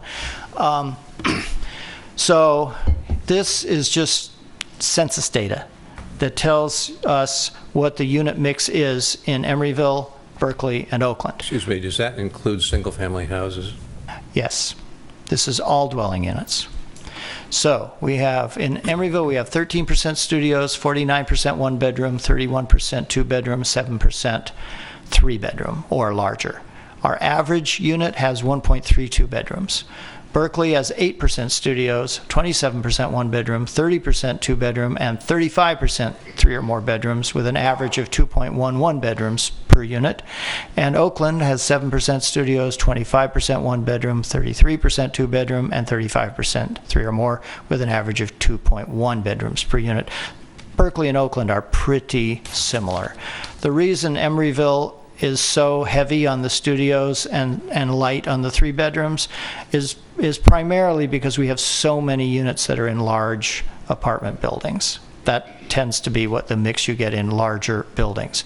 So these, you know, some of these here are single-family homes, the three units. Now, the Ambassador and 3706 projects, however, which were city-sponsored projects and are affordable, family-friendly projects, tend to reflect the unit mixes that you find in Berkeley and Oakland more than the unit mixes that you find in the rest of Emeryville. So at Ambassador, we have 1.99 bedrooms per unit, and at 3706 San Pablo, we have 2.10. Now, of course, again, those projects were heavily subsidized by the city, so they're not market rate projects. We found that in Toronto, and I believe also in Vancouver, two cities in Canada, require a minimum of 10% three-bedroom units. So we're thinking about possibly amending the planning regulations to put in some kind of a requirement for unit mix, and we would welcome any insights the Commission may have about that issue tonight. One possibility would be to have a minimum percentage of larger units for multi-unit residential projects in general. And then if someone is seeking the family-friendly, and I should also say that we could also require that some or all of the larger units be designed to comply with the family-friendly guidelines. Then if someone wanted to provide more family-friendly units than what was required, in order to get bonuses, that they might also then have to provide a higher percentage of larger units. So that's one possibility. All of this obviously needs further study, needs public input, needs more discussion by the Planning Commission and the City Council, and ultimately it could become a part of the amendments to the planning regulations that would include the little tweak to the laundry section. So that's the presentation. I do want to point out one thing about the staff report. I hope you weren't confused by it. Frankly, when I looked at it, I found it a little confusing because we included in the packet the full report from June of 2013, including the guidelines as they were proposed at that time. And then we also included the guidelines as they are proposed at this time. So you should be looking at the pages that are at the back of the packet. Oh. Those are the guidelines that are proposed now. The ones that are attached to the June 2013 report, that was then. This is now. So except that the June 2013 report does include 2 pages that are to be deleted with big red X's through them. We're still proposing to delete those 2 pages. But the new pages are the ones that are at the back of your packet, and you can just ignore the other ones unless you want to look at them for reference. So that concludes my report. I'd be happy to respond to any questions you may have or defer to Catherine or Arnold. Well, I don't agree with you in these plan layouts at all. I think breaking up these common spaces into separate rooms is a real mistake. Excuse me, Commissioner Cardozo, may I suggest that you stick to questions right now and then have your discussion after you hold the public hearing? Sorry. All right, thanks. Thank you. All right, so are there any questions of staff?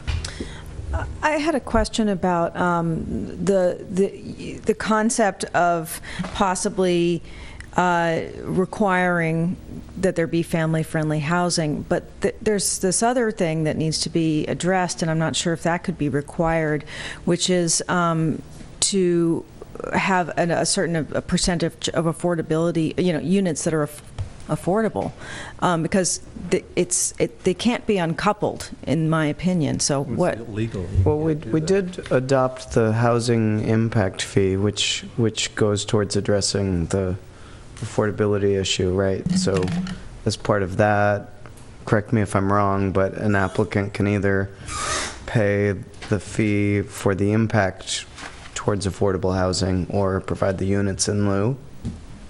That's right, but I think what Commissioner Coomerly is getting at is that maybe we want more affordability than that, and we cannot require that. Our inclusionary zoning that we used to have was struck down by the courts, so we can't just come flat out and say you must provide X number for rental. We can for ownership, and we do still for ownership. It's 20% moderate rate. That's the starting point. But for rental, we can't require it.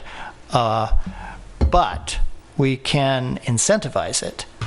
For example, we could have a provision that, certain bonuses are only available to projects that have certain level of affordability that's higher than would normally be required. Similarly, for ownership housing, we can't require that either, but we could have an incentive that says, this particular bonus is only available to you if you provide ownership units. That's obviously part of this big discussion we have to have. And the ownership versus rental was also struck down. Is that why that's not? No, it wasn't. Well, that's but no. Well, I would like more direction from the city attorney on that, actually. So maybe he can address that.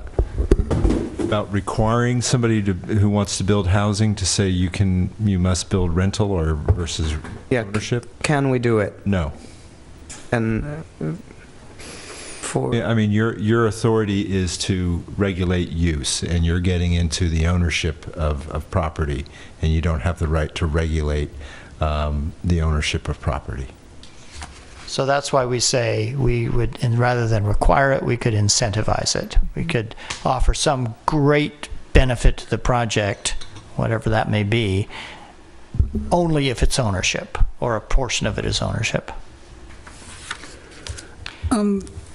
Can you tell me, I'm really kind of confused at looking at the packet and everything, and it could have been what you described, that there's too much information that was outdated or something. So is this, what we're looking at tonight, is it mostly just rearranging existing recommendations, or if not, what are we adding? Can you show me a screen on here of what the things we're adding? And are we adding regulations, or are we adding guidelines? Oh, guidelines. So this is all strictly just guidelines. Nothing is putting into effect that this has to be done. Well, yes and no. I mean, I wouldn't say just guidelines.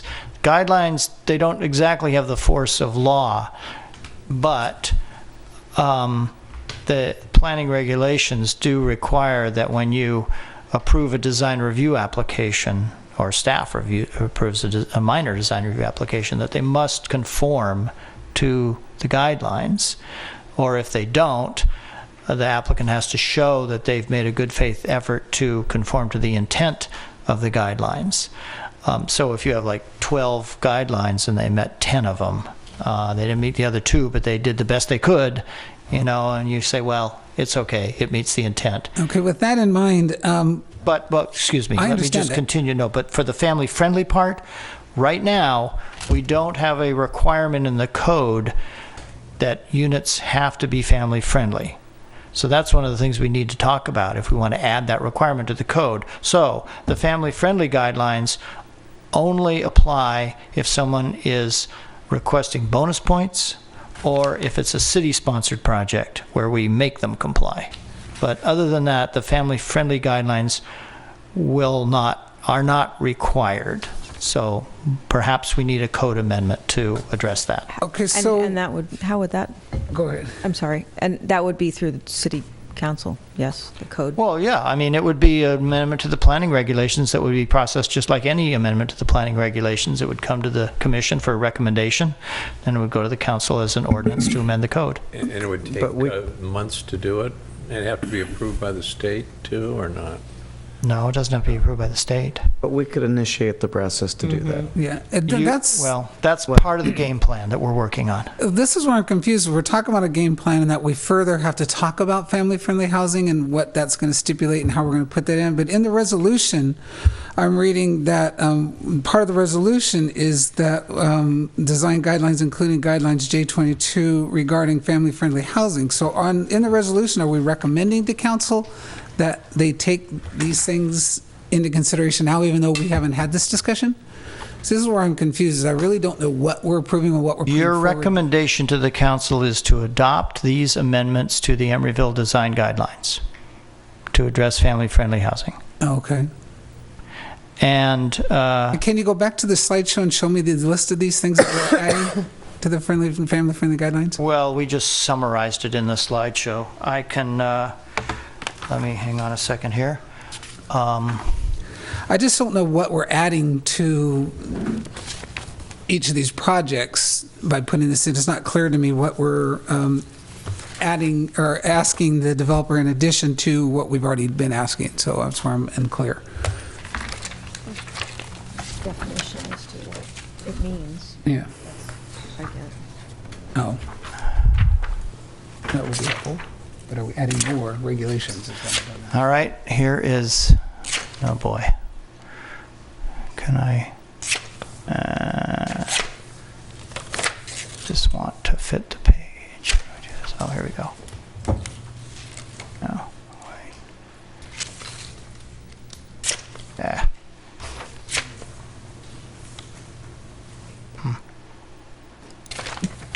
That doesn't work. Maybe this. Oh, look at that. Yeah, that's really not what I wanted either. But anyway, okay. This is the old stuff. This is what you should ignore. Okay, we are proposing to delete all of this and all of this.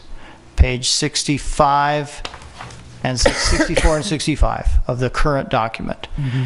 That doesn't mean we're getting rid of all of this stuff. It just means we're rearranging it. So these 2 pages go away. Right, that's why I'm confused. You're saying you're rearranging things, but yet then we're adding things, and that's where I'm not really clear on what I'm really most concerned with. What are we adding new? I'm going to just show you that. Okay. Just hang on. So this is what's being deleted, most of which is being kept. This stuff here is the previous version that you shouldn't look at. Okay, this is what we're adding. We're adding a section on residential. This is just generic residential, not necessarily family-friendly. With and this examples. Doesn't currently exist. Some of these policies, of these guidelines, do currently exist, and some have been embellished or have been added. Yeah, this isn't redlined, so you can't really tell. Yeah, that's why I was having the problem, because I didn't get my packet till Monday. I didn't really have a lot of time to go through this process where usually from Saturday I would have. So So this is new. Well, this is new or rearranged. A lot of it is new. Here's the aspect drawings.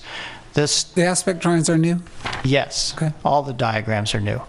And then, so this is all pertaining to just residential. So this would apply to any residential project, whether they're applying for bonus points or not, and whether they're city subsidized or not. These would all apply to everybody. Now we have a new section on family-friendly residential, which takes the previous one guideline that had like 6 bullet points and embellishes it. And so now you've got guidelines J39 through J60 that are specifically about family friendly. And this has the diagrams that I showed you. So we're adding a lot. Adding a lot. Yeah, we're replacing 2 pages with about 8 pages, 7 or 8 pages. And most of the current stuff is kept, but a lot has been added. Does that answers my question? Answer your question? Any further questions for me?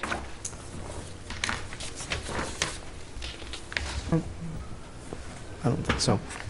Okay. Yeah, whatever. All right, do you want to open the public hearing then? Yeah. Okay. All right, so with that, we'll go ahead and open the public hearing. So if anyone would like to speak on this item, please come forward. Hi, Judith Timmel, and I'm a member of Residents United. We have been concerned with this problem for a long time. We're very excited that this is coming up. We think this is really an answer to a huge housing crisis that we have in the city. We have a lot of anecdotal evidence that people with children are moving out of the city. In my own complex, we've had a family with 2 teenagers leave because they had 1 bathroom and two bedrooms. Just not doable. So definitely really needed, and I hope you'll give this really serious consideration. Just to respond briefly, I haven't had a chance to look at the packet just from what was said this evening.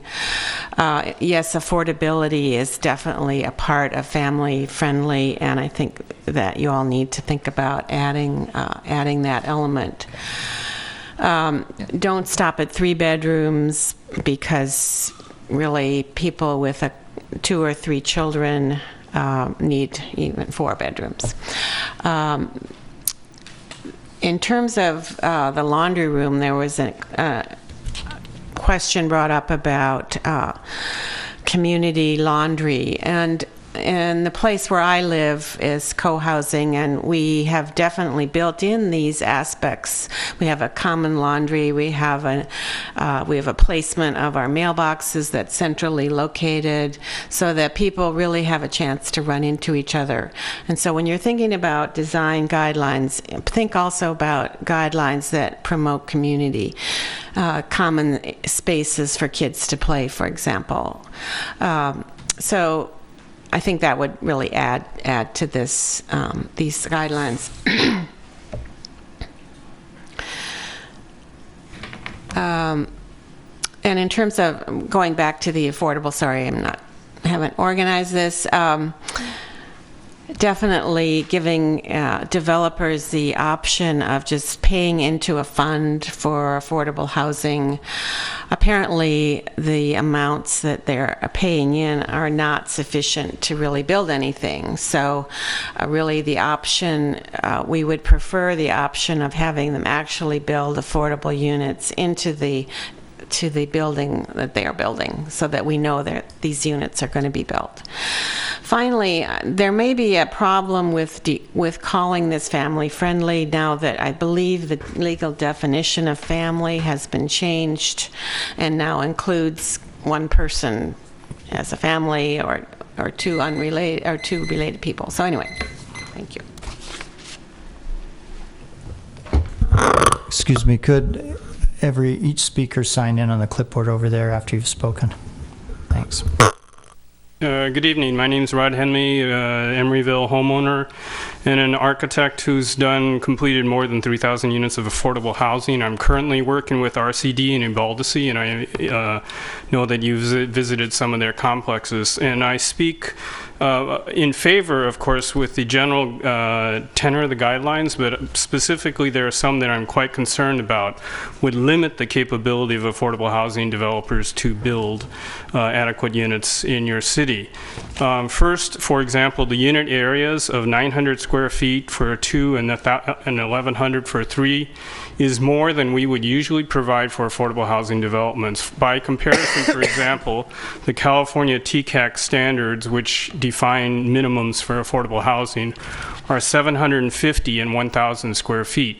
Normally, for a 2-bedroom flat, that is a 1-story unit, we would use 800 to 850 square feet. There's no developer with which I have worked that would have allowed us to build 900 square foot 2-bedroom unit. So my suggestion would be to take the unit areas down to 850 and 1050, which I think are more compatible with affordable housing guidelines. Secondly, the goal to have a variety of units, flats and 2-story units in the same project is a great goal, but hopefully it's not it's more of a recommendation, because it is very difficult in many of these affordable housing developments to have townhouse units in some of the sites and some of the situations. Next, on the laundry option, I'm very glad to hear that it's not recommended that it be within the building or within each unit, because almost all of the affordable housing developments do in fact have common rooms, which does build community and also allows for more space within the unit and also reduces cost. Next is the requirement about a balcony, deck, or patio for every unit. That's very difficult for affordable housing units and usually does not happen. It's desirable, of course, but usually does not happen, and my question would be about how the difficulties if we're not meeting the city layout, city recommendations. The next factor is about the layouts. The width to depth ratio that is shown in these plans, I think, is highly questionable in that, yes, it's desirable, but the wider the units are and the less shallow they are, the fewer units you're able to get in the same site. And I think if you were to look at the plans, for example, of leading affordable housing architects like Daniel Solomon and David Baker, their whole strategy is how can you make deeper, less wide units so that you can get the maximum number of units on the site, which is always the goal. And almost always our sites are too small. So when you have very wide, shallow units, you get fewer units on the site. Distinct living dining kitchen is a problem, I think, and then finally the bedrooms separated. I'm glad to hear that they can be separated because there are many people that do prefer that, such as in-law units or grandmothers that are living and that sort of thing. So thank you.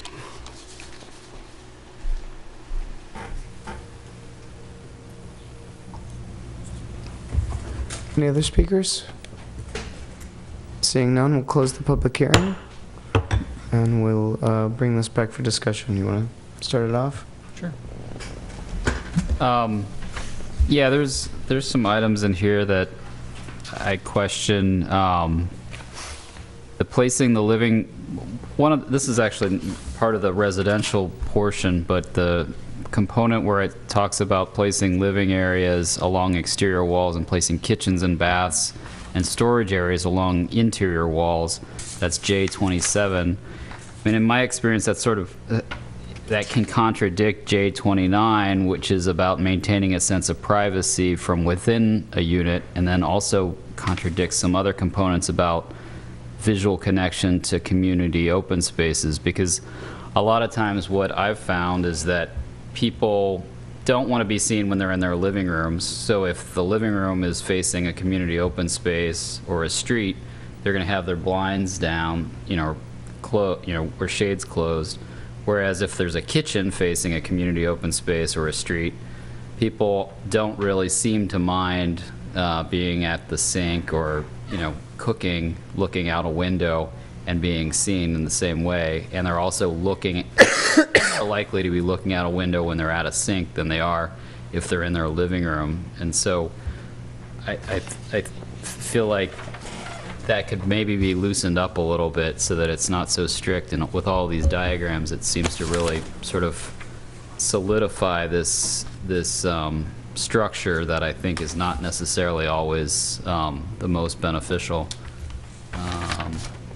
And then I agree with the comments about the square footages. I mean, if there are affordable housing developments that are going to be attempting to meet the family-friendly guidelines, they're not going to be able to do so with the funding sources that are generally available with the square footages that are listed here.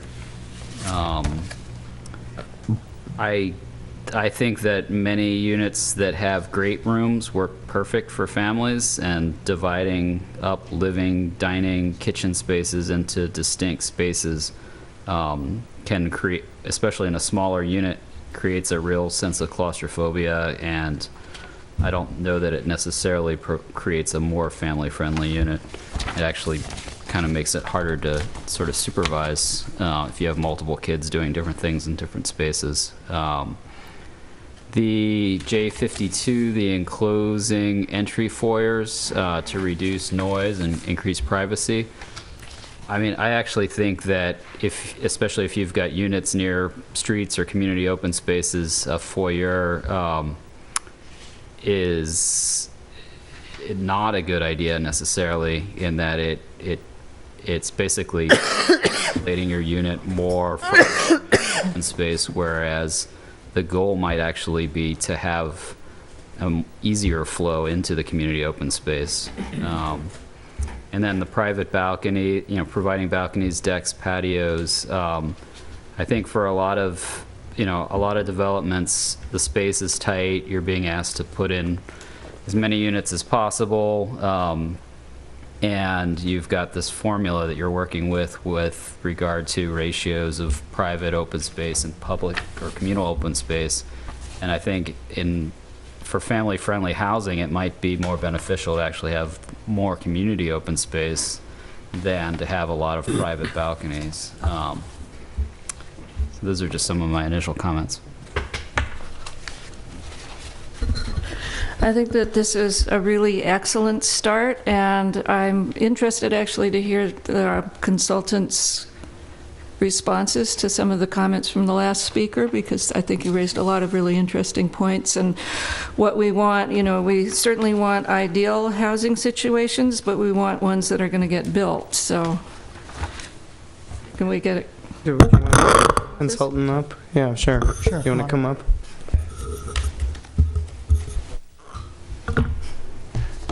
Hi, nice to see you tonight.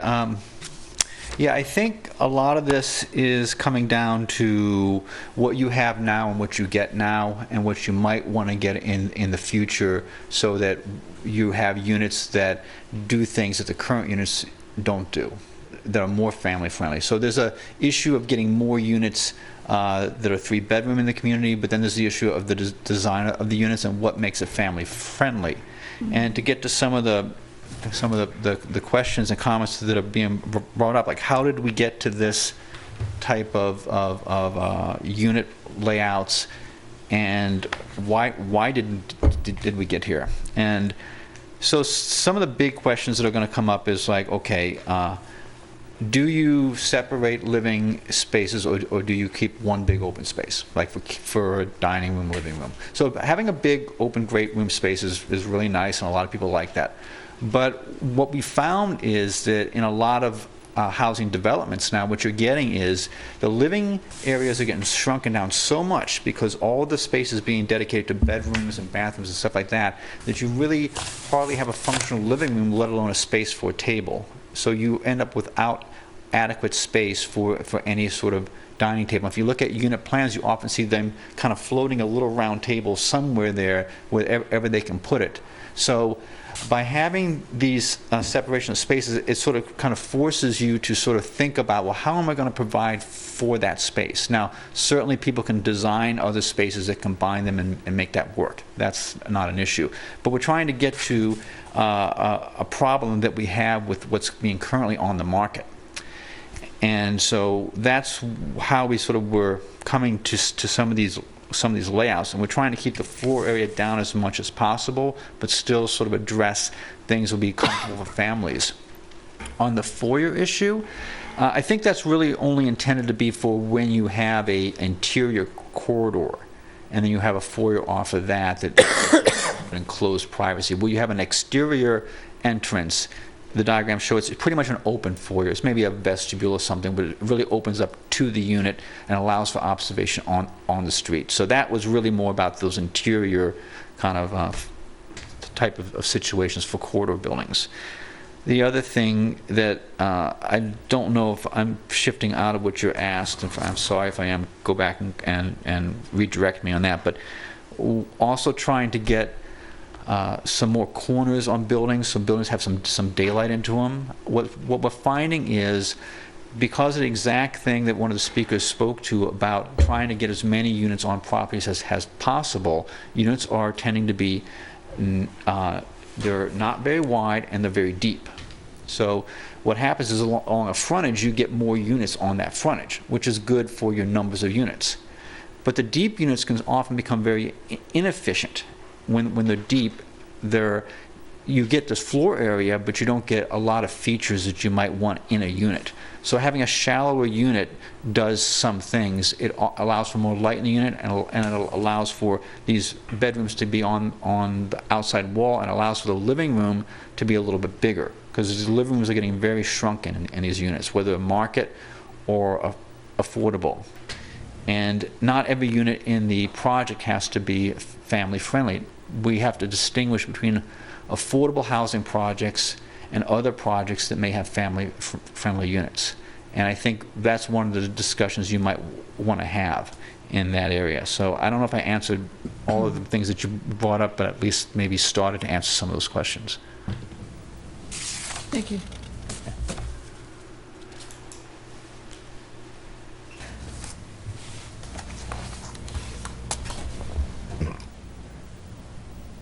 I'm going to pass for now. Okay. Okay, where to start? So I think this is a good start. I think there's a lot more discussion, though, that needs to take place, because this is quite a task to tackle. And I think that right now we're facing kind of a conundrum in how we define affordable housing, and affordable housing that's family friendly, affordable housing that's not necessarily for families, and then there's the family-friendly guidelines, and there's just overall residential guidelines. So I think there needs to be, flexibility in what we're going to be recommending. The things that I think are great features that have been added are definitely taking into account the toddler safety and having adequate storage for stroller parking. And then also having views onto the play area. I agree with Commissioner Gunkel with regard to the kitchens facing the play areas or facing the common areas. That was something that I mentioned during one of our initial studies. And let me go to some specific areas. So that spoke to the J27 and J29 being in conflict when you have your living area or your kitchen along the back and not along the area that faces the common areas. Item number J35, which talks about including entry, coat closet, into units that have 2 or more bedrooms. I think that this is really important to have additional storage when you have larger units, which potentially you may have a family or more people, and they need that corresponding storage. And so J48, that's the issue with the laundry. So currently it says to provide laundry facilities that are convenient access near common areas, and it kind of covers everything. It includes adding washer-dryer hookups in units.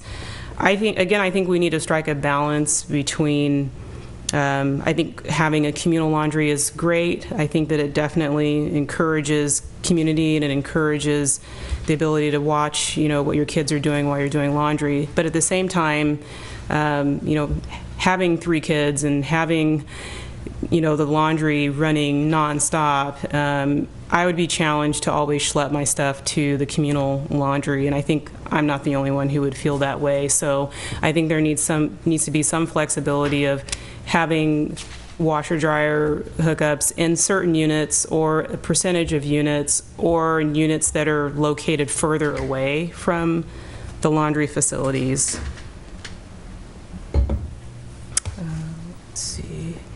J50, with regard to the distinct living, dining, and kitchen spaces, I agree with Commissioner Gunkel with regard to having the great room.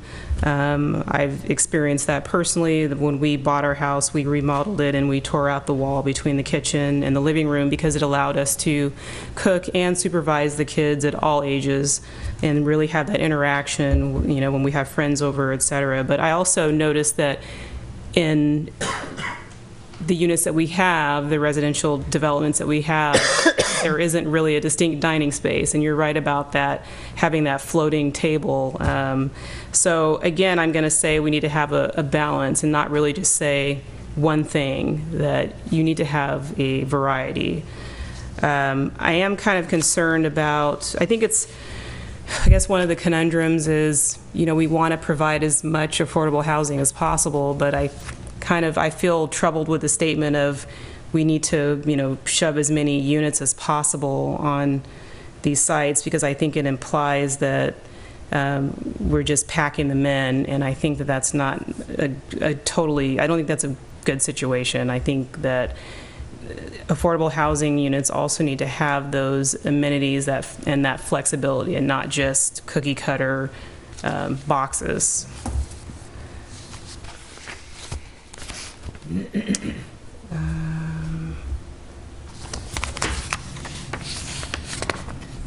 think that's all I had.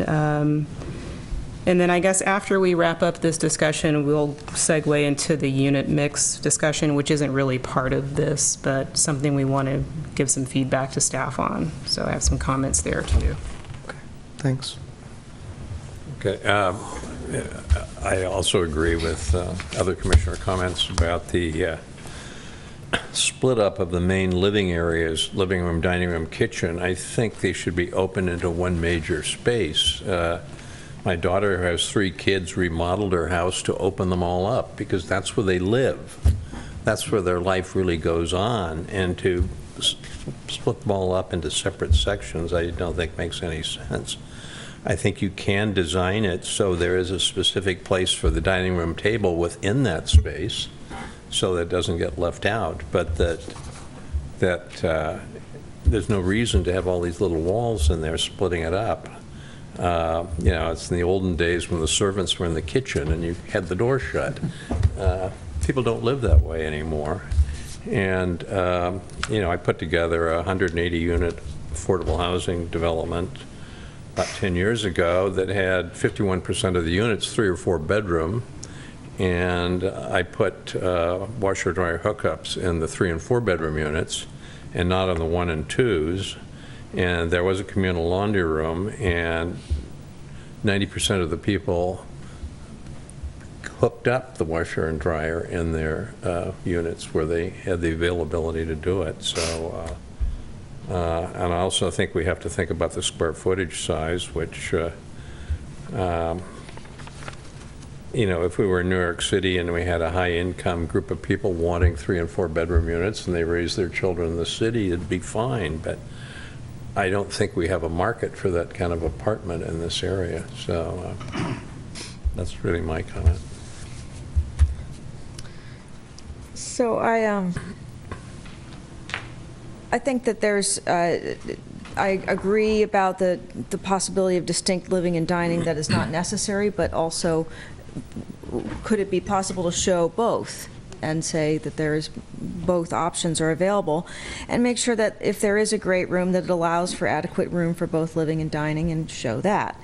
I think that Commissioner Tan's idea of laundry units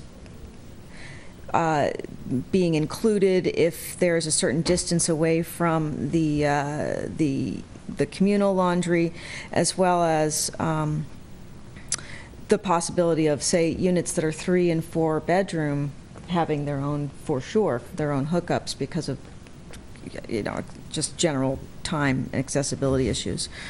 The private open space is not necessarily, I think that was a very good point, is not necessarily needed and could be better utilized as a larger communal open space. So I think that being flexible, and I know we're trying to create some guidelines, but I want to make sure they're not too rigid. So having that be open. And I have a huge problem with the kitchens being along the back walls, because that's where the eyes are on the street, for sure, is right at the kitchen sink. So I agreed with Commissioner Gunkel on that. And I like that I think that we can say if foyers are preferred on interior corridors, and that would solve the sort of odd foyer problem everywhere. And I thought that was a very good point about the square footage, and I think that needs to be looked at more carefully to make sure that things can get built. In general, I also have a problem with the fact that we're trying to squeeze everything in, and that it is all, you know, people's well-being is at the expense of someone else's profit, and it pisses me off. So I'm just going to say that now. And I also think ghettoizing affordable housing developments is part of the problem we have here. So moving on. Okay, well, I'm going to take a different approach to this. So far in the city, we've adopted guidelines and regulations in 2010 and 2013, respectively, all aimed at attracting families with children. Since the guidelines and regulations were enacted, we've seen the completion of the Ambassador Housing Project and the approval of the 3706 San Pablo Affordable Housing, both successes in my book. I don't feel that more regulations will give us what we're looking for, and this is why I'd like to provide some examples of how enhancing or enacting regulations does not ensure that families will move to Emeryville. When the Bakery Lofts opened its third phase, they included 2 3-bedroom units. When I took a tour of that complex, one of the units was rented by a married couple with no children, and the second unit was rented by 3 men, presumably men students at UC Berkeley. Emmy Apartments had just started their leasing last weekend, and of their 5 3-bedroom units that have been leased, sadly not one unit has any children. The leasing agent told me that the one she leased was leased to students. In addition to this information, I'd like to give you an example of how bedroom count is less of a consideration to parents than things we as a city can truly control, and that's improving our city or fixing our city to attract more families. Over the years, I've talked to several new Bay Area residents or new people to the Bay Area or people leaving Emeryville for other Bay Area cities. At different times, I've talked to 3 new hires at UC Berkeley School of Public Health where I work. These were a mix of faculty and staff members, and I asked if they looked into moving to Emeryville. Without exaggeration, of the 3 questions I received, they were in this order: how are your schools? Where do my children play? And how safe is your community? Not one time did one of these people ask me, how many 3-bedroom units do you have, or what are your housing stock? And of the 2 families I talked to who were moving out of PPP, they singularly answered the question was why they were moving out of Emeryville was to put their kids in better schools. Not one of these expressed a need or a desire for a larger home, because PPP, 2 bedrooms is the only size we have, and we have children. I have seen kids grow up from 12 years old to college that are in our building, and they all went to private schools. So even if we adopt more regulations, I'm still don't understand how we're going to assure that families with children get these homes without breaking the law. I feel that until we resolve this issue, all building regulations are moot when it comes to attracting families and children. The way I see it, the most important thing for us to do is create a city that in and of itself attracts families. If a family likes a certain place, they will work out their living arrangements, and I feel that what we've done by creating guidelines and regulations in 2010 and 2013, we've created the tools to help provide family-friendly housing. Personally, I feel we should put our energy into doing things that we legally can do without question. Things that will improve our community for everyone currently living in Emeryville or those to come. And I'd like to offer us a different direction that will attract more families to Emeryville. I feel that if we, number one, continue with the ECCO fostering new and innovative ideas in schooling, we'll make our schools better and more attractive. I admit when it comes to schools and running schools, I am totally out in left field. I don't have children. I don't really know what makes a school work better other than what I went through in school. But some idea of further improving in schools is maybe what we do is limit the amount of out-of-city students that we take, that we can pick and choose the children of a higher academic level that come to our school because this is our school, and I would think we might be able to control that. I don't know. Or maybe we can look at the ECCO becoming a charter school. Those are just things that, because what I'm hearing is schools are important, and I think we're doing that with the ECCO, and maybe we can improve upon that. Secondly, I think we need to use our general plan and our Parks and Recreation strategic plan to provide more and expanded recreation programs. Creating better access to the park and the marina would go a long way, and what we're doing with enlarging Christie Park and et cetera. And three, support and expand our tax base to continue funding our own police department, help businesses thrive and grow in Emeryville, attract more businesses to Emeryville so we have a strong, diverse, and stable economy base. And I agree with, when we get into the fine details of what we're looking at in the plan here, I believe with Commissioner Gunkel and Commissioner Tan of the specifics they stated. Personally, I believe we created enough regulations and guidelines to give our developers direction they need to provide family-friendly housing. I think a majority of the guidelines in the new regulations are too specific and constrain creativity and cause problems with affordability. So I think we now need to put our energy into governance that make people want to move to Emeryville. So I think, for me, I'm having a hard time with adding more and more regulations, and when I see that page that we've gone from 6 bullet points to now 3 pages, and how specific they are, I think they're outside. I think outdoor space, where I can see the apartments, people use their balconies to store things. They don't use them for outside enjoyment. So I think demanding that every unit have a balcony or outdoor space is just going to push the cost up, and our affordability component is just going to go out the window. We need to look at things that make these houses more attractive to families, but still they have to be affordable. And when I talk to the leasing agent at Emmy Apartments, studio starts at $2,200 and a 3-bedroom is $4,100. I don't know who has a family that can afford $4,100 in rent. So we need to look at a broader picture than just specifically telling a developer how to build his apartments, although we do need to give them guidelines for what we think would help attract that. So those are my comments. So first thing, I'm not going to talk very long, but I think we probably need to extend past 11:30. Is everybody in agreement with that? So do we want to say 11:40, 11:45? What do you guys think? Are we can only go till Are we just giving 11:45. comments, or are we trying to? Well, we're supposed to make a recommendation on this, and then also we have kind of this continuing conversation about unit mix and things like that we need to get through. So I don't see how we can come to a vote on this thing. We have so many diverse opinions at this point. I think we work to 11:45 and see where it gets us. all right, well, I'll make a motion to extend to 11:45. And I'll second it. All right, anybody opposed? All right, great. So on this, I don't know. I honestly, I have no idea. It's like everyone who has spoken tonight has made a compelling argument, and everyone that has spoken tonight has said something different. And Yeah, so I'm just kind of left not knowing what to think.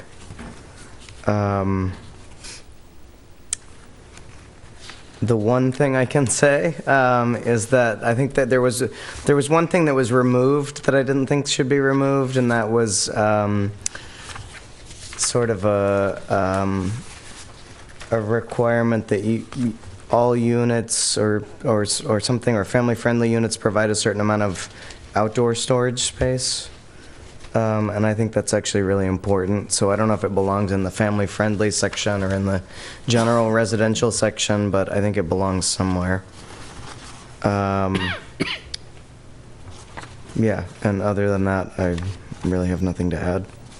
I do have a couple of things to add, and one of them is that I think that these guidelines are really important. I go back to, certainly schools are important, parks are important, all of these things are important, but I go back and look at the unit mix that we have and the fact that we have such a low percentage of housing that will accommodate families is just, I think it's embarrassing, and that's what the market has been driving so far. So I think we need to do very clear guidelines that encourage housing that families can stay in if they want to be here.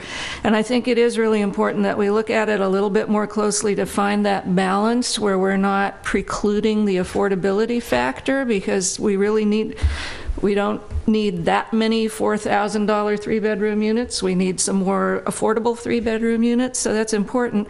But I really do appreciate the goals of these guidelines of making sure that the spaces, whether they're divided for living, dining, and kitchen and all that, or whether they're a great room concept, that they have the space that families need. So I think that there is a little bit more tweaking that needs to happen with these. I agree that there should be some flexibility in whether the spaces are divided or whether they're put together, but we need to have the proponents demonstrate that the spaces will work for the families that are in them.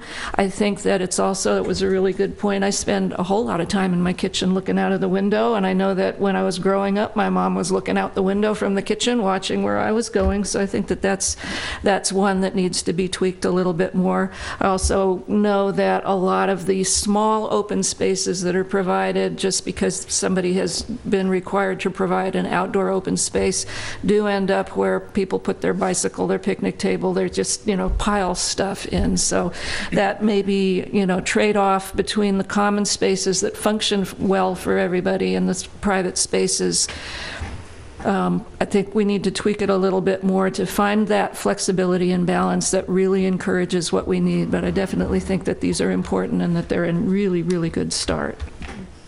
And the reason to have the guidelines is once we do improve the schools and improve on all of the things that will entice families into Emeryville, we want to actually have housing that would accommodate families and not just a bunch of studios and one bedrooms. So I think putting guidelines in place is just making sure that it's important to try to, again, strike that balance where you're preventing what you don't want, but you're also not preventing what you do want, or some of the flexibility or room for creative design that would give you what you're looking for. And that's what one thought was, maybe if one of the primary issues that you're seeing is percentage of living room, kitchen, dining space relative to the overall unit size, maybe it's a percentage guideline and not a guideline about distinctive spaces. Yeah, I think we clearly have a problem. I mean, based on the unit numbers that we've been shown, and I think I agree that these guidelines are a good step in the right direction to solving them. I don't know, it's just as we've kind of considered them tonight and heard all these different things, it's just really hard for me to, it seems like there are a lot of, we're trying to respond to too many different types of families. There are like infinite different types of families, and we're trying to boil that down to something that's maybe too simplified. And a lot, I don't know, it just seems like a lot of these things to me just boil down to kind of personal preference. So and it's just a really hard issue to solve, but we need to do something. Chair Moss, Yeah. could I just kind of summarize what I've heard? I've heard a number of you say this is a good start. And when I was in architecture school, that was sort of a euphemism for, well, back to the drawing board in a nice way. I think I've heard maybe about a dozen very specific comments about some very specific issues, which are very helpful. I've heard about balance and flexibility quite a bit. And I think we could do something to address that, show options. You could lay the living and dining room out this way, or you could lay it out that way. You could have the laundry like this, or you could have it like that, or whatever. Clearly, you all are not ready to vote on this tonight. That's my sense, unless you disagree. So I think we need to massage this some more and bring it back at a future meeting. And it ties into this kind of overall game plan that I was referring to anyway. So, I don't think it's the end of the world if we continue this to the next meeting or even the meeting after that. But you've provided very valuable feedback. Can I suggest... We're having a discussion on this same subject next week. Are we going to see the same plan? The Housing Committee? Yeah. Oh, yeah, probably. And we'll probably get a lot of the same comments, which is fine. Can I throw out an idea and see? I just kind of want to test the waters. But I'm just thinking, like, in terms of, like, maybe allowing more flexibility and doing some of these other things. What if instead of being a series of guidelines, this was more of like a menu, like do 3 of the 5 following things, and then do, 8 of the following 10 things, or something like that. Try your best to do these things. I think that's confusing. That's crazier. All right. Well, I just think you could do 3 of the 5, and 2 of the others would just completely make it not work as family friendly. Make a cruddy housing project. Well, I mean, I think you'd have to group them so that they were all kind of similar, like similar kind of categories. But yeah. I don't know. It just seems to me like maybe that's a way to give more flexibility. Well, not exactly what you're saying, but one thing you could do would be to show 2 different ways to lay out a living room and dining room, and say, do it this way or do it that way. Things like that. Different options. A big room or small rooms. Yeah, but in both cases... Why? Because we want quality of life. Yeah, and in both cases have enough room for dining, dining room table. Yeah. It just seems to me like we're sort of what I'm hearing is we want people to do a lot of these things, but we don't want them to do necessarily all of these things, because we want to give them flexibility to not do some of the things. So that's kind of what I was trying to get at. And, about the private open space, it occurs to me as I hear you all talking, we already have a requirement in our planning regulations for private open space for every unit. And that can be traded for common open space at a 2-to-1 ratio. So you don't have to have a private open space for every unit, but for all the units that you don't have private open space for, you got to provide that much more common open space. And I find that more flexible, and that's what I was driving at. I think that rather than specifying everyone has to have that, to use that menu is much better option. Yeah, and what these guidelines do is they basically say, no, every unit has to have the private open space.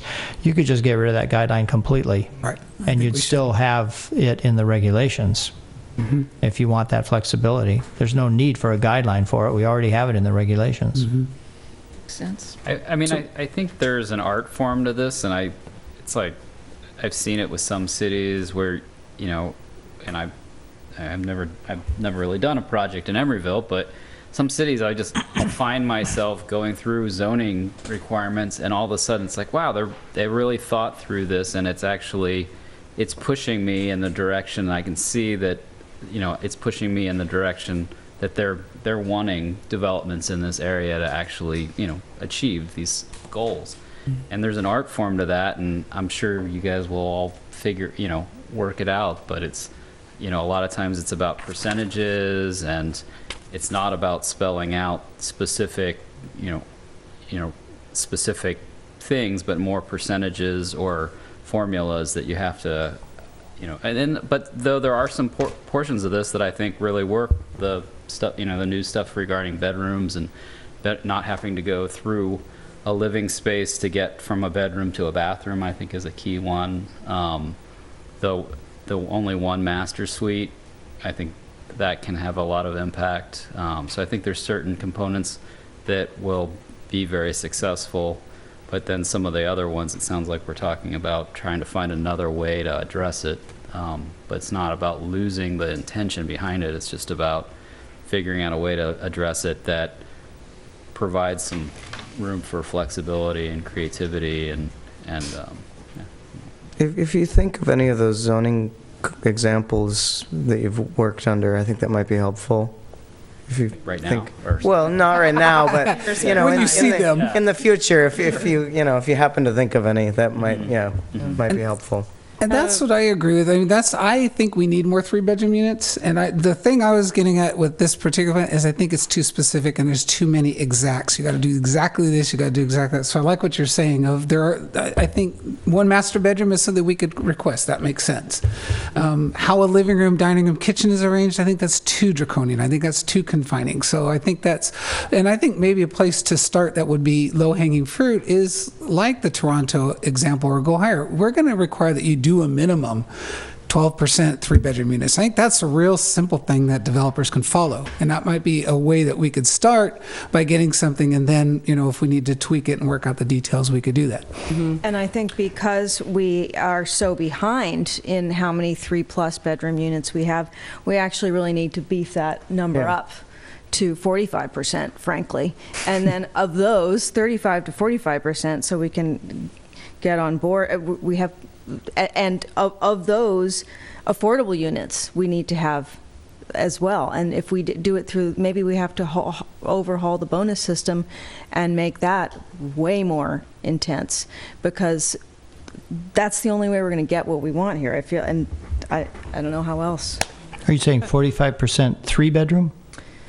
Or yeah, 45%? Or, you're talking about matching the balance that our neighboring cities have, Berkeley and Oakland. Yeah. I think she's saying we need to be bold. We need to be bold here if we're going to get what we want. We just only allow single-family houses from now on. No more apartments. That'll solve the situation. I'm just throwing it out there that we one of the things make up for what we've already have enough of. Yeah.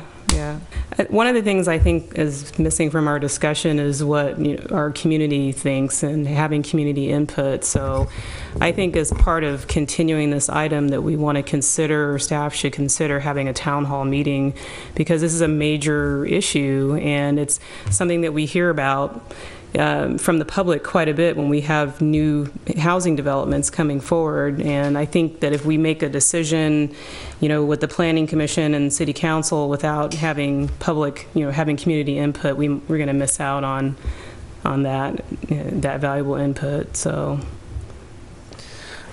do we need a motion to continue this item? No. You can just, the chair can just direct it be continued. We'll just continue it to a date uncertain. Our consultant would like to say another quick thing. Just two quick things. One is I've heard a lot of what you're saying, and I can see places to change some of the diagrams and things and the wording in the system to create that flexibility and still get to an objective. So not maybe everything, but a lot of the things you've said, I can see, okay, there's ways to kind of get there. But the other thing is I want to say that I felt was really important hearing your discussion is that I've been doing a long time working with developers and applicants, reviewing projects where cities have guidelines. And I think 75% of the role of the guidelines is to get something there to have the discussion around. Because it never really comes to where this is what we have to do, and they do it. What it does is it provides you a vehicle to talk with people about the issues. and then rather than just react to their very specific proposal that you know doesn't meet your goals. So really what we're trying to do here is get something there that really will bring that discussion when they come in and get closer to where you might want to be. So that's, I think, the main purpose is getting things that will bring that discussion forward. That's all I wanted to say. Great, thanks. So, We're going to keep discussing, that's for sure. All right, so we'll continue that to a date uncertain. Did we also want to, are we done with this, or did we want to? Charlie? Because there was also this issue of whether we needed to initiate a change to the planning regulations. Well, if you're not going to take action on the guidelines, I think that's sort of unnecessary at this point. We can tie it to your, we can tie it into your future action on the guidelines. Okay. Yeah. I was going to suggest that if we're looking at changes to the bonus program in the planning regulations, which is what this is tied to, right? The family-friendly, yeah. Yeah, that we look at, that we kind of look at the bonus program overall, because that was something that the city council also wanted to do. Well, just to be clear, this kind of game plan that we're trying to put together, which will have dates for meetings and stuff, and hopefully an end point when we get to the, finish line in the not too distant future, is intended to encompass the gamut of everything that we've been tasked with looking at. So it would be the bonus system, unit mix, family-friendly, affordable, ownership housing, and anything else I've forgotten to mention. Do you think? And they're also integral and they're also interrelated. That I think we need to be looking at the different pieces. I think we're looking at the family-friendly without looking at the bonuses. It's sort of like looking at the marketplace development one piece at a time. It's just we need to get the overview. Exactly. Do you think we will you'll have that game plan all laid out for our next meeting? Oh, I certainly hope so. Okay. I hope before that. We actually have there are marching orders. All right. Yeah. Thank you. All right, then I'd with just that. like to make one commissioner comment real quick about the Emmy Apartments. Is they did start leasing this past weekend. They hope to start occupying in March, and they are 20% occupied already. And they haven't even finished a complete week yet. Good. Emmy Apartments, they're at 64th and Christie, on the corner of the marketplace. Oh. Yeah, that And I'll say that come into fruition. And I'll say that I think that the Commonwealth little micro brewery on Adeline has opened now. Oh, that's great. Yeah, I can't guarantee it, but I think so. Anything else? All right, we're adjourned.